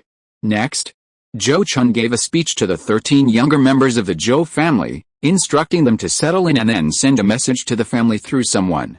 He then returned to the family alone. From this moment on, these 13 were disciples of the Qinglian temple, and the Zhou family had to maintain a proper distance from them. On his way back to the family, Zhou Chun recalled his previous conversation with Qing Weizi, and a sense of unease arose in his heart. His intuition told him that Qing Weizi did not want to see the silver lightning python successfully transform into a dragon. Even if Bai Bai succeeds in transforming into a dragon, he will only be a third-tier dragon. Qing Weizi is a golden core cultivator, and the Qinglian temple is a major sect. Why should they be afraid of a third-tier dragon? Is this Qinglian temple only capable of such tolerance? Zhou Chun was somewhat agitated, his mindset already disrupted by Qing Weizi's attitude. If his intuition was correct, then if Bai Bai successfully transformed into a dragon, it would likely be more of a curse than a blessing for the Zhou family. But Bai Bai's transformation into a dragon had always been his dream, and Bai Bai's own dream as well. He couldn't let his master and servant abandon their dream just because of Qing Weizi's words or his intuition. On the back of the golden-winged tiger, Zhou Chun shook his head vigorously, as if trying to shake off his frustration. He let out a long breath and said, "Phew, whatever, Bai Bai's transformation into a dragon is non-negotiable. We can't let a small setback ruin everything. At worst, after the transformation is successful, we'll just have Bai Bai lie low and not let Qinglian Temple know." At this moment, Zhou Chun couldn't help but recall a famous saying from his previous life, "What the enemy forbids us to do, we must do well." Qing Weizi didn't want to see Bai Bai transform into a dragon, so he was determined to make Bai Bai succeed. Not only did he want Bai Bai to succeed, but he also wanted to cultivate Bai Bai into a fourth-tier dragon. By then, King Xiao Zhenren of Qinglian Temple would have long since passed away. Let's see what Qinglian Temple could do against the Zhou family, who possessed a fourth-tier dragon and a golden core cultivator. Holding his breath, Zhou Chun quickly returned to the Zhou family and told Zhou Mingde and Zhou Daowei about his trip to Qinglian Temple, showing them the golden light bowl talisman. After hearing about Qing Weizi's unusual concern regarding the silver lightning python Bai Bai's transformation into a dragon, and his own thoughts, Zhou Ming immediately expressed his support, saying, "Zhengjin, you're right. We shouldn't let fear prevent us from achieving our goal. Just because Qing Wezi and King Lian Temple are wary of Bai Bai doesn't mean we should tie our own hands and prevent him from transforming into dragon. As long as Bai Bai successfully transforms, our Zhou family will have 2 third-tier dragons. With these 2 dragons, we can find a place to stay anywhere. Why should we depend on King Lian Temple?" In the Zhou family, Zhou Ming was never a timid person. On the contrary, he was even more adventurous than Zhou Chun and Zhou Daoai. He was willing to take risks to improve the Zhou family's strength. It was his insistence that Lin Hongyu be kept. Zhou Chun understood this, which is why he spoke so frankly. Zhou Daoai naturally supported his idea. He directly added, "King Lian Temple is also declining. Once King Xiao Zhenren leaves, if they don't produce a new nascent soul cultivator, they'll be forced to cower in Lion's Hao. Let's be patient for now and see how their struggle with Xinjing Sect goes. If things get really bad, we can have Hongyu change her identity and form a new alliance with the Lianyu families. With the Su family patriarch as an ally, we might just be able to take over Lanzhou and challenge them." Hearing these 2 elders' bold words, Zhou Chun felt a little ashamed. Compared to them, he felt his courage was lacking. It seemed that even as the youngest, he was more timid and fearful. He was momentarily inspired by the 2 elders' bold words, and excitedly said, "Thank you both for your support, Supreme Elders. On behalf of this junior, I thank you both in advance." He then bowed deeply to them. Next, to appease the Zhou family members who were agitated over the quota for inner disciples of the Azure Lotus Temple, Zhou Chun added 2 more foundation establishment fruits to the treasure vault's exchange list, letting them know that even staying within the family, they still had a chance to obtain foundation establishment spiritual objects. Half a year later, news of Lin Hongyu's successful completion of seclusion reached back from the wilderness. Upon hearing the news, several Purple Mansion cultivators from the Zhou family went to the wilderness, eager to witness firsthand the power of a golden core cultivator's natal magic weapon. Second update delivered, going to take a bath. Chapter 391 Magic Weapon. At the Kiu Mountain Stronghold, Zhou Ming, Zhou Daoai, and Zhou Chun, 3 cultivators at the Purple Mansion stage from the Zhou family, gathered together with Zhou Daoquan, who was already stationed there. The 4 were invited into Lin Hongyu's cave dwelling.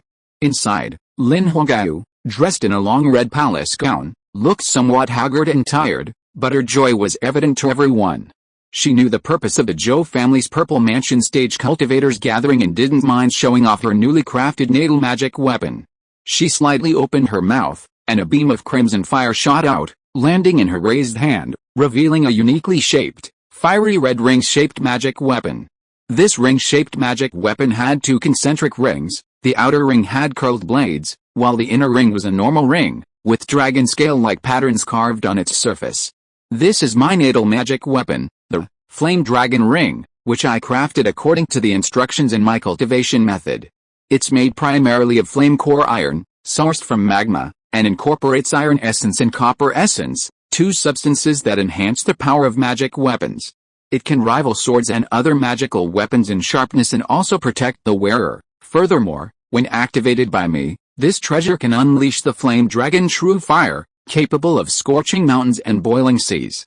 Even ordinary golden core cultivators would suffer significant injuries from being exposed to this fire," Lin Hongyu proudly declared. "With this treasure in hand, I have the confidence to fight even a dragon of the same level." She was truly fortunate. During the crafting of her natal magic weapon, she was able to incorporate precious spiritual substances like iron essence and copper essence to enhance its power.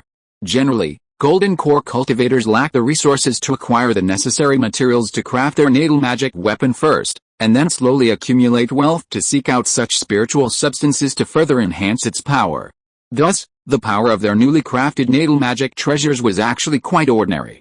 Hearing her words, Zhou Ming didn't hold back at all, directly asking, "Fellow Taoist Lin, could you allow us to witness the power of this treasure?" "Of course, let's find a place outside to test it out." Lin Hongyu smiled lightly, immediately putting away the magic treasure and leading several Zhou family Purple Mansion cultivators away from the Kiu Mountain stronghold. After flying hundreds of miles from the stronghold, the group arrived at a mountain range.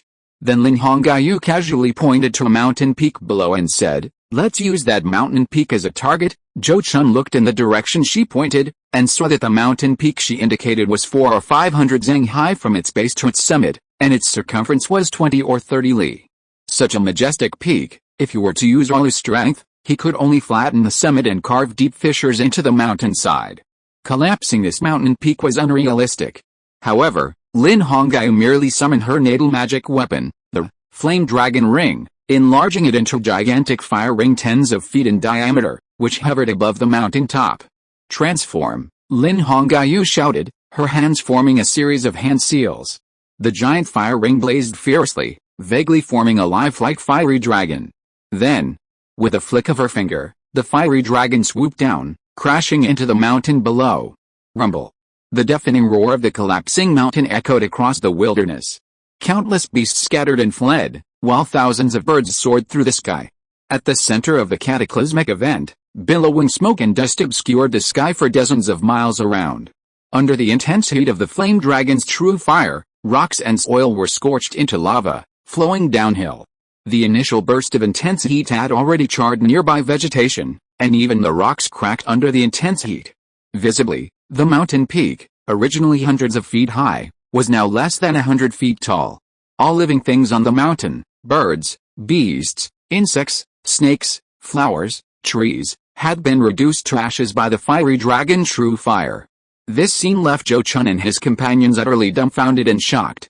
They weren't without experience, they had witnessed battles between Golden Core cultivators during the southern expedition. However, because the power of Golden Core cultivators cancel each other out during battles, and because the battlefields were mostly tens of thousands of feet in the sky, the visual impact was far less shocking than Lin Hongyu's destruction of the mountain with a single strike. Seeing their astonished expressions, Lin Hongyu smiled faintly, unsurprised. The further one progresses on the path of cultivation, the greater the difference in strength between each major realm becomes. And this turning point is at the Golden Core stage. Because only Golden Core stage cultivators can wield magic weapons, and the power of a magic weapon in the hands of a Golden Core stage cultivator is more than 10 times stronger than that of a third-tier magic weapon wielded by a Purple Mansion stage cultivator. A Golden Core stage cultivator with a magic weapon in hand can easily slaughter a Purple Mansion stage cultivator. This is a qualitative difference. Of course, magic weapons also vary in power.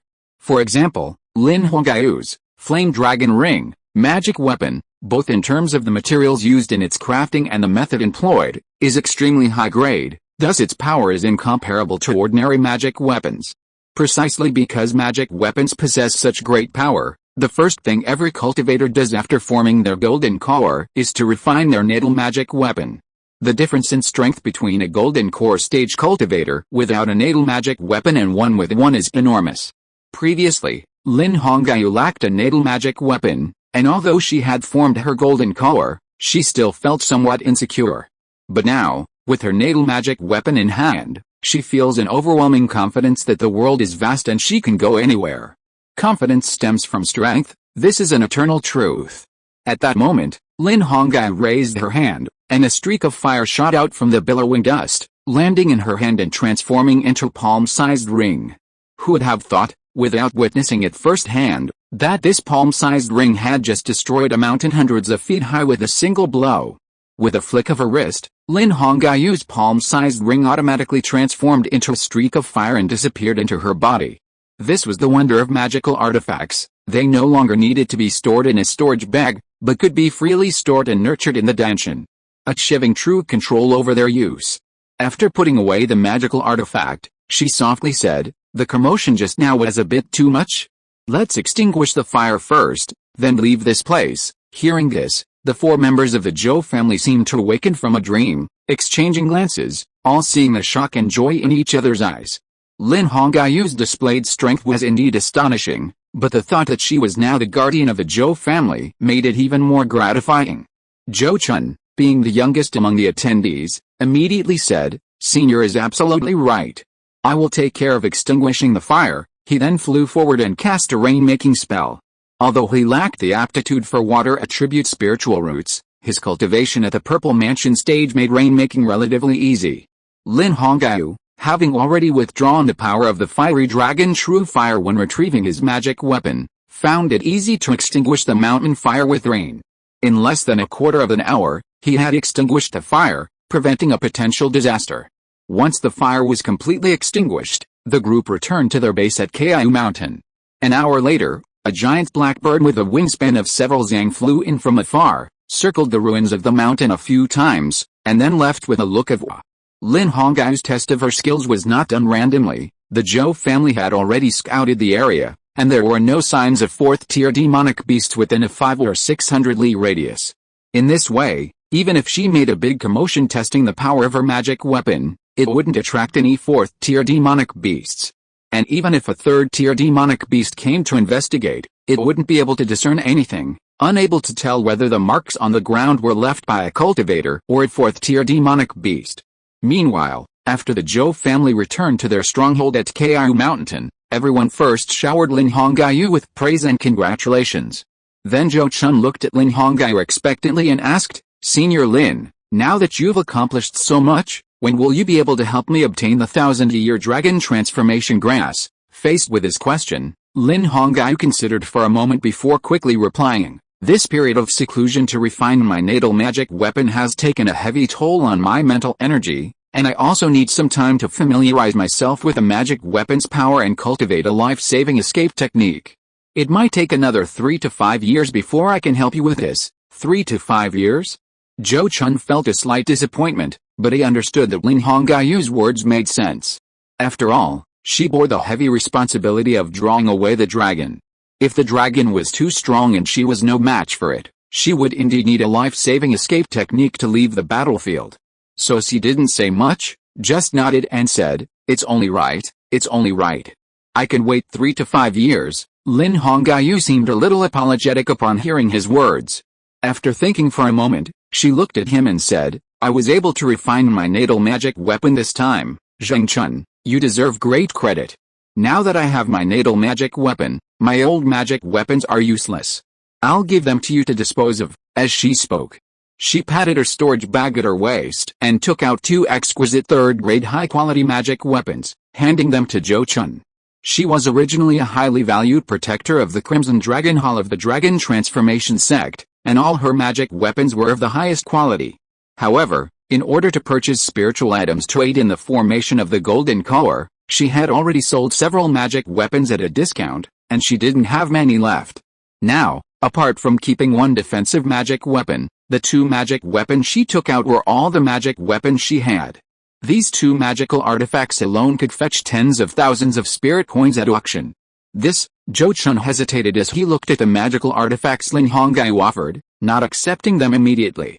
His original plan was to exchange information about the cold jade mine for Lin Hongaiu's help in obtaining the 1,000-year dragon transformation grass. That would already be enough.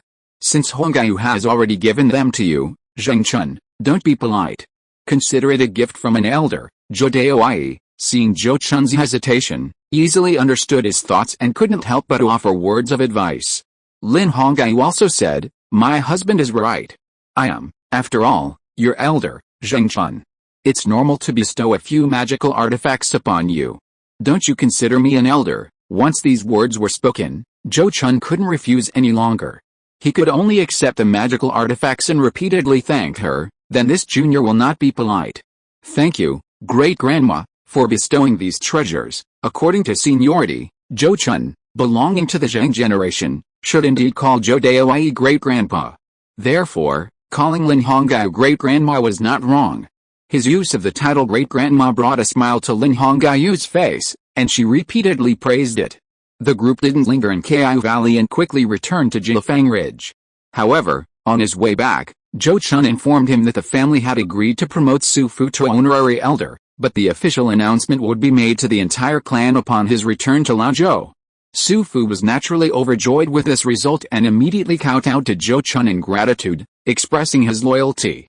Meanwhile, back in his family home, Zhou Chun examined the 2 magical artifacts Lin Hongaiu had bestowed upon him. He was very familiar with one of them. It was the Crimson Decapitation Sword Lin Hongaiu had used when he first saw her. This artifact was extremely sharp. Lin Hongaiu had even used it to sever the body of a green dragon with a single strike. Moreover, this artifact was custom-made for cultivators of the Dragon Transformation Sect, making it ideal for use as a close combat weapon. After unleashing the Dragon Transformation secret technique, Zhou Chun could refine it to enhance his combat power after using the Dragon Transformation secret technique. As for the other magical artifact bestowed by Lin Hongyu, it was a dragon-scaled token, crafted from the scales of a 4th-tier Crimson Fire Flood Dragon, capable of unleashing dragon fire to attack enemies. Although the dragon fire unleashed by this token couldn't match the power of a true 4th-tier Crimson Fire Flood Dragon's demonic fire, it was still extremely lethal to Purple Mansion stage cultivators. This was because its power stemmed from the dragon fire inherent in the artifact itself. Despite being a fire attribute artifact, Zhou Chun could unleash its full power, making it a very good artifact. With these two artifacts as supplements, Zhou Chun's shortcomings in magical artifacts were almost completely addressed. Not long after, Zhou Chun's opportunity to demonstrate his skills arose. On this day, the Qinglian Temple finally launched an operation against the various cultivation families within Lingzhou who had chosen to remain hidden. A decree from the Qinglian Temple was directly sent to the Zhou family, ordering them to send 2 Purple Mansion stage cultivators and 3 Foundation Establishment stage cultivators to Lingzhou to participate in the suppression of rebellious cultivation families. Indeed, this time the Qinglian Temple still didn't directly attack the Heavenly Mirror Sect's main gate or branches, but only eliminated the cultivation families under the Heavenly Mirror Sect's control. It seemed they intended to force the Heavenly Mirror Sect to intervene directly. Naturally, this time it was still the Zhou family and other cultivation families that took action, only this time they were more organized than before. After receiving the decree, the Zhou family's higher-ups discussed it briefly and then sent Zhou Ming and Zhou Chun with Zhou Jiapen, Zhou Zhenggang, and Zhou Xinti, 3 Foundation Establishment stage cultivators, to the Lingzhou border to assemble. Coincidentally, when the 5 Zhou family members arrived at a place notified by the Qinglian Temple, they discovered that many of the cultivators gathered there were familiar faces. The Foundation Establishment cultivators from the Wang family of Red Medicine Valley, the He family of Green Bamboo Mountain, and the Sun family of Golden Maple Ridge were all assigned to the same group as the Zhou family. Among the other Foundation Establishment cultivators who arrived, Zhou Chun also noticed many families with close ties to the Zhou family. Clearly, this was an intentional arrangement by the Azure Lotus Temple. And the leader of their group was none other than the Zhou family. Only one chapter today. If you are listening to this novel on a channel other than Fanfic World, it means it was downloaded and re-uploaded without effort. We warmly invite you to visit our channel, Fanfic World. There you will find the original version of this story and many other novels of various genres. We look forward to seeing you dive into a world of incredible novels. Chapter 392 to Yunling. Junior pays respects to Senior Zhou. With the leadership of the 2 seniors of the Zhou family, we are certain to achieve a great victory in this campaign against the rebels. With Senior Zhou here, this battle is without worry. The strength of the 2 seniors of the Zhou family is evident to all. We are all willing to follow behind them to fight the enemy. At the Xiaoxian Mountain stronghold near the border of Lingzhou and Lanzhou, the arrival of the 5 members of the Zhou family immediately drew a warm welcome and praise from the cultivators of various immortal families recruited by the Qinglian Temple. This sight of such a scene for the first time greatly excited Zhou Xinti, a young man. Zhou Chun had brought him along with the intention of training him. Unexpectedly, he witnessed such a scene first. Upon reflection, this scene was not surprising at all. After all, the current strength of the Zhou family was evident to all, and the previous achievements in conquering the Zhang family and annihilating their clan were even more shocking. Countless immortal families of Jing Kingdom were terrified upon hearing this news. It could be said that the Zhou family's current prestige was entirely earned through hard work. Faced with the flattery and praise of numerous cultivators, Zhou Ming did not become complacent. Instead, he responded politely, "Fellow Daoists, you are too kind. We, Zhou and our group, are here under the orders of our sect. We are only willing to act in accordance with the sect's decree, and we cannot accept such praise from you." The Zhou family was no longer what it used to be. While its strength had increased, it had also attracted the ire of the Qinglian Temple. Therefore, it no longer needed to make a name for itself through high-profile actions. While accepting flattery and leading various family cultivators would certainly be impressive, it could also incur the Qinglian Temple's displeasure, leading them to suspect the Zhou family of forming cliques and harboring ulterior motives. Zhou Ming was not about to take that risk. After exchanging pleasantries, Zhou Ming led Zhou Chun and the others deeper into the stronghold, finding the Qinglian Temple's representative stationed there. This representative was not particularly powerful, only at the mid-stage of the Purple Mansion realm. After exchanging pleasantries with Zhou Ming and Zhou Chun, he conveyed further instructions from the Qinglian Temple. The Temple Master personally ordered that the two of you from the Zhou family lead a team to Lingzhou to annihilate the rebellious Guo family of Tuanling. Annihilate the Guo family of Tuanling? Zhou Ming and Zhou Chun were slightly taken aback, then exchanged a glance and smiled. The Guo family of Tuanling was a Purple Mansion family that had come to the aid of the Jiang family when the Zhou family slaughtered them last time.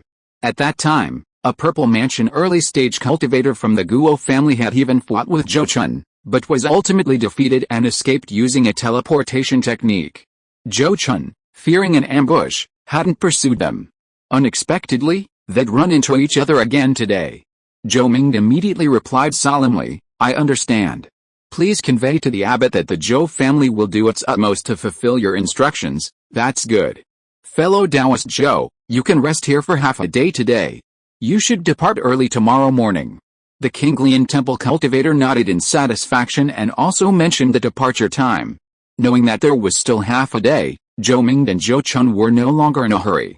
The two first went outside to communicate with the cultivators of other families and count their numbers.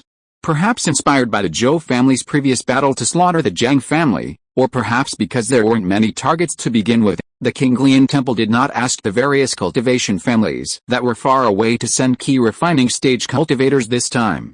Instead, they asked each cultivation family to send a certain number of Foundation Establishment and Purple Mansion stage cultivators based on their situation.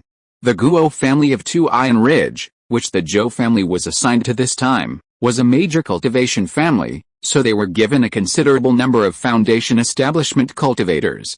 In addition to the 3 Foundation Establishment cultivators that the Zhou family brought themselves, there were 10 other Foundation Establishment stage cultivators available for them to command. In this way, their lineup was not much weaker than when they attacked the Jiang family. According to intelligence, the protective array of the Guo family in Tuanling was far less powerful than the Guo family's array, and the family now only had 3 Foundation Establishment cultivators left. Knowing this, Zhou Ming and Zhou Chun had a clear understanding of the situation. Early the next morning, the group set off from their base at Xiaoxian Mountain, directly entering Lingzhou territory and heading straight for the Guo family's mountain gate at Tuanling. Less than half a day later, the group arrived outside the Guo family's mountain gate. The Guo family had previously obeyed the Xianjing Sect's orders to seal off the mountain, so they were somewhat prepared. Seeing the group of cultivators from Lanzhou arrive, their family's protective array immediately activated at full power. A hazy yellow light enveloped the entire Guo family's mountain gate, making it difficult to see inside from the outside. However, the Guo family cultivators inside could see clearly outside without any obstruction. Disaster has struck. I knew it would come to this. On Tuyun Ridge, Guo Tong, the supreme elder of the Guo family, stared at Zhou Ming and Zhou Chun, who were leading the attacking force, his face turning extremely grim. Ever since the failed rescue of the Jiang family, which directly led to a major conflict between the various forces under the Xianjing Sect and the Qinglian Temple, he had a premonition that the Guo family might also suffer. Therefore, after escaping back to the family, he had taken the initiative to recall his clansmen and seal off the mountain. For forces in the cultivation world, choosing to seal off a mountain signifies encountering a great calamity, or as an attempt to avoid one. But now the situation was clear. Even with a choice to seal off the mountain, the Guo family still could not escape this calamity and was still drawn into it. Now, with the threat of annihilation looming before them, Guo Tong, as the supreme elder of the Guo family, was utterly shocked and numb. After Zhou Chun and the others arrived outside Tuyun Ridge, Zhou Ming first ordered his mount, the fire god Jackal, to stop. After a brief moment of consolidation, he roared like thunder. The Guo family of Tuyun Ridge has received the grace of Qinglian Temple for generations, yet now they have betrayed their sect and shown no remorse. Their crimes deserve death. Before his roar subsided, he cupped his hands to the sky and said, "We have come today by the decree of our sect, ordered to exterminate their entire clan. Although the cultivation world is a dog-eat-dog world, everything still requires a just cause. Even when the Zhou family previously slaughtered the Jiang family, it was under the pretext that the Jiang family had killed a Foundation Establishment elder of the Zhou family. This time, in the absence of any enmity or grudge against the Guo family of Tuyun Ridge, they would use the righteous cause of King Lian Temple's campaign against rebellion as a pretext. In this way, although it was they who were carrying out the attack, the general public of the cultivation world would know who truly wanted to destroy the Guo family. This way, the Zhou family and other families would not bear the infamy of indiscriminately killing innocent people. On Tuyun Ridge, upon hearing Zhou Ming utter the words annihilate their entire clan, all the Guo family cultivators paled, many of the lower-level cultivators revealing fear in their eyes. Only a few years had passed since the Zhang family was exterminated by the Zhou family. As a friendly clan to the Zhang family, many Guo family cultivators had visited the Zhang family's former site to pay their respects. Hearing these very cultivators who had slaughtered the Zhang family speak of annihilating the Guo family, how could the Guo family cultivators not change color? Guo Tong, the supreme elder of the Guo family, was no exception. A flash of terror crossed his eyes, but he forcefully suppressed his fear, gritted his teeth, and as if making a decision, suddenly shouted, "Fellow Taoist Zhou, I would like to ask you a question. If my Guo family were to abandon our mountain stronghold now and migrate to another country, could you spare our lives?" As he spoke these words, Guo Tong's heart was bleeding. The reason they initially allied themselves with the Xianjing sect was because their family's headquarters were located in Lingzhou. For the sake of their family's future development, they had no choice but to do so. If they had known this day would come, they would have simply abandoned their headquarters and left Lingzhou, perhaps even receiving another location from the King Lian Temple as a reward. However, there's no going back. Having made their choice, they had to bear the consequences of their mistake. Zhou Ming undoubtedly understood Guo Tong's current state of mind. After all, almost 100 years ago, the Zhou family had also been forced to flee their homeland and go to another country due to choosing the wrong side in a war between major powers. Unfortunately, the Guo family was not the Zhou family, their strength was inferior, and their escape was too late.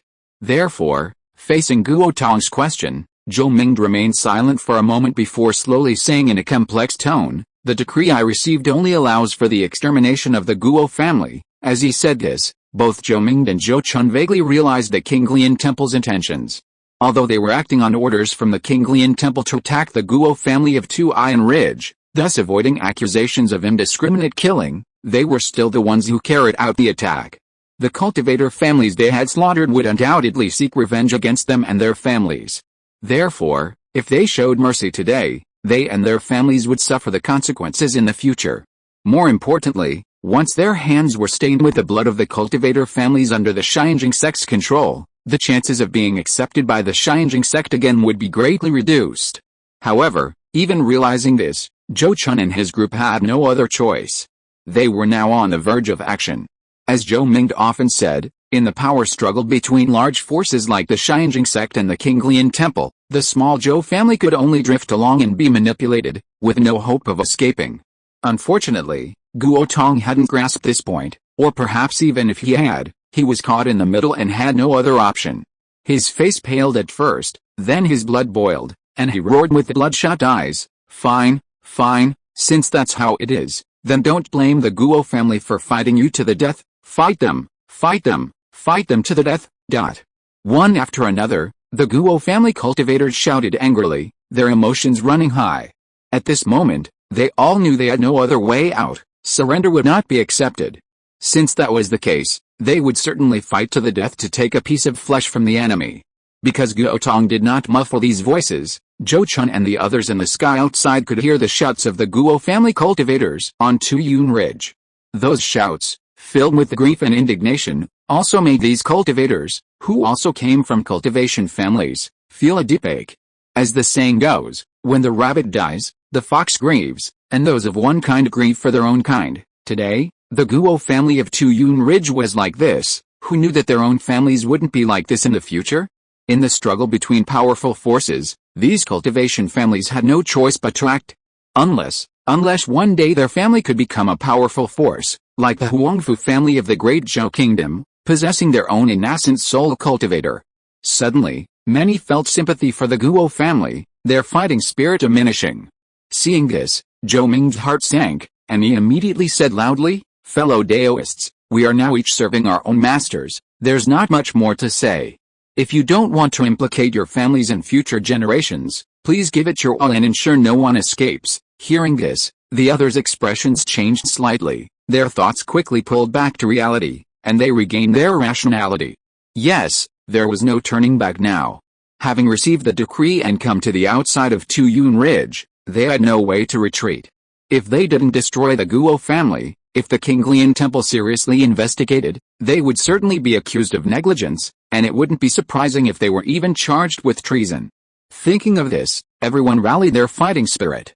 "Then let's attack." Seeing that morale was high, Zhou Mingde waved his hand and gave the order to attack. Everyone then unleashed their unique abilities, launching attacks on the Guo family's protective array. Zhou Chun, just as he had done when attacking the Zhang family, summoned his 3 spirit pets, the silver lightning python, the golden armored rock turtle, and the golden winged tiger, and ordered them to freely attack the array. He himself tossed his golden rainbow sword, unleashing golden sword energy at the misty array's protective barrier. Attacking a protective array requires patience and endurance. Unless you can break it quickly, you're out of luck. Although the Guo family of Tuyun Ridge couldn't compare to the Zhang family, their Mountain Gate's protective array was still set up by a skilled array master, capable of withstanding the continuous onslaught of several Purple Mansion stage cultivators. On Zhou Chun's side, even the fire god Jackal only had 3 Purple Mansion level warriors, while the defending side still had Guo Tong, a Purple Mansion cultivator. Therefore, they had no chance of breaking through the Guo family's protective formation in a short time, and could only continue attacking to deplete its power. Fortunately, they weren't in a rush this time. 1 day, 3 days, or even 10 days would suffice. The main purpose of Qinglian Temple's actions this time was not to annihilate the Guo family and other clans, but to force Xianjing Sect to participate in the war. That way, they could openly send people to fight. While the Guo family of Tuyun Ridge was besieged, several other major cultivation clans in Lingzhou were also surrounded at their mountain gates, and various distress signals flew like scraps of paper to Xianjing Sect's mountain gate. Yu Jinghua, the vice-sect leader of Xianjing Sect, was at his wit's end after receiving these distress signals. He had initially thought that Qinglian Temple wouldn't dare to go too far. After all, true person Xianjing had revealed certain things to him when he tried to recruit him. But now, the current situation made him feel like he had been deceived. Perhaps there's another possibility. He never cared about the lives of these families from the beginning. Maybe he even wanted to use the Qinglian Temple's sword to clear out these weeds, so he could cultivate new seedlings truly loyal to him in the future. A bold guess suddenly popped into Yu Jinghua's mind, and then he froze. First update. Chapter 393 Speculation, Massacre. Inside the Heavenly Mirror Sect's mountain gate, Yu Jinghua suddenly felt a chill rise from the depths of his heart. If things were truly as he suspected, was he, the vice-sect leader, also a pawn to be discarded at any time?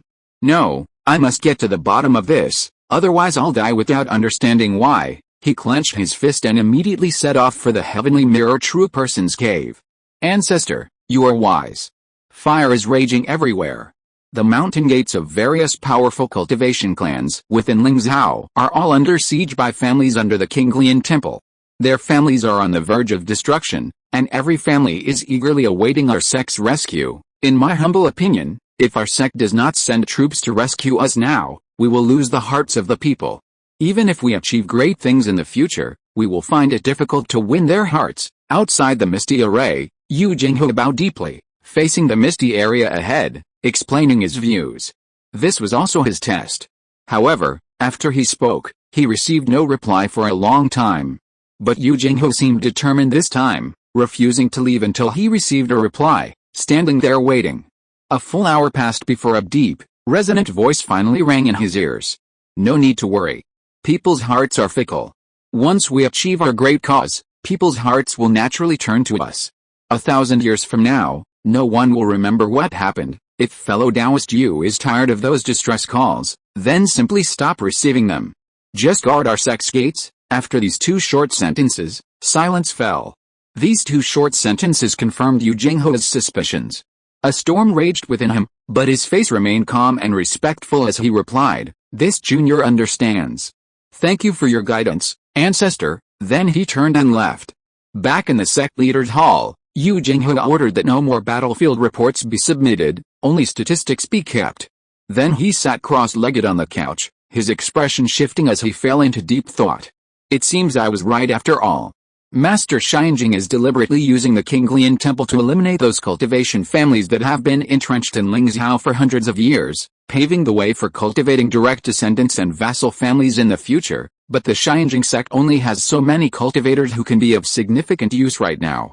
It's impossible for them all to be released to branch out and establish families, and even if they were to establish families and take over those blessed mountains and lands, they simply wouldn't have enough manpower to maintain the operation of the families in a short time, or perhaps, those blessed mountains and lands weren't actually prepared for the disciples of the Shinjing sect. Thinking of this, Yu Jinghu's eyes suddenly widened, as if he had thought of something extremely surprising. His eyes widened and his mouth gaped open. Could it be that Master Shinjing has another force hidden outside of Lingzhou? He exclaimed inwardly, his expression changing drastically. If that were the case, his previous speculations would have a suitable reason. Since there were loyal people hidden elsewhere, then these opportunistic families in Lingzhou certainly wouldn't care about their lives. It would be perfect to use the Qinglian Temple's forces to eliminate them, making it easier for his own loyalists to infiltrate. Furthermore, when retaliating against the Qinglian Temple later, these slaughtered families could be used as a pretext for attacking it, a win-win situation. If there really is another force hidden, are there any golden core cultivators among them? A thought suddenly popped into Yu Jinghu's mind, making him uneasy. Previously, relying on being the only golden core cultivator in the Shinjing sect, Yu Jinghu had remained composed even when facing the Shinjing true person, unlike ordinary golden core cultivators who showed extreme awe and obsequiousness towards nascent soul true persons. But if he wasn't the only golden core cultivator in the Shinjing sect, then his previous behavior might have been somewhat ungrateful. Moreover, if the Shinjing true person had even closer golden core cultivator subordinates, then he, as the deputy sect leader, was probably just a target deliberately placed there to attract attention. Once the situation was settled, it would likely be time for him to step down. It seems I also need to find another way out for myself. Yu Jinghu's eyes gleamed, unwilling to sit and wait for that day to arrive. Tu Yunling. It was the morning of the third day that Tu Yunling had been besieged. After more than 2 days of attack, the protective array of the Guo family in Tu Yunling was already on the verge of collapse, and anyone could see that it could not hold out for much longer. Zhou Chun and the others, who had been attacking continuously for more than 2 days, were also a little tired. After all, people are not machines. Even if they could take rejuvenation pills to restore their mana and take turns to rest to relax their bodies and minds, it was inevitable that they would feel tired after continuously attacking the protective array. However, they were all accomplished cultivators, so this fatigue was nothing and had a negligible impact on their combat power. 2 days have passed and no one has come to rescue us. It seems that the Shinjing sect is determined not to care about the lives of these vassal families. In the sky, Zhou Ming calmly stated his judgment while attacking the Guo family's protective array. He did not use divine sense to transmit his thoughts, but spoke directly. Therefore, the Guo family cultivators on Tu Yun Ridge could all hear it. On Tu Yun Ridge, Guo Tong and the other Guo family cultivators, upon hearing his words, all showed expressions of resentment and despair. Their initial fierce resistance stemmed not only from their anger at the Qinglian Temple's order to exterminate them, but also from a lingering hope that the Shinjing sect would send reinforcements to support the Guo family. However, 2 days had passed. If the Shinjing sect truly intended to help, they should have arrived long ago. I only regret that I was blind back then, misjudging that old thief Shinjing. I am truly ashamed before my clansmen, ashamed before my ancestors. 2 lines of bloody tears welled up in Guo Tong's eyes, tears of regret. Upon seeing this, an elder of the Guo family cried out, tears streaming down his face, Grand Elder, you are not wrong. The one who is wrong is the Shinjing sect, and it is that old thief Shinjing. He has betrayed the trust of all our families and is not worthy of being called a true person. I truly hope that before true person King Xiao of the Qinglian Temple passes away, he can take that old thief's life with him and let him reap what he sows. Another elder of the Guo family cursed angrily, his words filled with hatred for true person Shinjing. Before this, these lowly foundation establishment cultivators dared not speak ill of nascent soul stage true persons, fearing that their words would be overheard by outsiders and bring disaster upon themselves and their families. But now, seeing that they and their families were about to perish, they could no longer care about anything else and only wanted to curse to their heart's content. Now that things have come to this, it's no use even if we regret it to the core.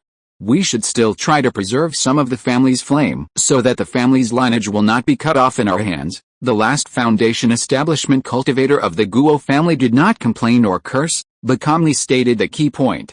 This man was the patriarch of the Guo family, a man of considerable wisdom. Seeing him so calmly considering the family's future even in this situation, Guo Tong felt even more ashamed and remorseful. He couldn't help but sigh. Alice, I regret not listening to Chongsheng's advice back then. If I had listened to you and moved the entire clan to the southern wilderness of Yunzhou to guard the frontier for King Lian Temple, we wouldn't be in this predicament today. Upon hearing this, the Guo family patriarch gave a bitter smile and said, it's useless to say these things now. If you, Grand Elder, are willing to listen to my advice one more time, perhaps my Guo family can still preserve some of its lineage. Of course, Chongsheng, please give me any suggestions you may have. As long as it can preserve the lineage of my Guo family, I would gladly give you my head. Guo Tong used his magic to dry the blood and tears from the corners of his eyes and solemnly replied. Then, the Guo family patriarch's lips moved slightly, and he transmitted his suggestions to him telepathically. Not long after, the protective array of the Guo family at Tuyun Ridge suddenly changed. The precarious, hazy yellow light barrier became transparent, allowing those outside to see what was inside. The situation on Tuyun Ridge was quite remarkable.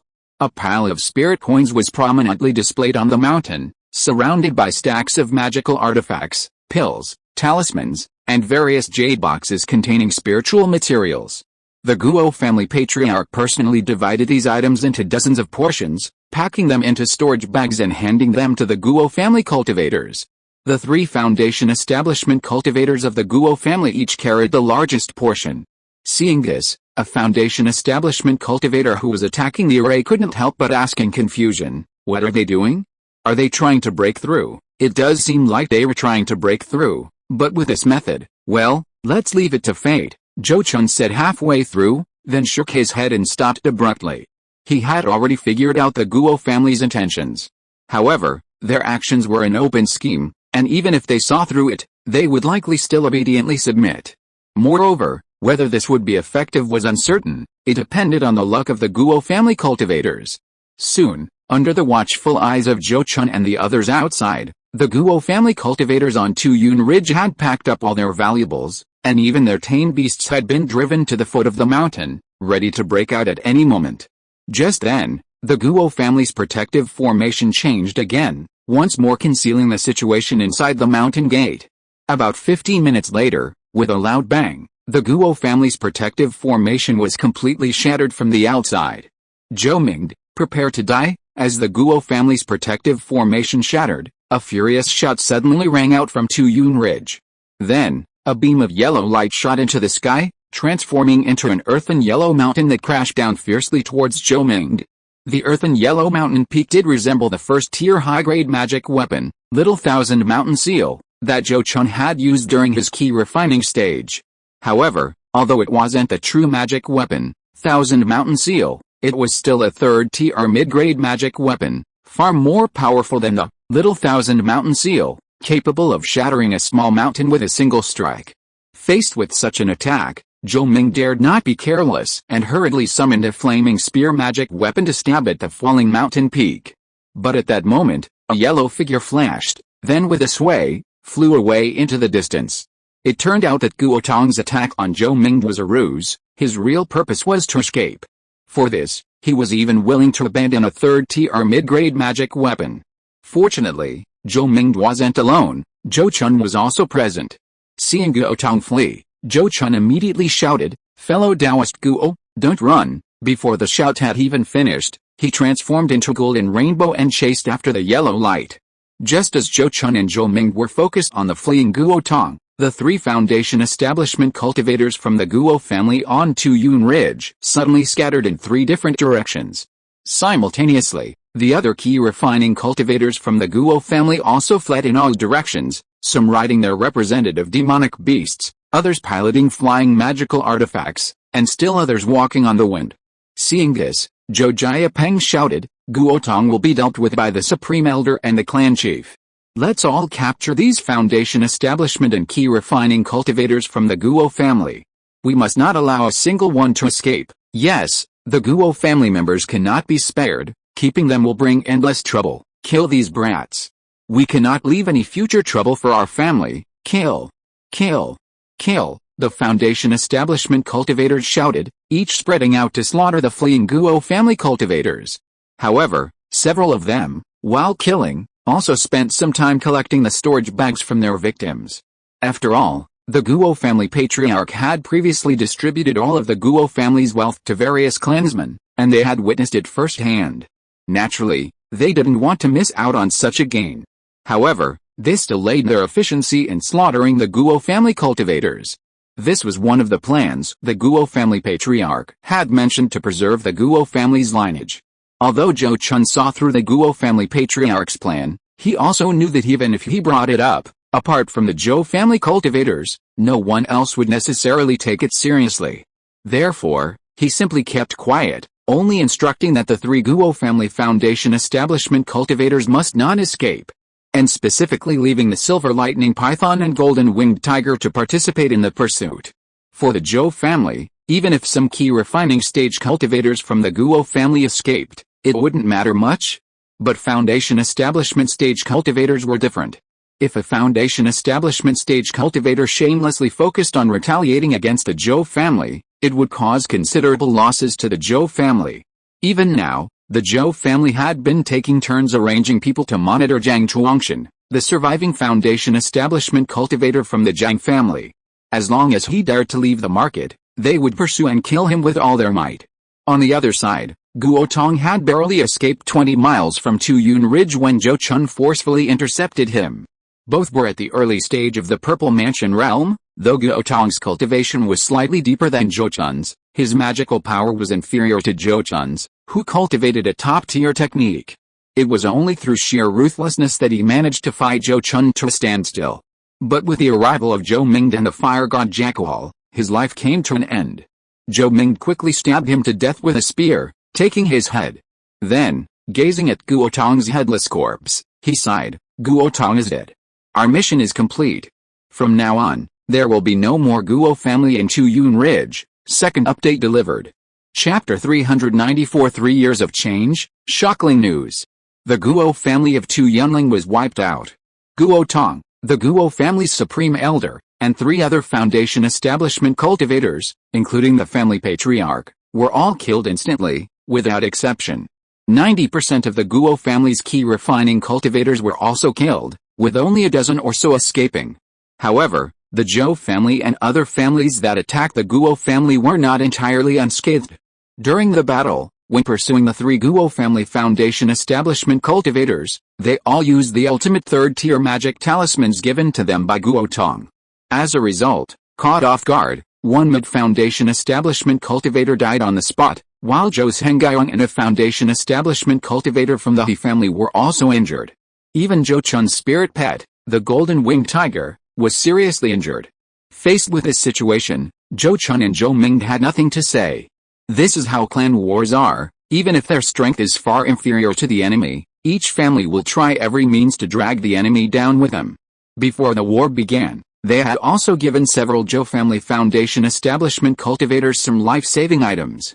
After comforting the injured Zhou Zhengyang and his companion, Zhou Mingde ordered the battlefield cleaned up, preparing to return and report.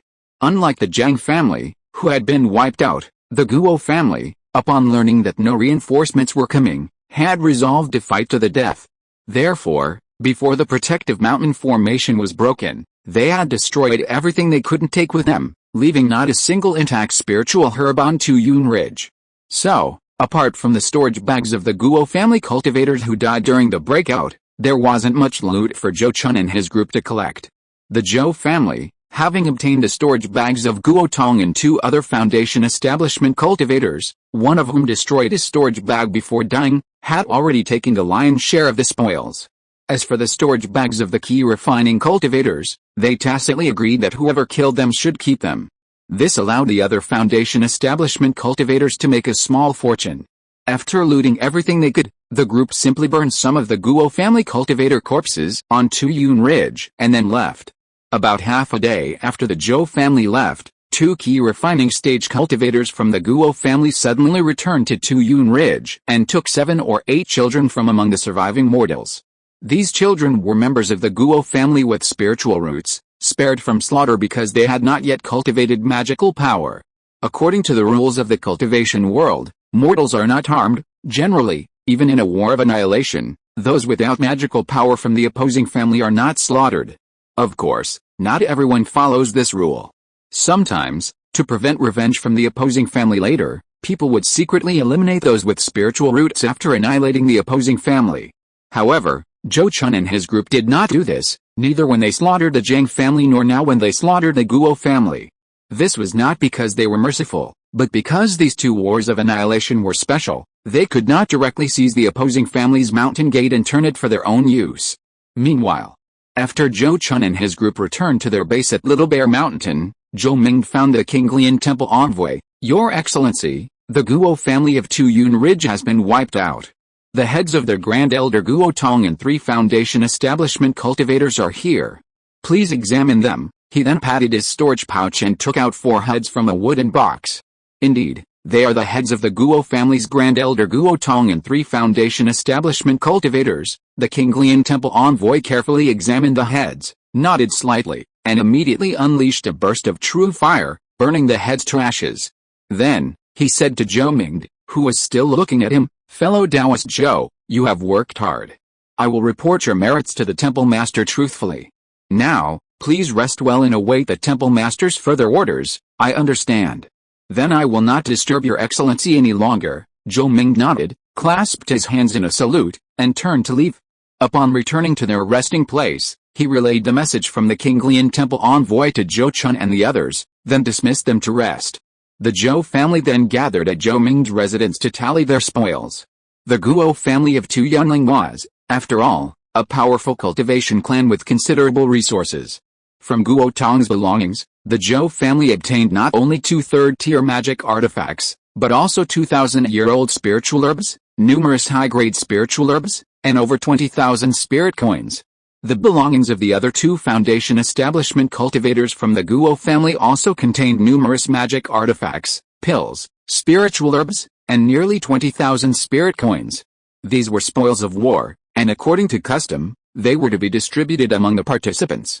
Zhou Ming decided to divide the 2 third-tier magic artifacts and the 2,000-year-old spiritual herbs equally between himself and Zhou Chun, and then each would take 15,000 spirit coins and some high-grade spiritual herbs. The remaining items were divided among the 3 Foundation establishment cultivators.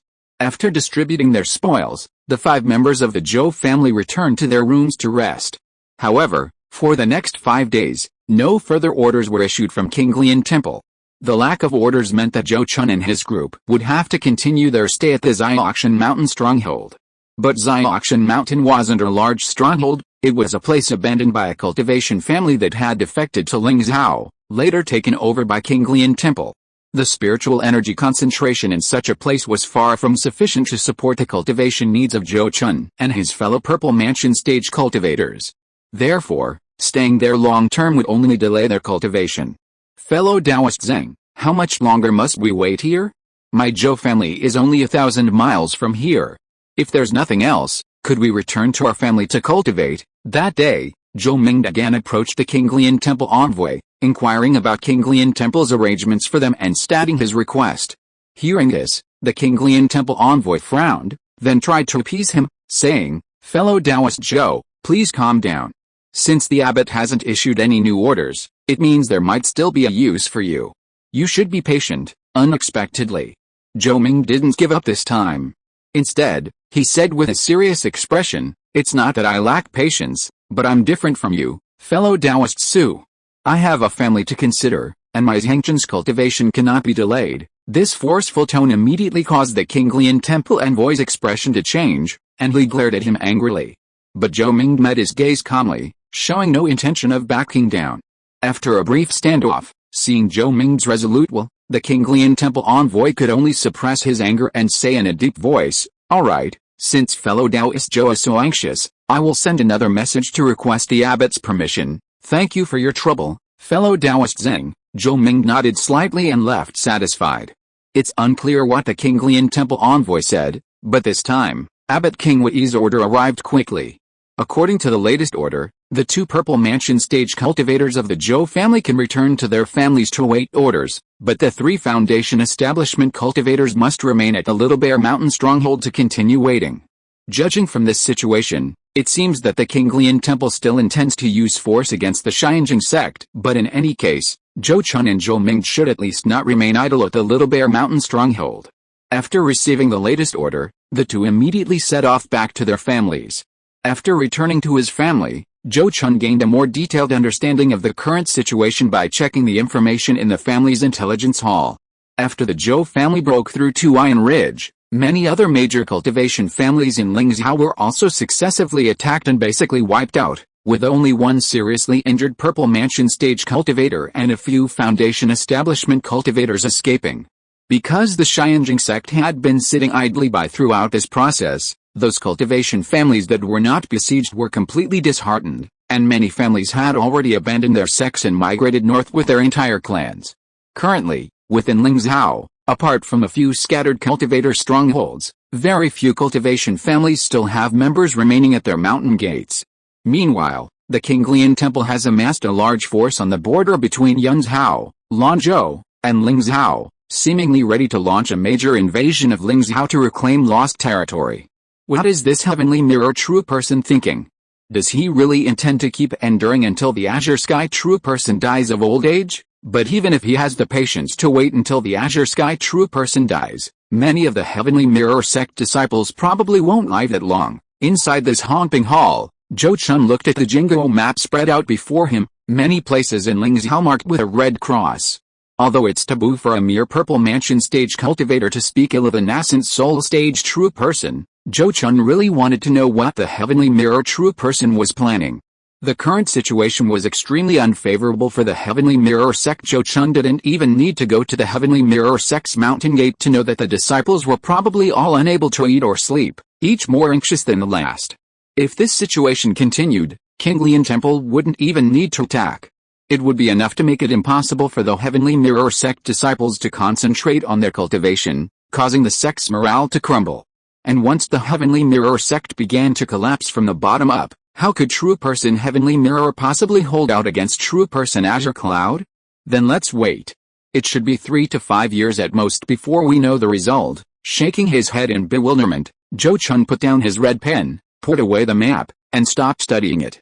Now it was basically certain that unless a full-scale attack was launched against the Heavenly Mirror sect, there was no need for them, Purple Mansion stage cultivators, to go to the battlefield. He could now focus on his cultivation and wait for the situation to change. Things seemed to be developing as Zhou Chun had predicted. In the next 2 years, Kinglian Temple, through various overt and covert means, almost completely wiped out the cultivation world of Lingzhou. Not only were all the cultivation family's original belonging to the Heavenly Mirror sect either dead or gone, but even the strongholds of rogue cultivators were mostly empty. After all, rogue cultivators and cultivation families had a mutually beneficial relationship of coexistence. Now that the cultivation families were no longer buying the spiritual items from the rogue cultivators to refine pills and talismans for them, it was difficult for them to stay in Lingzhou. Thus, the once bustling cultivation world of Lingzhou was now eerily quiet. Zhou Chun even heard rumors that some low-level cultivators from the Heavenly Mirror sect had begun to flee. If this was true, then what he had predicted and expected would probably soon happen. In the past 2 years, all 3 members of the Zhou family who were sent to the Azure Lotus Temple had attempted to break through to the Foundation establishment stage. The result was similar to his guess: 2 succeeded, and 1 failed. Zhou Xinjin and Zhou Xin succeeded, while Zhou Xinlin failed. After learning the news, Zhou Chun sent 1,000 spirit coins to the 2 who succeeded as a congratulatory gift. As for Zhou Xinlin, who failed, what would become of her in the future was up to her. In addition, the Zhou family also received several pieces of good news. First, following the Wind Shadow Dragon Serpent, a second type of dragon-descended demonic beast, mutated under the influence of the Azure Dragon's aura, has appeared. This demonic beast is a horned lizard that Zhou Chun brought back from the Great Zhou Kingdom and hatched. After mutation, it became a unicorn dragon lizard that wields wind magic, instantly transforming from a mere mount into primary battle pet.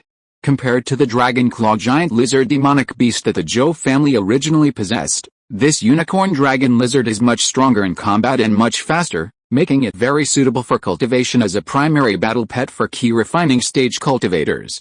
The second piece of good news also came from the Zhou family's beast garden.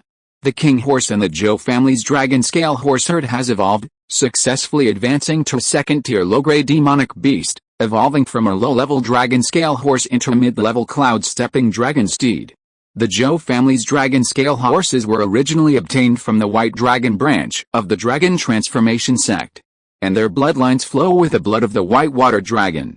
The intermediate-level demonic beast, the cloud-stepping dragon steed, doesn't differ much in appearance from the dragon scale horse, except its dragon scales are harder and it has dragon whiskers growing under its chin.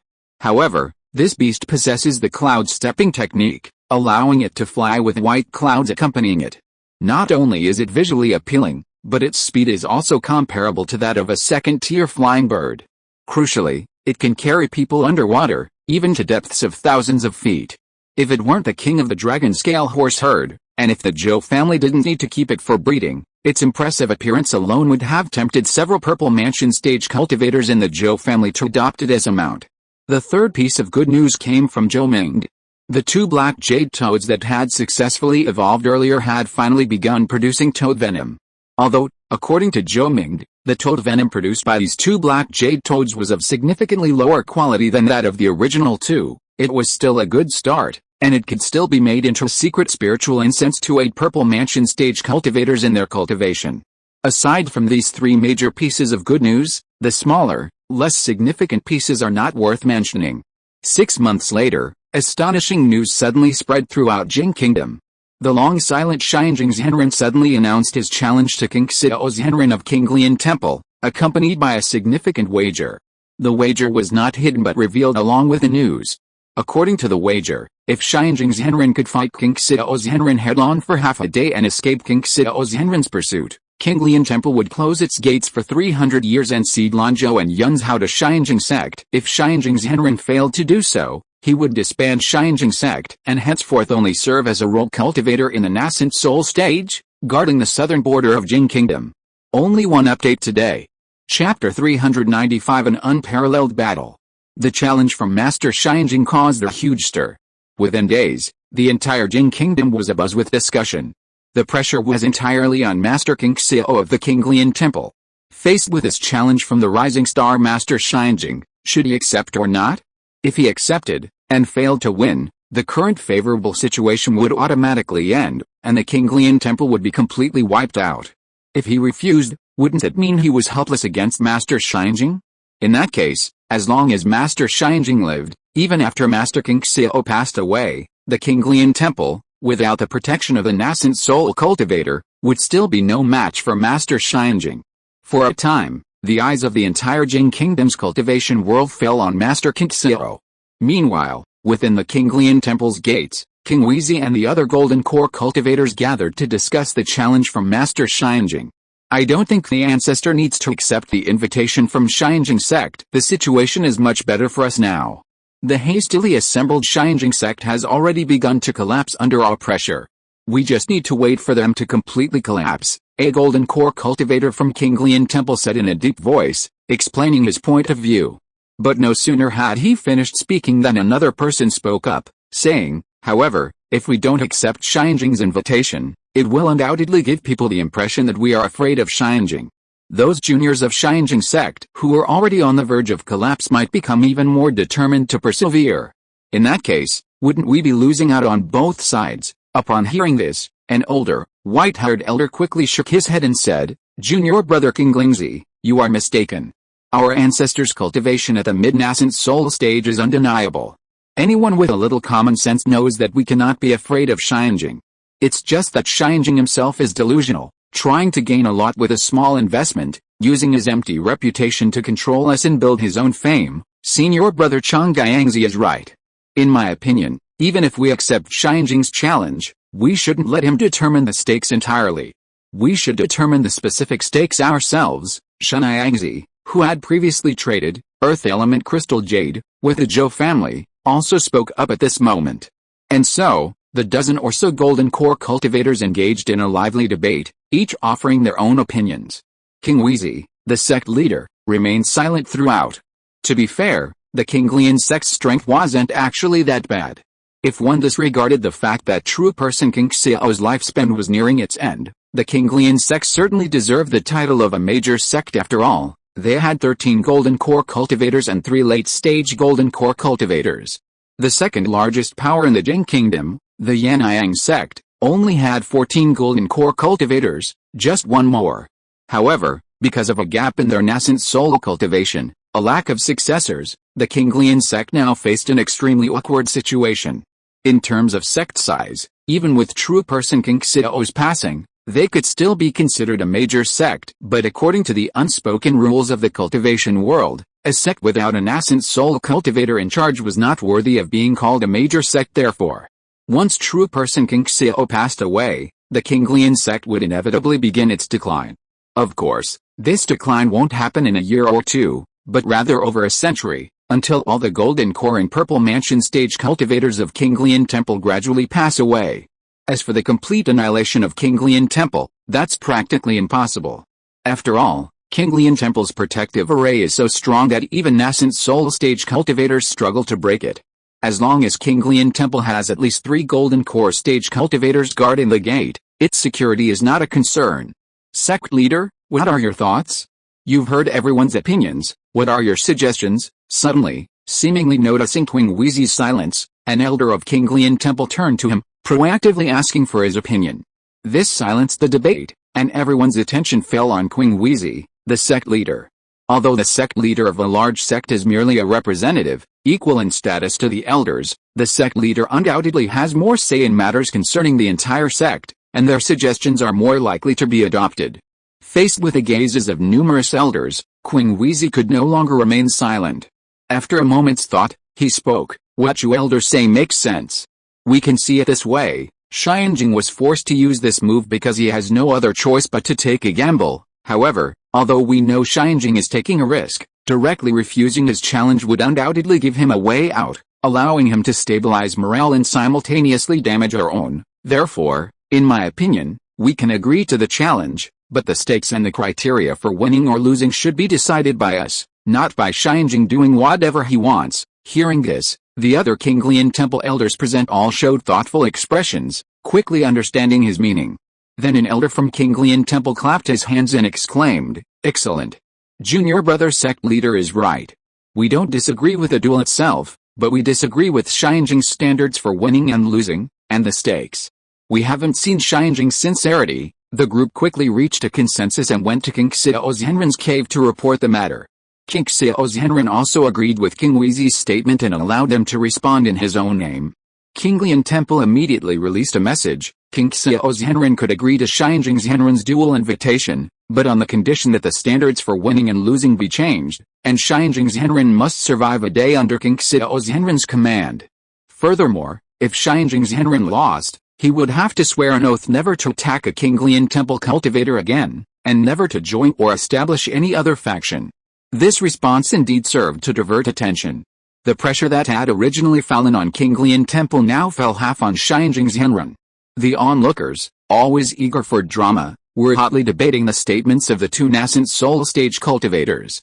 Some people felt that Kinglian Temple was not confident of winning, so they deliberately used a strategy of retreat, intentionally changing the betting odds and the rules of winning and losing to avoid a fight.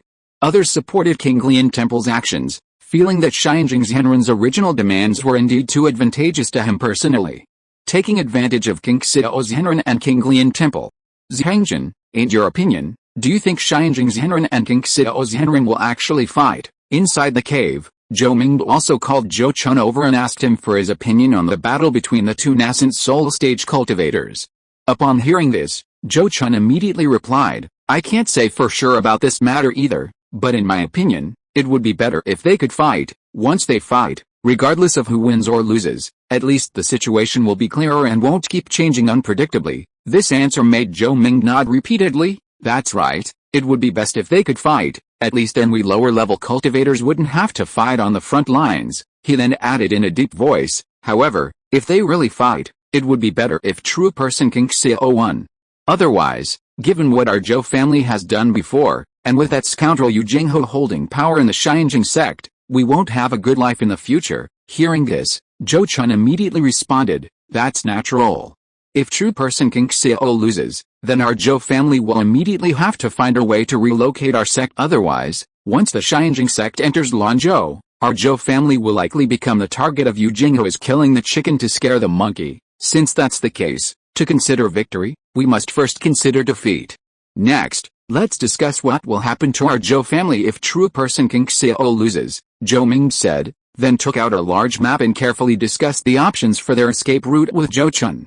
Days passed, and true person Xinjiang remained silent regarding the response from King Lian Temple, seemingly having abandoned the idea of the duel. Therefore, public opinion in the cultivation world began to shift further in a direction unfavorable to Xinjiang sect, with many saying that true person Xinjiang was afraid. Those Xinjiang sect disciples who had initially been excited by the news of true person Xinjiang's dual invitation began to doubt their ancestor again, filled with confusion and hesitation about their future. Until one day, a golden sun suddenly rose from within the Xinjiang sect's mountain gate, rapidly shooting towards the Qinglian mountains of Lianzhou. In that instant, spies from various forces stationed around the Xinjiang sect's mountain gate sprang into action, relaying the news to their respective masters as quickly as possible. Master Xinjiang left Xinjiang sect and headed straight for Lianzhou. Zhou Chun received this news from the Zhou family's intelligence hall more than half a day later. Given the speed of a nascent soul cultivator, Master Xinjiang was probably already drinking tea at Qinglian Temple for several hours, if Master King Xiao was willing to entertain him. It seems this epic battle is truly about to begin. Zhou Chun looked at the intelligence report in his hand, his expression slightly tense. He couldn't help but be nervous, as this epic battle, if it truly broke out, would determine the fate of the Zhou family. Would they continue to be rooted in Lanzhou, steadily developing and expanding, or would they once again be forced to wander and flee to distant lands? Just as Zhou Chun was thinking about how to gather further information, Qinglian Temple had already proactively announced the results of the meeting between the two nascent soul cultivators. The two sides had reached an agreement. After Master Xinjiang personally visited to discuss the matter, Master King Xiao finally reached an agreement with him. The two sides agreed to a major battle a month later.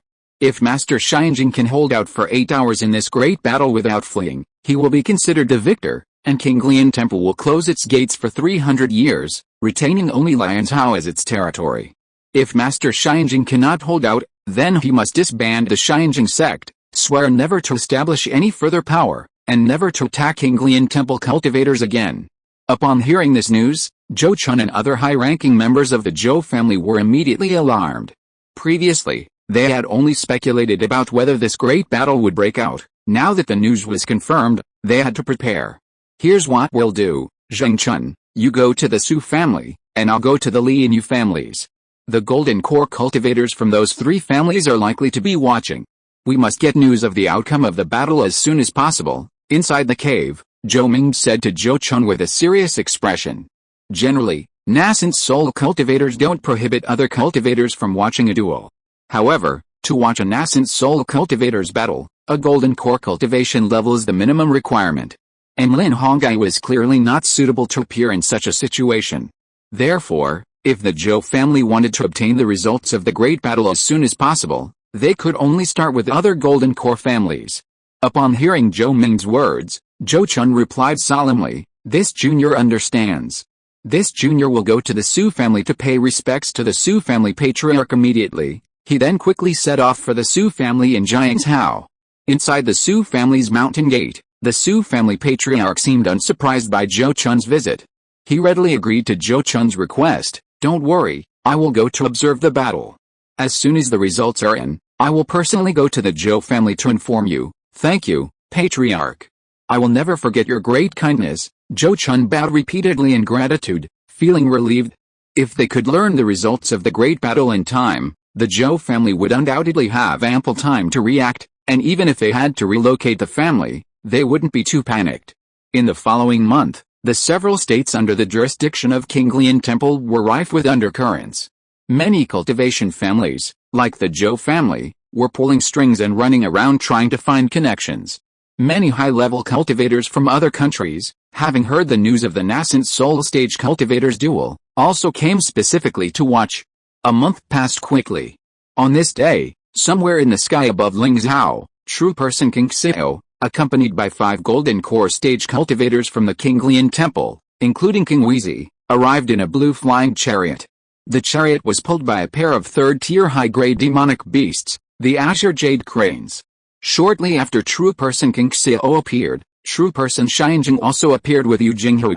Then, 2 streaks of light, 1 purple and 1 silver, flew in from the horizon, revealing the Supreme Elder of the Moonwheel Sect, true person Silver Moon, and the Supreme Elder of the Flame Sun Sect, true person Purple Sun. These 2 nascent soul stage cultivators were the witnesses and enforcers of this duel. If the loser violated the agreement in the future, these 2 and their respective sects would forcibly intervene. At this moment, after the 2 witnesses entered, the highest-ranking true person, Silver Moon, glanced at the 2 parties involved and then said in a deep voice, "Fellow Taoist King Xiao, fellow Taoist Xianjing, both of you are pillars of our Jing Kingdom.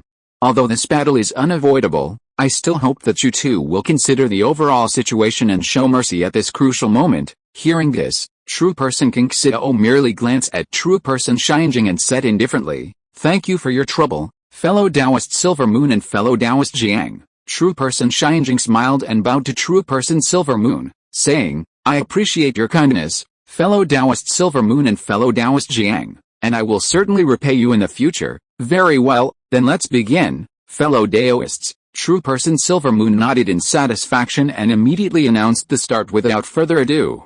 Instantly, the 2 nascent soul stage true persons flashed, quickly transforming into 2 streaks of light, 1 blue and 1 gold, soaring into the higher sky and immediately engaging in battle. Chapter 396 Void Manifestation. 2 true immortals discuss mysteries. Nascent soul stage cultivators are the highest-ranking beings in the cultivation world. Any nascent soul stage cultivator can roam freely in the cultivation world. Even rogue cultivators, once they reach the nascent soul stage, are offered the position of Supreme Elder by countless sects without nascent soul stage cultivators if they wish to join.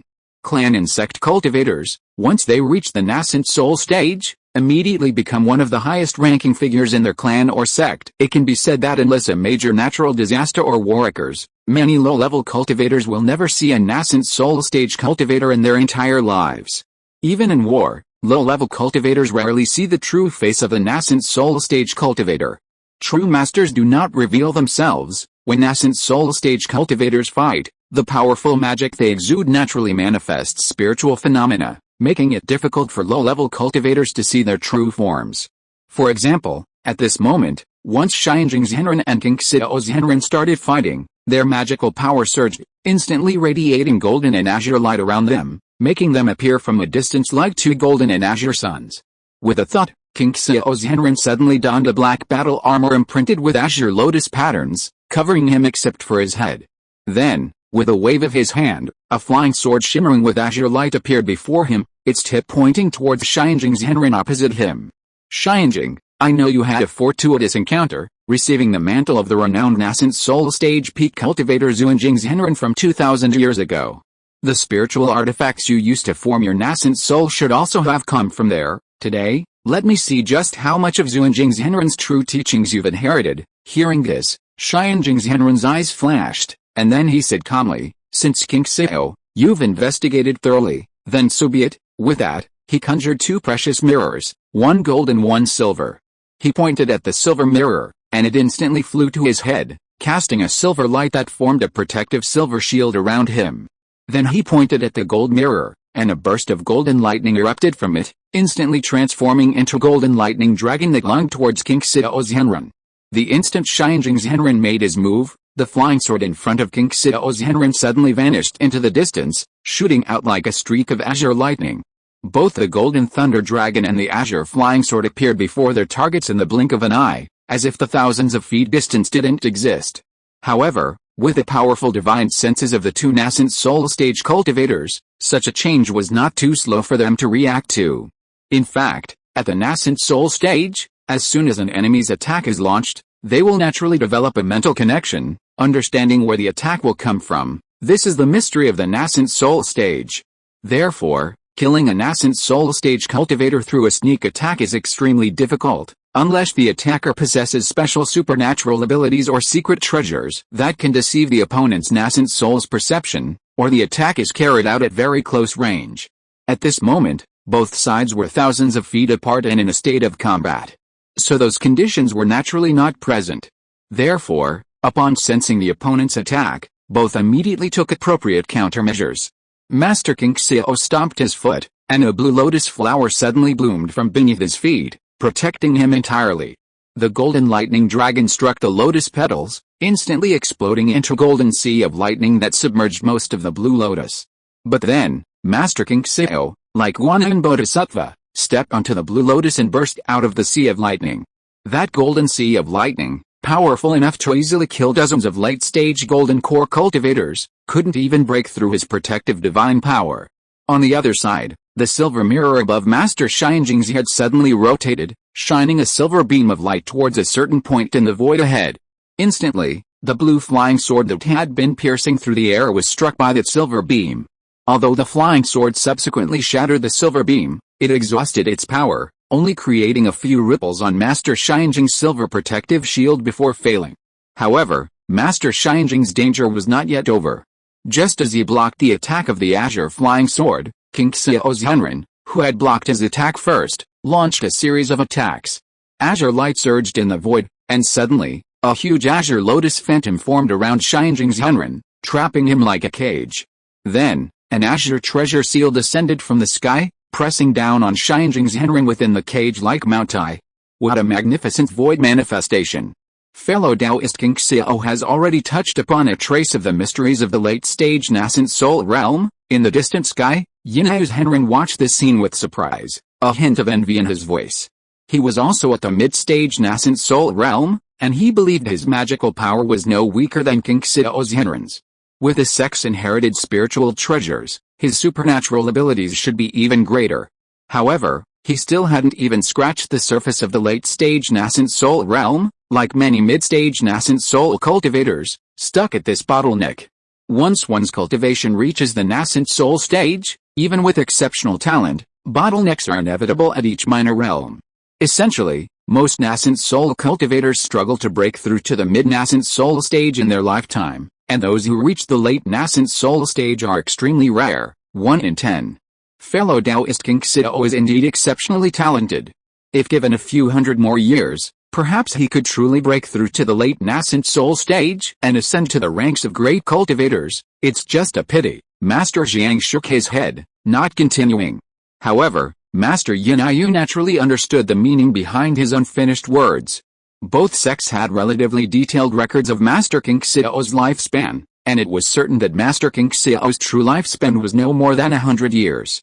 This was even after he had consumed life-extending spiritual items. In other words, Master King Xiao simply didn't have the lifespan to support him breaking through the bottleneck and joining the ranks of late nascent soul great cultivators. This was not necessarily a bad thing for their two sects.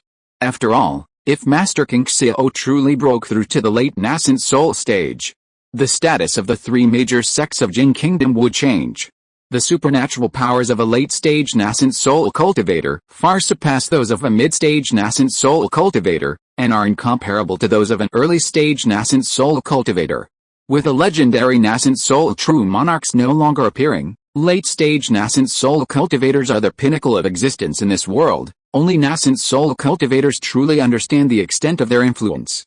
On the battlefield, although true person Xianjing was a rogue cultivator and had only recently formed his nascent soul, having received the mantle of the mid-stage nascent soul peak cultivator true person Xuanjing, he naturally understood the power of void manifestation and what such a technique represented.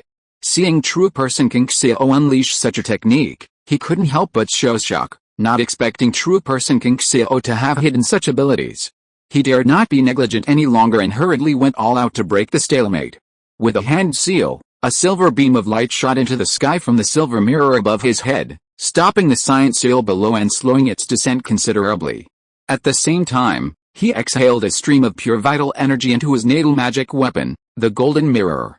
Instantly, the golden mirror seemed to have consumed a powerful tonic, emitting an incomparably sharp golden beam that slammed into a lotus petal in front of it. The golden light collided with a petal, and the previously illusory petal instantly solidified, displaying powerful defensive capabilities. However, after the two were locked in a stalemate for about a breath, the petal ultimately succumbed to the powerful golden light and was blasted into a hole. Before King Xiao's Henren could repair the hole, Xianjing's Henren transformed into golden light and escaped through the hole.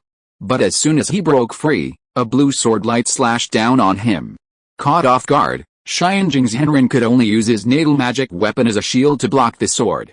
But King Xiao's Henren's flying sword was not so easy to catch. After this sword strike, although true immortal Xianjing avoided being physically severed, his natal magic treasure, the golden mirror, was severely damaged, leaving an unsightly sword mark on its back.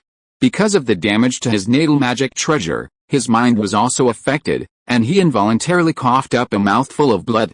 Seeing this, the spectator, Master Jiang, shook his head and said, "They've only just begun fighting, and you've already damaged your natal magic weapon.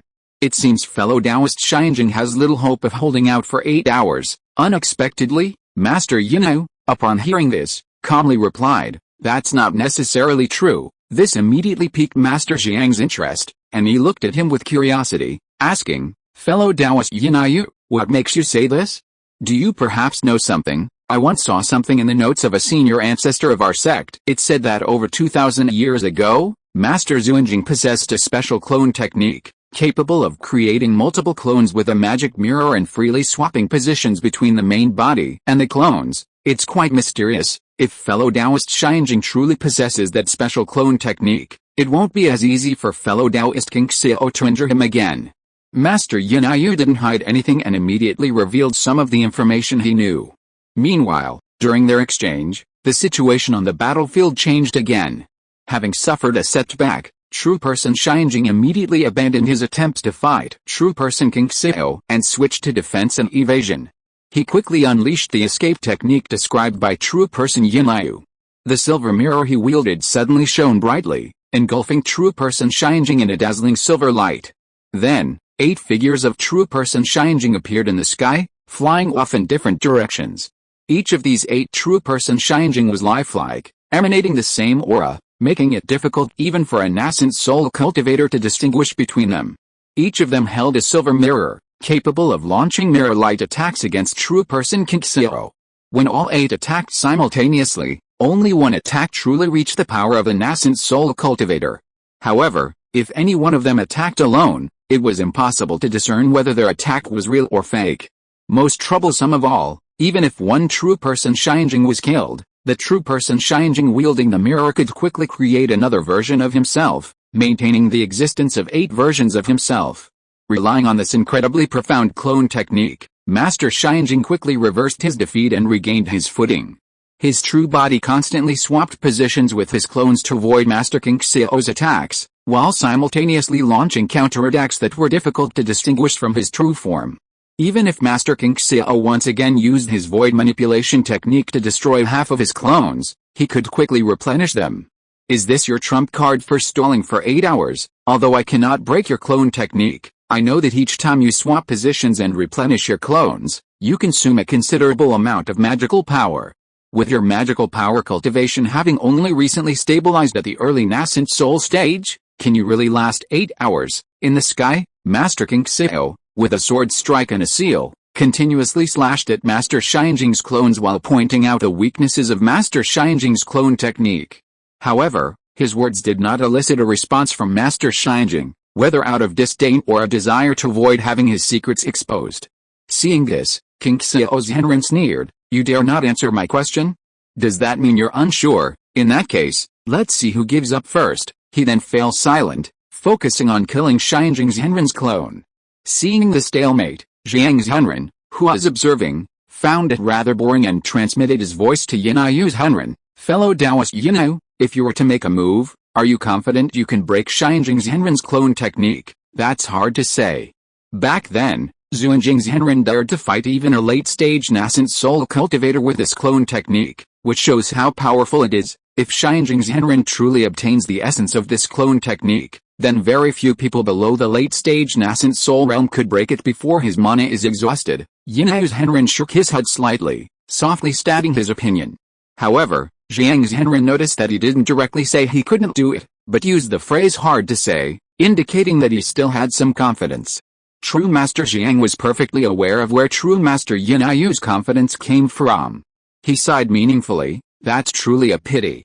It's a pity that fellow Taoist King Xiao's spiritual treasure is the Azure Lotus Calamity Armor, which only has pure defensive capabilities. Otherwise, with his cultivation level and an offensive spiritual treasure in hand, he might truly have broken through fellow Taoist Xianjing's divine power. True Master Yinayu understood his meaning perfectly and immediately glanced at him, saying, "What's there to regret? A spiritual treasure like the Azure Lotus Calamity Armor, capable of self-defense and saving lives, is something many people would kill for. If fellow Taoist King Xiao were willing to exchange it, I wonder how many people would be willing to trade their offensive spiritual treasures for him." That's true. I just wonder who in King Lian Temple will step forward to bear the weight of this spiritual treasure after fellow Taoist King Xiao passes away. True Master Jiang smiled slightly, then suddenly uttered words that made True Master Yinayu's expression change. Yinayu's Henren's expression changed, and after a moment of silence, he said in a deep voice, "Fellow Taoist Jiang, please be careful with your words. If fellow Taoist King Xiao knew you were thinking this way, it might easily cause misunderstandings. Fellow Taoist Yinayu is right. I misspoke just now. Please pretend I didn't say it." Jiang's Henren grinned, cupped his hands in a gesture of respect, and then fell silent. Second update delivered. Chapter 397 Nascent Soul awakens from the body, a rare sight once in 10,000 years. In Lingzhou, in a desolate wilderness, golden core cultivators from various regions were scattered across the barren mountains. Some stood alone atop a mountain peak, while others shared a mountain with 2 or 3 acquaintances, all craning their necks to gaze intently at the sky. The battle between nascent soul cultivators was raging in the heavens, and with a magical light obscuring the view, only these golden core cultivators could clearly see the fighting. In reality, unless one possessed a powerful spiritual eye technique, ordinary golden core cultivators could only see a fraction of the battle, unable to fully grasp its changes. 6 hours have already passed, and true immortal King Xiao still hasn't broken this clone technique. Is true immortal Xianjing really going to drag this out for 8 hours? On a certain mountain peak, the Su family patriarch and 3 familiar golden core cultivators were watching the battle and exchanging their opinions via telepathy. Senior King Xiao's Henren is rather unlucky. With the great supernatural power he displayed, another early nascent soul cultivator would have already defeated him. How could he have ended up in this predicament? Fellow Taoist, that's not right. If he didn't possess such profound supernatural power, Xianjing's Henren isn't stupid. Why would he be willing to gamble with King Xiao's Henren? It must be that King Xiao's Henren misjudged Xianjing's Henren's abilities. There are still 2 hours left. What's the rush? I think King Xiao's Henren is finding it increasingly easy to kill those Xianjing's Henren clones. Perhaps he'll soon understand their mysteries and break this clone technique in one fell swoop. Multitasking is incredibly easy for golden core cultivators. While they were exchanging their thoughts, it didn't affect their focus on the battle in the sky. In fact, apart from the cultivators from the King Lian Temple and Xianjing Sect, whose interests were closely intertwined, the other golden core cultivators didn't care much about the outcome of this battle. For example, families like the Li family specializing in pills and the Yu family specializing in formations, who are all golden core cultivators, could easily side with true person Heavenly Mirror if you won, as long as they haven't offended him. They might even be living a more comfortable life then. Golden core cultivators have truly risen to the upper echelons of the cultivation world, becoming genuine high-level cultivators. Even nascent soul cultivators, unless there's a clear grudge, will primarily be courted rather than easily killed.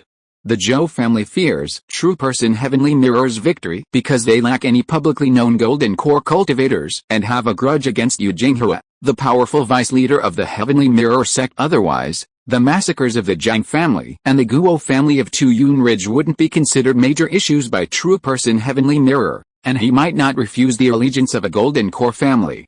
After all, even killing a golden core family wouldn't yield any useful gains for a nascent soul cultivator. It's far more beneficial to have another golden core family serving them. Just as the protracted battle of attrition led many spectators to believe that true person Xianjing might emerge victorious, the battle in the sky suddenly shifted dramatically. At that moment, true person King Xiao unleashed a powerful attack, instantly destroying 5 of true person Xianjing's clones using various methods, forcing him to hastily create new clones to replace the calamity. However, this was not true person King Xiao's true killing move. In the instant that true person Xianjing focused his main power on creating clones, the spiritual treasure on true person King Xiao's body, the Azure Lotus Calamity armor, suddenly emitted azure light, protecting him within. Then, he raised his hand and struck the top of his head, and a beam of azure light surged from the back of his head, revealing a 6-inch tall azure nascent soul. This azure nascent soul was a miniature version of true person King Xiao, somewhat adorable. However, any cultivator witnessing the scene would not first think of adorable, but rather of nascent soul leaving the body. Nascent soul astral projection is arguably the most renowned supernatural power among nascent soul stage cultivators. Legends passed down among lower-level cultivators, and their casual notes, are filled with astonishing descriptions of this ability. Some say that while a nascent soul cultivator sits in their cave, their nascent soul can leave their body, travel thousands of miles with a sword, and even behead people from afar. Others, who left behind casual notes, confidently recount encountering a boy in the mountains who effortlessly suppressed a powerful demon resembling a third-tier monster. This boy was, in fact, the nascent soul of a nascent soul cultivator on a journey. Still others record that a fourth-tier evil dragon wreaked havoc in a certain place, devouring countless lower-level cultivators and mortals. Later, a nascent soul cultivator used the great supernatural power of nascent soul astral projection to hide their nascent soul within the purple mansion of a purple mansion cultivator, sending them to vanquish the dragon. When the evil dragon emerged to wreak havoc, the nascent soul instantly flew out of the purple mansion stage cultivator's body, easily wielding a flying sword to sever the dragon's head. Such rumors about nascent soul leaving the body are countless, and it's difficult to distinguish truth from falsehood. However, these are merely the fantasies of low-level cultivators regarding the great supernatural powers of nascent soul stage cultivators. In reality, only nascent soul stage cultivators and a very small number of golden core stage cultivators know that nascent soul leaving the body is not as miraculous as the rumors suggest, and the nascent soul doesn't possess such formidable abilities. In fact, while the nascent soul itself isn't particularly fragile, its combat abilities are indeed far inferior to those with a physical body after leaving the body. Furthermore, once the nascent soul leaves the body, the nascent soul stage cultivator's physical body becomes immobile, and any golden core stage cultivator has the opportunity to destroy it, forcing the cultivator to possess another's body for cultivation. Moreover, after the nascent soul leaves the body, it constantly depletes the cultivator's mana and vital energy. Prolonged separation will severely damage the nascent soul stage cultivator's vitality. Basically, in battles between nascent soul stage cultivators, it's impossible for a nascent soul cultivator to suddenly send their nascent soul out of their body to directly participate in the fight. Therefore, when true person King Xiao suddenly sent their nascent soul out of their body during the battle, it truly stunned the 3 nascent soul stage cultivators present, who couldn't understand how he could be so bold. True person Xianjing, as the person directly involved, was even more shocked, filled with extreme unease and panic. He knew in his heart that true person King Xiao couldn't have suddenly gone mad and done something so unwise. On the contrary, since true person King Xiao chose to do this, it meant that he must have considerable confidence in being able to decide the outcome with this one strike. But the time left for him to react was far too little. In the blink of an eye, the moment true person King Xiao's nascent soul left his body, the azure flying sword suddenly shrank 10 times and appeared in his hand. Then, he took a step forward and instantly disappeared above true person King Xiao's head, subsequently reappearing beside a clone of true person Xianjing. That clone had already been annihilated by the flying sword in the nascent soul's hand. Teleportation. Outside the battlefield, both true immortal Silver Moon and true immortal Purple Sun, witnessing the scene, solemnly exclaimed the divine power used by true immortal Azure Sky's nascent soul. The nascent soul itself is a peculiar existence, neither illusory nor real, yet undeniably existent. When the nascent soul breaks free from the shackles of the physical body and appears between heaven and earth, its contact with the laws of heaven and earth becomes extremely close, and it naturally masters certain divine powers involving the application of these laws. For example, the divine power of teleportation. Normally even late-stage nascent soul cultivators cannot master it, only true monarchs of the nascent soul stage can wield it. However, when a cultivator's nascent soul uses this technique, it's as natural as eating and drinking, as if it were something they were born with. Of course, Using this technique with a nascent soul is extremely taxing on the nascent soul's own vital energy. The energy consumed each time it's used might require several years of arduous meditation to replenish. At this moment, King Xiao's Henren seemed completely unconcerned about the depletion of his nascent soul's energy. He teleported several times in a short period, completely annihilating Xianjing's Henren's clones, leaving only his main body. "You're courting death, Xianjing's Henren," now only his main body, roared in fury. Having finally gained an opportunity after his clones were destroyed, he immediately activated the golden mirror he had previously stored away, blasting a beam of destructive golden light towards King Xiao's Henren's nascent soul, which had teleported behind him again. However, just as the destructive golden light was about to hit its target, King Xiao's Henren's nascent soul gave him a mocking smile and instantly teleported away again. After this teleportation, King Xiao's Henren's nascent soul appeared before Xianjing's Henren and directly struck Xianjing's Henren's head with his azure flying sword. The flying sword struck, its blade ablaze with a fiery azure light, a manifestation of the nascent soul's life force, indicating its power had been pushed to its limit. This strike was a culmination of King Xiao's Henren's life's cultivation. In an instant, the silver shield surrounding Xianjing's Henren was pierced by the flying sword, as easily as tearing a sheet of paper. Then, amidst Xianjing's Henren's furious glare, the sword pierced his brow, exploding his head. "You old thief King Xiao, how dare you destroy my body and sever my path? I swear I will slaughter all your disciples and descendants, and the entire Kinglian temple." Just as his head exploded, a golden light shot out from Xianjing's Henren's body, appearing thousands of feet away in a flash, revealing a 3-inch nascent soul holding a golden mirror and a storage bag. That was Xianjing's Henren's nascent soul. With his physical body destroyed beyond repair, he decisively chose to sever his own limbs, voluntarily abandoning his physical body to allow his nascent soul to leave his body. He also used his teleportation ability to evade the flying sword's attack. However, the hatred for the destruction of his physical body was irreconcilable. Therefore, once Xianjing's Henren's nascent soul was out of danger, he angrily uttered harsh words to King Xiao's Henren. How could he not hate it? As a nascent soul cultivator who had only formed his nascent soul less than 30 years ago, he hadn't yet fully enjoyed the glory of a nascent soul cultivator, and should have had a very promising future ahead. But now that his physical body was destroyed, his only option was to find a cultivator with good aptitude to possess and cultivate with. Although his cultivation level wouldn't drop after possession, a severe loss of vital energy was inevitable. Moreover, the adaptation and integration of his nascent soul with the new body would require a long time. Not to mention that even if he adapted to the new body, his future cultivation speed would be greatly affected, making it virtually impossible to break through to the mid-nascent soul stage again. This was a blood feud, a death that blocked his path. Such a deep-seated hatred, even killing King Xiao's Henren wouldn't be enough to appease Xianjing's Henren, and even slaughtering the entire Kinglian temple wouldn't quell his rage. However, facing the 3-inch nascent soul's clamor, King Xiao's Henren's nascent soul coldly sneered, "Slaughter my entire Kinglian temple? Do you think you still have that chance?" Before the words were finished, it chased after Xianjing's Henren's nascent soul.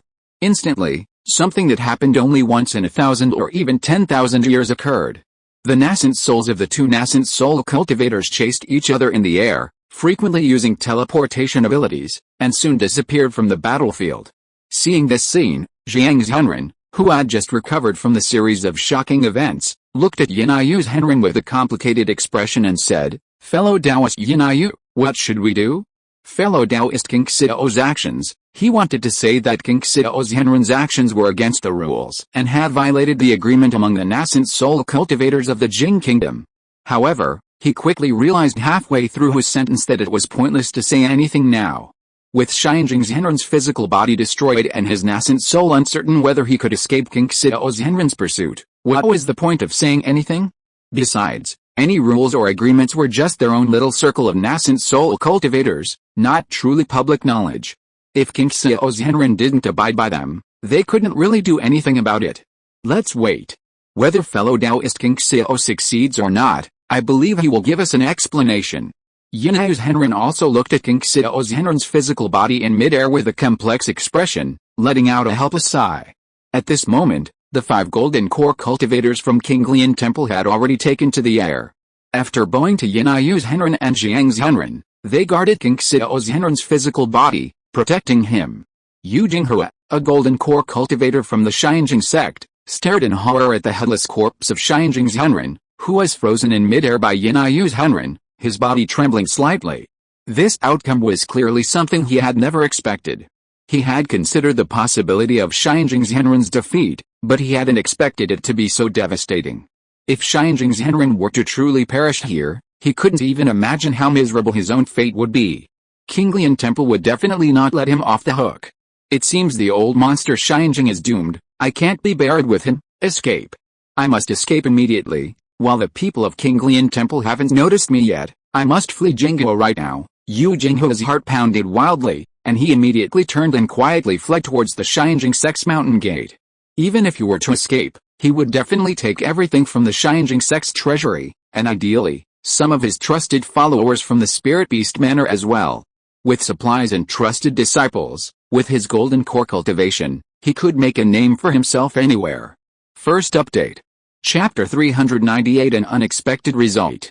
Yu Jinghua's escape was witnessed by all 5 golden core cultivators of Qinglian Temple, as well as many other golden core cultivators observing the battlefield. However, the situation was still unclear, and no one knew whether true person Xianjing would actually have their nascent soul destroyed by true person King Xiao. Therefore, no one was willing to intervene.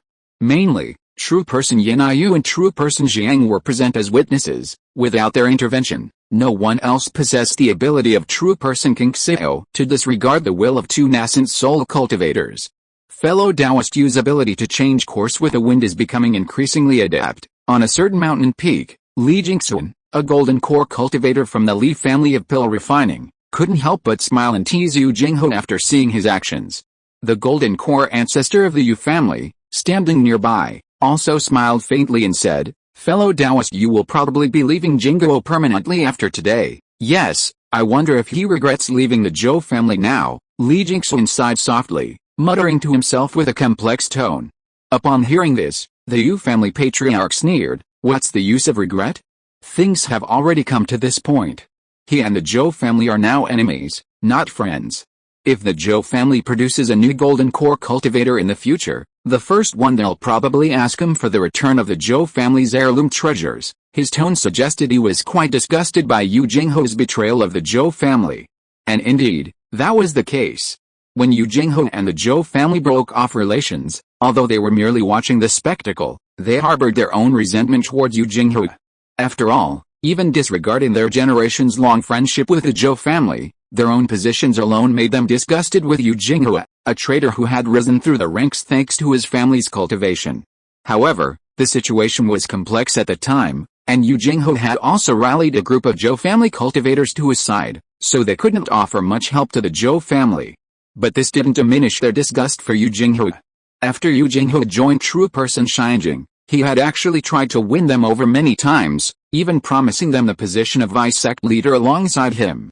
However, the two completely disregarded Yu Jinghua's attempts to win them over and never took them seriously. They would rather lead their clansmen to Feng Kingdom to reclaim their ancestral land than work with a villain like Yu Jinghua.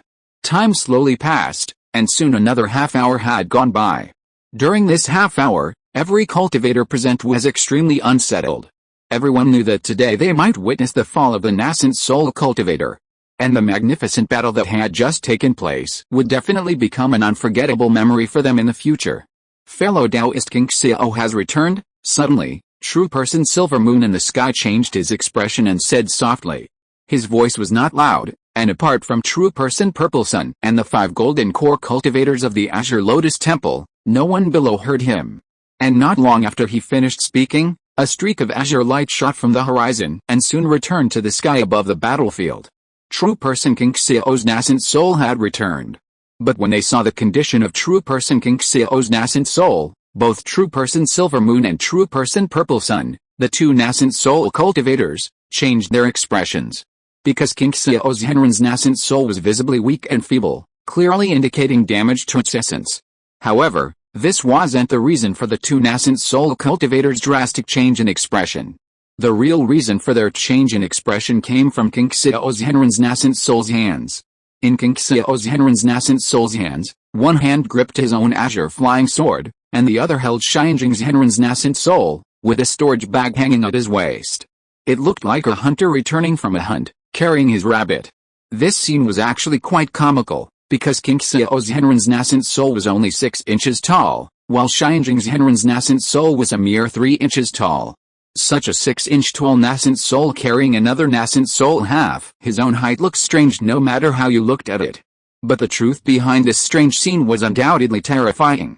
Clearly, King Xiao Zhenren had not only caught up with Xianjing Zhenren but had also captured him alive. Seeing the closed eyes of the nascent soul of true person Xianjing, it was clear that his consciousness had been sealed by true person King Xiao, making him a complete spoils of war. Capturing the nascent soul of a nascent soul cultivator alive was undoubtedly much more difficult than killing him. If they hadn't witnessed it with their own eyes, true person Yanyu and true person Jiang would have found it hard to believe that true person King Xiao possessed such abilities. Especially true person Jiang, although he had attained enlightenment hundreds of years earlier than true person Xianjing, he was still only an early-stage nascent soul cultivator. If true person King Xiao could capture true person Xianjing's nascent soul alive, did that mean he could also capture him? The thought sent a chill down his spine, and he avoided looking at true person King Xiao. He had even considered taking the Azure Lotus Calamity armor from the other's body earlier. Looking at true person King Xiao, after capturing true person Xianjing's nascent soul, the nascent soul immediately crashed into his physical body, instantly returning to his original form. Then, the physical body, which had been tightly closed, immediately opened its eyes and quickly awoke. Visibly, his previously healthy body experienced a rapid decline in energy, and his face aged considerably, becoming covered in wrinkles. These were negative consequences of the excessive depletion of his nascent soul's vital energy after returning to his physical body. Judging from the severity of this reaction, it seemed not only his cultivation had plummeted, but his already limited lifespan had also been significantly shortened, a considerable price to pay. However, since King Xiao Zhenren had acted as he had before, he must have been mentally prepared for his current situation. He didn't dwell on his poor condition at this moment, but instead, carrying Xianjing Zhenren's nascent soul in one hand, he said to Yanyu Zhenren and Jiang Zhenren, "Thank you for waiting so long, fellow Daoists. This is not the place to talk. Let's return to my cave and discuss this further." "Very well, we too are also eager to hear fellow Daoist King Xiao's insights." Yanyu Zhenren gave King Xiao Zhenren a deep look and readily agreed. Master Jiang had no objection to the fact that he had overstepped his bounds and agreed on his behalf. The 3 nascent soul cultivators immediately activated their escape techniques and flew towards the Kinglian temple gate. However, before leaving, Master Xianjing's headless corpse was taken away by Master King Xiao. At the same time, the 5 golden core cultivators of Kinglian temple did not return to the temple gate, but instead stormed towards the Xianjing sect gate. It seems everything is over. The old fox is indeed cunning. Senior Master King Xiao truly deserves to be called the most powerful cultivator in Kinglian Temple's history. On the mountain where the Su family patriarch resided, a golden core cultivator watched the 3 departing nascent soul cultivators and couldn't help but express his admiration for Master King Xiao. Hearing his words, another golden core cultivator echoed in agreement. Indeed, before the battle began, who could have imagined it would end this way? We can only say that Senior King Xiao Zhenren is truly too strong and too daring. He then clicked his tongue in admiration, tisk tisk tisk, capturing a fleeing nascent soul cultivator alive in a direct confrontation. In historical records, such feats are usually attributed to late-stage nascent soul cultivators. Who would have thought Senior King Xiao Zhenren, with only mid-stage nascent soul cultivation, could achieve this? Similar praises flowed continuously from the spectators. It could be said that after this battle, King Xiao Zhenren's status among the high-level cultivators of the Jing Kingdom had risen to its zenith, and many already considered him the strongest in the Jing Kingdom. A late-stage golden core cultivator who had come from outside Jing Kingdom to watch the battle burst into laughter, exclaiming, "This trip was truly worthwhile. To witness such a magnificent battle is indeed a worthwhile experience. It was worth the long journey I took day and night to come here after hearing the news. This trip was absolutely worthwhile." With that, he transformed into a golden streak of light and soared into the sky, disappearing from the area. That seems to be the renowned Golden Thunder Old Monster of the Golden Cloud Sect, a major sect in Shen Kingdom. This old monster's Jengjin Divine Thunder technique is incredibly skillful. I once saw him fight another late-stage golden core cultivator. His strength was immense, not much weaker than the heavenly mirror hermit before he formed his nascent soul. I didn't expect him to be here this time. A certain golden core cultivator, watching the departing golden streak of light, seemed to recognize the person's identity and suddenly voiced his guess. Since there were no nascent soul cultivators present, he had fewer reservations and spoke his mind directly. Upon hearing his words, someone quickly chimed in, "So it's the Golden Thunder old monster from Shen Kingdom. He's a senior from the same era as true person Shinjing, isn't he?" Back then, everyone thought that late-stage golden core cultivators from major sects had a better chance of forming their nascent souls. Who would have thought that true person Shinjing would rise to prominence and succeed in forming his nascent soul first? This news must have been quite a blow to them all. The group of golden core cultivators, rarely gathered together, and having just witnessed a legendary battle worthy of being recorded in the annals, were now extremely interested in discussing the matter. They immediately began a heated discussion in this desolate place. From whether true person King Xiao was truly the #1 expert in the Jing Kingdom's cultivation world, to speculating which golden core cultivators in Jing Kingdom and neighboring countries had a chance of forming their nascent souls, all sorts of topics were discussed. However, the Su family patriarch did not participate in this discussion. He had a family, concerns, and had to be careful with his words, refraining from speaking ill of other cultivators of the same or higher levels, lest he bring disaster upon his family's descendants. After casually making up an excuse to say goodbye to his friends, he left the scene and flew towards Jilfang Ridge in Lazhou. Although the outcome of this battle seemed to be favorable for the Zhou family, he knew that Zhou Chun and the others were probably getting impatient. Therefore, he certainly wouldn't miss this opportunity to do them a favor. With the speed of a golden core cultivator, traveling from Lingzhou to Jilfang Ridge was undoubtedly very fast. Just over an hour later, the Su family patriarch arrived at the Zhou family's Jilfang Ridge. This junior respectfully welcomes the patriarch, and is honored to grace her humble abode with his presence. Outside the Zhou family's mountain gate at Jilfang Ridge, Zhou Chun hurriedly came to greet him after sensing the aura of a golden core cultivator released by the Su family patriarch. Upon seeing this, the Su family patriarch simply waved his hand and said, "Come on, let's go inside and talk." Then he and Zhou Chun entered the Zhou family's mountain gate together. Upon reaching the top of Pagoda Peak, facing Zhou Mingde, Zhou Daoai, and the others who had come to pay their respects, the Su family patriarch couldn't help but smile and say, "All right, it seems you've all been waiting impatiently. Well, I won't tease you anymore. The result is that true person King Xiao won. You can all relax and celebrate." He then vividly recounted the epic battle in Lingzhou to the Zhou family. In truth, with the Su family patriarch's cultivation level, he likely didn't understand most of the various supernatural abilities displayed by the two nascent soul cultivators in that battle. However, the general process and result were clear to everyone. He only needed to add a few adjectives. Even so, the three members of the Zhou family were stunned by his description of the battle, much like a country child listening to a city relative describe how city children attend classes and what they play after school. Although they didn't understand what those things were, they sounded incredibly impressive. And in the end, naturally, they all understood. "This is unbelievable. I never expected it to turn out like this," Zhou Mingde muttered to himself, his face dazed, utterly shocked and surprised by the outcome predicted by the Su family patriarch. This result was something neither he nor Zhou Chun had anticipated. Everyone had similar thoughts beforehand, believing that since true person Shinjing dared to propose the duel and agree to the duel with true person King Xiao, he must have sufficient confidence and trump cards to back him up. Even if he lost to true person King Xiao, he would at most simply admit defeat. Who could have imagined such an unexpected result? By the way, what about Yu Jinghe? Senior Su, have you been paying attention to his movements? Suddenly, as if remembering something important, Zhou Mingde looked at the Su family patriarch and asked about Yu Jinghe's situation.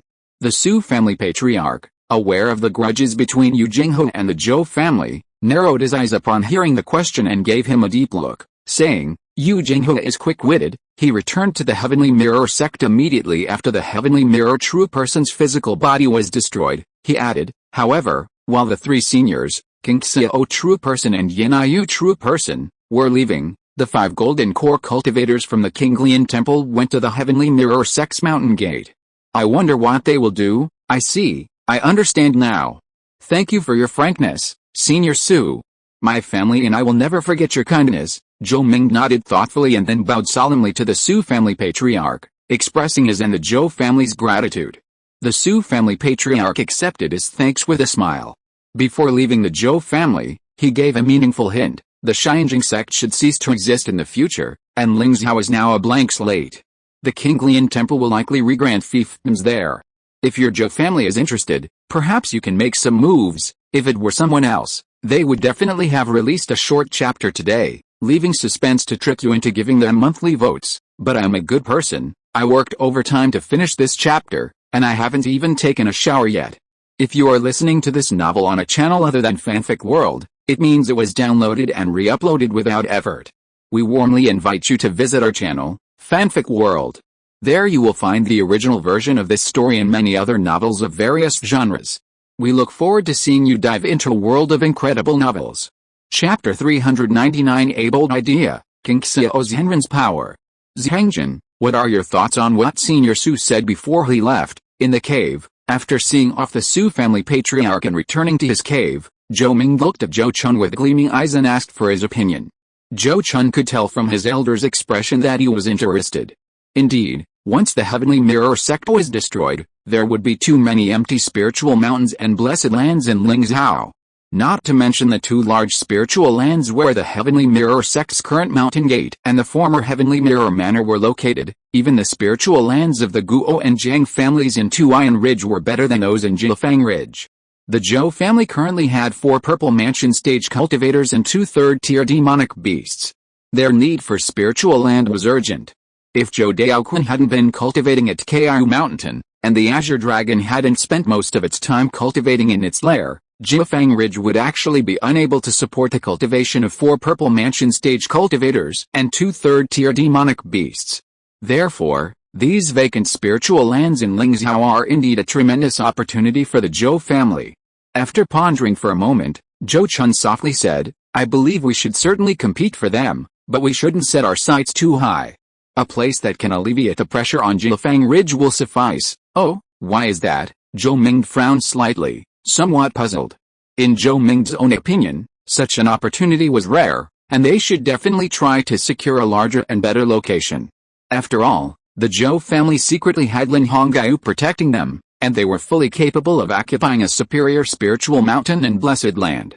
Faced with his questioning, Zhou Chun sighed helplessly, because the bigger the tree, the more the wind blows. Although Qinglian Temple did win this time, it's not hard to see from the words of the Su family patriarch that Senior King Xiao Zhenren's lifespan is probably not long. If Senior King Xiao Zhenren passes away one day, and Qinglian Temple doesn't produce a new nascent soul cultivator, who knows what will become of Lingzhou, Yunzhou, and Lanzhou. At that time, those who occupy superior spiritual lands will inevitably receive more attention and bear greater pressure. At this point, Zhou Chun continued solemnly, moreover, while our Zhou family is indeed lacking spiritual lands, our main focus of development is no longer here. It's not worth exposing our trump cards at this juncture and attracting more attention for a superior spiritual land. If the secret of that underground waterway is discovered because of this, it would be a case of losing more than we gain. Upon hearing this, Zhou Ming's expression changed. He quickly showed a look of regret and said, Yes, Zheng Chun, you're right. I was a bit too eager for quick success, only thinking about the benefits of top-grade spiritual lands, and almost forgot that there are secrets in the family that cannot be exposed. He then nodded repeatedly, saying, That's right, Zheng Chun, you're absolutely right. Our Zhou family doesn't need to compete for those top-grade spiritual lands. We just need a decent piece of land that we can use to openly settle our clansmen. As for top-grade spiritual lands, once you, Zheng Chun, successfully form your core, you'll naturally find a way to obtain them.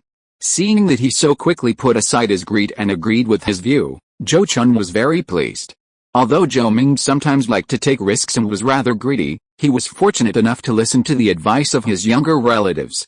He was not the kind of family patriarch who liked to rely on his seniority and cultivation to act unilaterally. The Zhou family's current prosperity was largely due to Zhou Ming's willingness to delegate authority and listen to advice. In fact, this was a common characteristic of success for all rising powers. Throughout history, dynasties, families, and gangs have all grown powerful through the ability of their initial leaders to listen to diverse opinions and gain wisdom. Individual abilities and insights are always limited. Without this wisdom, one can easily make a mistake that leads to lifelong regret. Often, a single wrong decision can determine the rise and fall of a dynasty or family. Zhou Chun was pleased that his elder, Zhou Ming, was someone who could listen to advice and understand the situation. He said in a low voice, "That's right. In fact, the Qinglian Temple is already paying close attention to our Zhou family. From now on, our Zhou family should maintain a low profile. As long as we keep the secret of the underground waterway, no one can stop our progress. That's right, our Zhou family will definitely return to the ranks of golden core families," Zhou Ming said forcefully, his tone very firm. Leading the Zhou family back to the ranks of golden core families was Zhou Ming's greatest wish in life, even his obsession. Everything he did was for this goal. As long as this goal can be achieved, even if it costs him his life, he is absolutely willing. Zhou Chun suggested, "Let the intelligence hall keep an eye on the situation at the Heavenly Mirror Sect's mountain gate. The situation there should reveal a lot." Zhou Chun offered his opinion, which Zhou Ming agreed to. A day later, the latest news from the intelligence hall about the Heavenly Mirror Sect reached Zhou Chun. He escaped again. Inside this haunting hall, Zhou Chun looked at the intelligence report in his hand, a look of surprise flashing in his eyes. According to the report, before the 5 golden core cultivators from the Azure Lotus Temple arrived, Yu Jinghu had already looted the Heavenly Mirror Sect's treasury and left the mountain gate with several trusted subordinates from the Spirit Beast Manor. Their current whereabouts were unknown. After the 5 golden core cultivators from the Azure Lotus Temple arrived at the Heavenly Mirror Sect, they did not slaughter the Heavenly Mirror Sect disciples. Instead, they temporarily took over the Spirit Mountain and imprisoned all the Heavenly Mirror Sect disciples on the mountain, awaiting further action. It has to be said that Zhou Chun was somewhat impressed by Yu Jinghu's ability to escape. However, after this escape, no force will likely take him in anymore. If we find out where he is, we can try to settle the score with him. Zhou Chun's eyes gleamed, and a bold idea began to form in his mind. Qinglian Mountain Range. After leaving the Lingzhou battlefield, King Xiao's Henren and the other 2 nascent soul stage cultivators soon arrived at King Xiao's Henren's cave dwelling deep within the Qinglian Mountain Range. It was next to the Spirit Eye Lake within the forbidden area of the Qinglian Temple. Yinhu's Henren and Jiang's Henren were clearly not visiting this place for the first time. They only glanced at the Spirit Eye Lake, their gaze lingering slightly on a few green lotus leaves in the pond before looking away. In terms of cultivation environment, their cave dwelling was no worse than this place, so they had nothing to envy. The 3 nascent soul stage cultivators quickly entered the thatched courtyard by the lake and sat down around a stone table. "No need for tea, fellow Taoist King Xiao, let's get down to business." In the courtyard, just as true person King Xiao was preparing to brew tea to entertain his distinguished guest, true person Yanai waved his hand, stopping him. Seeing this, true person King Xiao feigned ignorance and asked, "Fellow Taoist Yanai has never been an impatient person, why are you so hasty today?" "Fellow Taoist King Xiao, there's no need to tease me like that. Your actions today have gone too far." True person Yanai looked at true person King Xiao coldly, his tone quite impolite. Previously in Lingzhou, in front of so many junior golden core cultivators, he naturally couldn't show true person King Xiao any disrespect. But now, with only 3 nascent soul cultivators present, as the supreme elder of the Moonwheel sect, the one with the highest actual status, he naturally had to show his attitude. The King Xiao master, who had been criticized, vanished from his smile, his eyes flashing with murderous intent as he coldly sneered, "What's wrong with what I did today? Does it mean that only your 2 factions are allowed to share the land of Jinggu, while my Qinglian temple is destined for destruction? Don't forget, I've twice played a crucial role in ensuring Jinggu's current stability. I certainly have the right to rule my own territory within Jinggu." King Xiao master's tone was filled with rage as he finished speaking. Though old, a tiger still possesses its imposing presence, especially since King Xiao master had just captured a nascent soul cultivator alive in a direct battle, and did so right in front of the 2 nascent soul masters before him. Therefore, his outburst, imbued with the power of capturing the nascent soul of the Heavenly Mirror Master, immediately caused the expressions of the Silver Moon Master and the Purple Sun Master to change, becoming slightly uneasy. Immediately, Master Jiang spoke up to smooth things over, saying, "Fellow Taoist King Xiao, please calm down. Fellow Taoist Yanai didn't mean that. Our two sects have never overlooked your contributions, nor have we ever considered severing your lineage. That's right, Master Yin continued, regarding the future status of King Lian Temple. Didn't we discuss it back then? You agreed, fellow Taoist King Xiao. Master Yin expression softened, and his tone became less aggressive.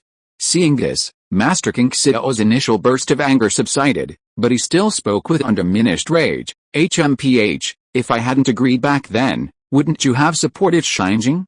Would you have watched Shinjing challenge me? Don't tell me that Shinjing, a junior whose lifespan is less than 1,000 years, would know the secret of my short lifespan. Hearing this, both Master Yin and Master Jiang fell silent.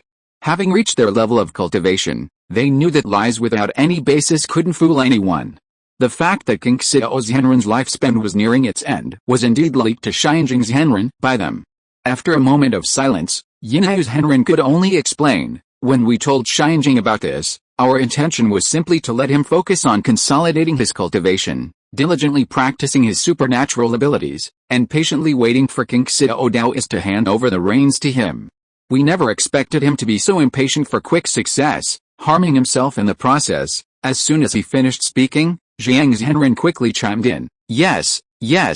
We've had a friendship with King Xiao Taoist for over 1,000 years. How could we intentionally harm you? It's just that no one expected that Shinjing couldn't even wait this long before he was so eager to take over. At this point, both Henren were inwardly cursing. They had clearly warned Shinjing's Henren long ago not to cause trouble before King Xiao's Henren's passing, but to calmly cultivate for 100 years and wait for his succession. If he simply secluded himself for 100 years to cultivate, he could establish a major sect, become its patriarch, and live a carefree life for 1,000 years. Who would have thought that true person Shinjing, who had initially agreed so readily, would later act so recklessly and court death? The weakening tone of the two true persons undoubtedly pleased true person King Xiao. He immediately spoke in a deep voice. Shinjing was merely a rogue cultivator who rose to power by chance. He has made no contribution to Jing Kingdom, and has even plundered its resources to cultivate his own power in other countries. He has virtually no patriotism. You think you can cultivate him to replace my King Lian Temple? You're dreaming. Putting aside everything else, if the Hulong sect were to return, would Shinjing be as devoted as I am to helping you fight them? He'd be lucky if he didn't invite trouble and instead used the opportunity to gain benefits. Hearing this, true person Yin and true person Jiang were somewhat unconvinced. What patriotism? This Jing Kingdom is still ruled by us nascent soul cultivators.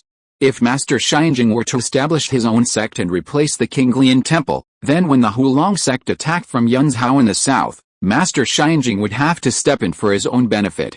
After all, as a nascent soul cultivator, even if he joined the Hulong sect, he wouldn't gain much benefit and would completely ruin his reputation, making it difficult to communicate normally with nascent soul cultivators of the human race. However, the two knew that this was Master King Xiao's excuse, so they didn't refute it.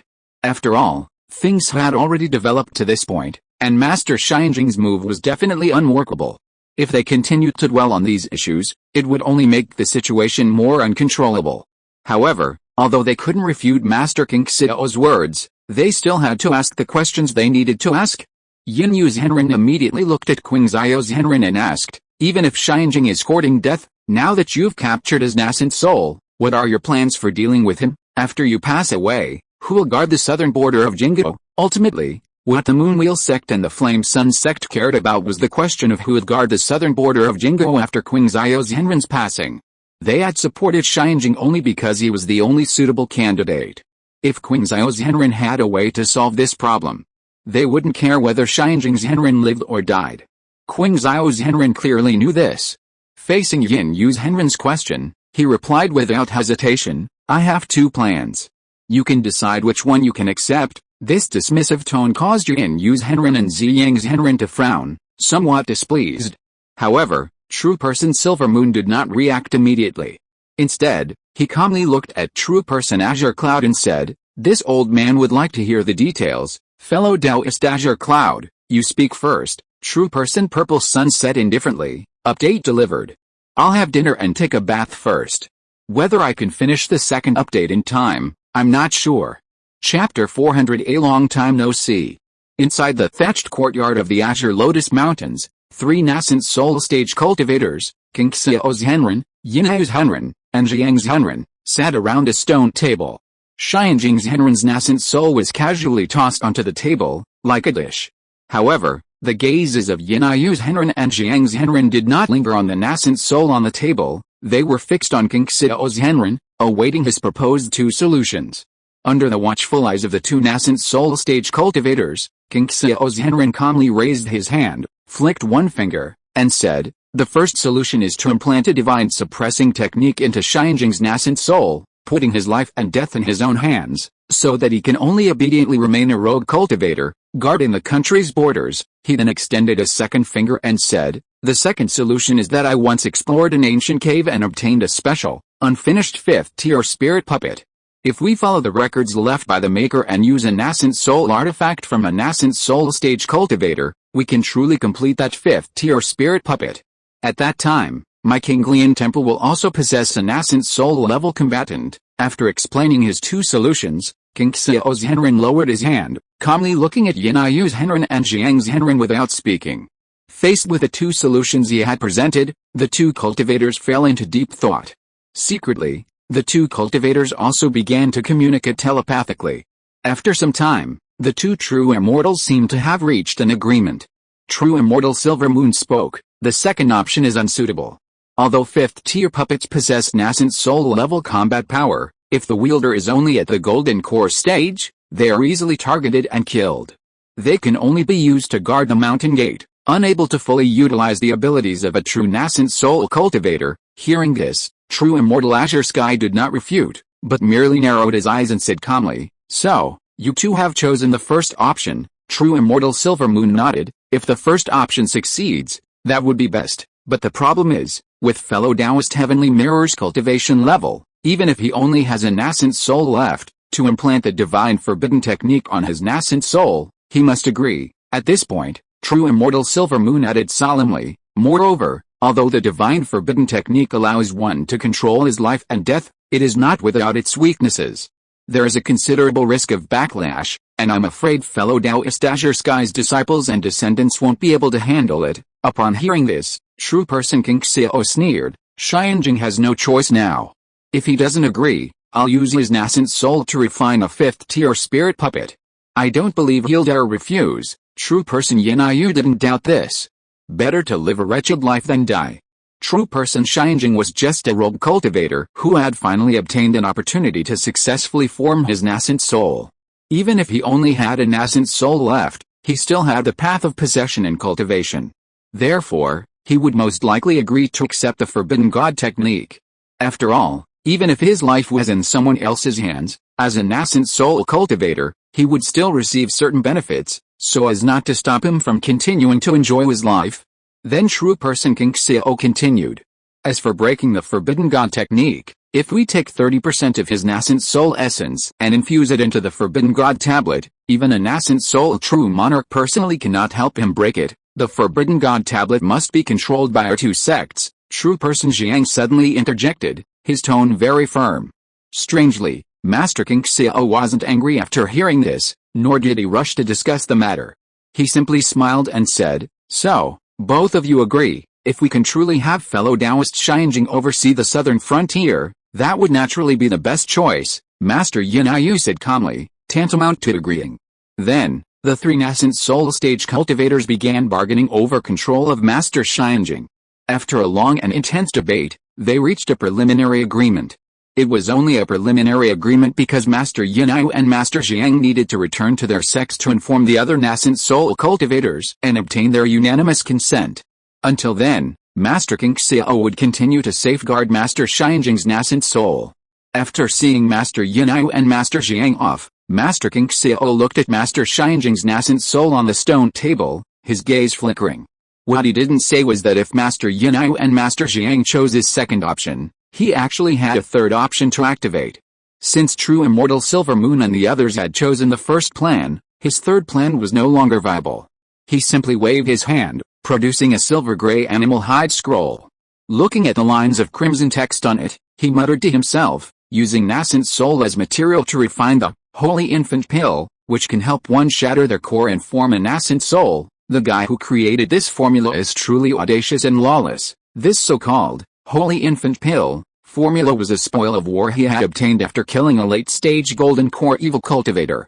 With his discerning eye, he could naturally see the formula's authenticity, and after careful examination, he confirmed that it indeed had a chance of success. However, he also knew how taboo it was in the cultivation world to refine pills using nascent soul. This matter had touched the raw nerve of all nascent soul cultivators. If it were leaked, he would surely be attacked by all of them and besieged for slaughter. After all, no nascent soul cultivator wants their nascent soul to one day be coveted and become a medicinal ingredient for someone else's descendants. What would be the point of their arduous cultivation to reach the nascent soul stage then? Therefore, after obtaining this item, true person King Xiao never let anyone else know of the existence of this pill formula, lest it bring him death and destruction to the Kinglian temple. But this time, despite his severely weakened state and the risk of shortening his lifespan, he was determined to capture true person Xianjing's nascent soul alive. In fact, he already had some ideas about refining the sacred infant pill, and he had even prepared the necessary auxiliary materials. In fact, at first, he hadn't even considered suggesting planting the god-suppressing technique on true person Xianjing. He only planned to use the creation of a fifth-tier spirit puppet as a cover to secretly refine the sacred infant pill. But in the end, he held firm to his principles and didn't do it. Firstly, the holy infant pill could only increase the success rate of nascent soul formation for late-stage golden core cultivators by 20%. Secondly, he suspected that cultivators who ingested this demonic pill might experience personality and mental after effects, increasing their chances of falling into evil ways. After staring at the pill formula in his hand for a long time, King Xiao's Henren finally mustered great willpower to look away, put the formula away, and then looked at Xianjing's Henren's nascent soul, muttering to himself, Xianjing, I hope you'll be sensible, otherwise, even if I don't want to go down the evil path, I'll have no choice but to use you for pill refining. In the blink of an eye, half a year had passed. During these 6 months, news of Xianjing's Henren's physical body being severed and his nascent soul being captured alive had already spread throughout Jing Kingdom and surrounding countries, and even reached the high-level cultivator circles of the distant Great Zhou Kingdom. The cultivation world is vast, but sometimes it's also small. The number of high-level cultivators is always so small, while their sphere of activity is vast, and their methods of communication are diverse. Therefore, in the cultivation world, any major event involving the lives of nascent soul cultivators spreads quickly. This is something high-level cultivators intentionally do, as no one wants to offend a ruthless person they don't know their power to the point of ignorance. Undoubtedly, King Xiao's Henren has become a fearsome figure among many nascent soul cultivators. In contrast, Xianjing's Henren has become a laughingstock, a joke within the nascent soul cultivator circle. Some even jokingly call him the most tragic nascent soul cultivator in 1,000 years, having had his physical body severed and his nascent soul captured less than 30 years after forming his nascent soul, with no one knowing what suffering awaits him. In Jingguo, where the incident occurred, even after half a year, speculation and discussion about Xianjing's Henren's fate have not ceased. Zhou Chun, in his spare time, has also made various speculations about this. Of course, he is more concerned about the allocation of the spiritual mountains and blessed lands in Lingzhou. Unfortunately, Kinglian Temple has yet to announce the outcome of this matter. Zhou Chun estimated that this matter might only be addressed after the final fate of true person Xianjing was confirmed. Just as Zhou Chun and many cultivators were eagerly awaiting the outcome of true person Xianjing's investigation, news broke that shocked almost everyone. True person Xianjing was back. He had returned to the Heavenly Mirror Sect's mountain gate. When Zhou Chun heard this news, he rubbed his eyes in disbelief, checked the intelligence report again, and confirmed he hadn't misread it. This is truly unbelievable, Zhou Chun muttered to himself with a strange expression, speechless. Who could have imagined that true person Xianjing, whose physical body had been severed, whose nascent soul had been captured, and who had sworn to kill everyone in the Green Lotus Temple, could actually return to the Heavenly Mirror Sect after being captured. Such a bizarre event was unheard of. The intelligence report said that true person Xianjing returned to the Xianjing Sect, but it didn't mention his nascent soul. Does this mean he's already possessed a body and changed cultivation? Suddenly, Zhou Chun seemed to discover a blind spot. His gaze sharpened slightly as he noticed an important piece of information that hadn't been prominently mentioned in the intelligence report. This must be an oversight by the intelligence personnel, or perhaps a limitation of their perspective, failing to understand the difference between a nascent soul and a nascent soul cultivator. However, Zhou Chun reasoned that true person Xianjing wouldn't appear with a 3-inch long nascent soul. Therefore, possession and cultivation was undoubtedly a reasonable explanation. It seems that these past 6 months have been a period of adjustment for true person Xianjing's possession and cultivation. I just wonder which guy was so unlucky to lose his life so inexplicably. Zhou Chun shook his head, feeling great regret for the person who had been possessed. To be chosen as a possession target by a nascent soul cultivator, that person's spiritual root and aptitude must have been exceptional. They should have had a bright future. Unfortunately, just because true person Xianjing needed a body to possess and change cultivation, such a promising genius perished. He must have been utterly desperate at the time. Zhou Chun sighed softly again, but that was all he could do. Possession is indeed a highly taboo matter in the cultivation world. If a cultivator at the Purple Mansion stage, or even the Golden Core stage, were to do such a thing, it could bring them immense trouble. After all, some high-level cultivators in the cultivation world who have experienced possession themselves, or whose loved ones have been possessed, deeply despise those who possess others. They will go looking for trouble as soon as they hear such news. However, if the one possessing another is a nascent soul stage cultivator, then most likely no one can do anything but pretend they didn't see it. That's how the cultivation world is. The strong prey on the weak, and the powerful are respected. Nascent soul stage cultivators are already at the top of the cultivation world, the creators of certain rules. Certain so-called taboos and rules cease to be taboos or rules when applied to them. A privileged class always exists everywhere. Let's see what King Lian Temple has to say next. If they can bring back Xianjing's Henren, there's probably no need to continue the war. I just wonder how they'll clean up this mess. Zhou Chun's eyes flashed, knowing the answer to what he was concerned about would soon be revealed. Sure enough, just a few days after Xianjing's Henren returned to Xianjing Sect, King Lian Temple issued an official statement. From now on, Xianjing Sect would be renamed Xianjing Manor, and the area within 500 li around Xianjing Manor would be Xianjing's Henren's cultivation ground. Half of the remaining unclaimed spiritual lands in Lingzhou would be used to infect certain cultivators of King Lian Temple and Xianjing Sect, and the other half would be used to reward the cultivation families who had responded to the campaign against the rebellion. Upon hearing this news, Zhou Chun was very puzzled and muttered to himself, it seems like they are still maintaining the previous bet. But is Xianjing's Henren really willing to become a high-level employee? Unable to figure it out, Zhou Chun stopped thinking about it. He knew that due to the difference in cultivation level and social status, there was definitely a lot of confidential information he was unaware of. And there was no need to create unnecessary trouble for himself or get stuck on trivial matters. Since the King Lian Temple had now presented its plan for dealing with the spiritual lands in Lingzhou, the Zhou family would simply act according to the plan. After all, the Zhou family had contributed to the suppression and annihilation of the Guo family of Two Iron Ridge, so it shouldn't be too difficult to secure a piece of spiritual land. Thus, after Zhou Chun personally went to the King Lian Mountains, the matter was resolved. According to the requirements of King Lian Temple Abbot Qing Wezi, the Zhou family only needed to offer 200,000 spirit coins to obtain ownership of the spiritual land in Two Iron Ridge, and the surrounding area within 100 miles would become the Zhou family's legal territory. This money wouldn't all go to the King Lian Temple. After receiving the money, the King Lian Temple would also distribute rewards to the cultivation families that sent Foundation establishment cultivators to participate in the war and provide compensation to those who died in battle.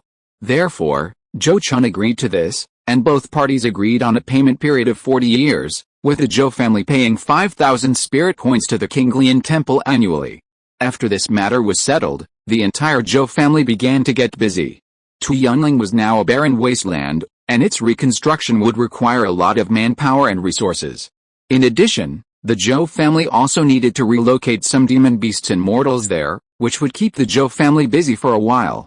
End of this chapter. Thank you so much for reading until the end. Don't forget to give it a like. Looking for more exclusive content and immediate access? Subscribe to our Patreon. Remember, every like, subscription or donation encourages us to continue. Thank you all. See you in the next video.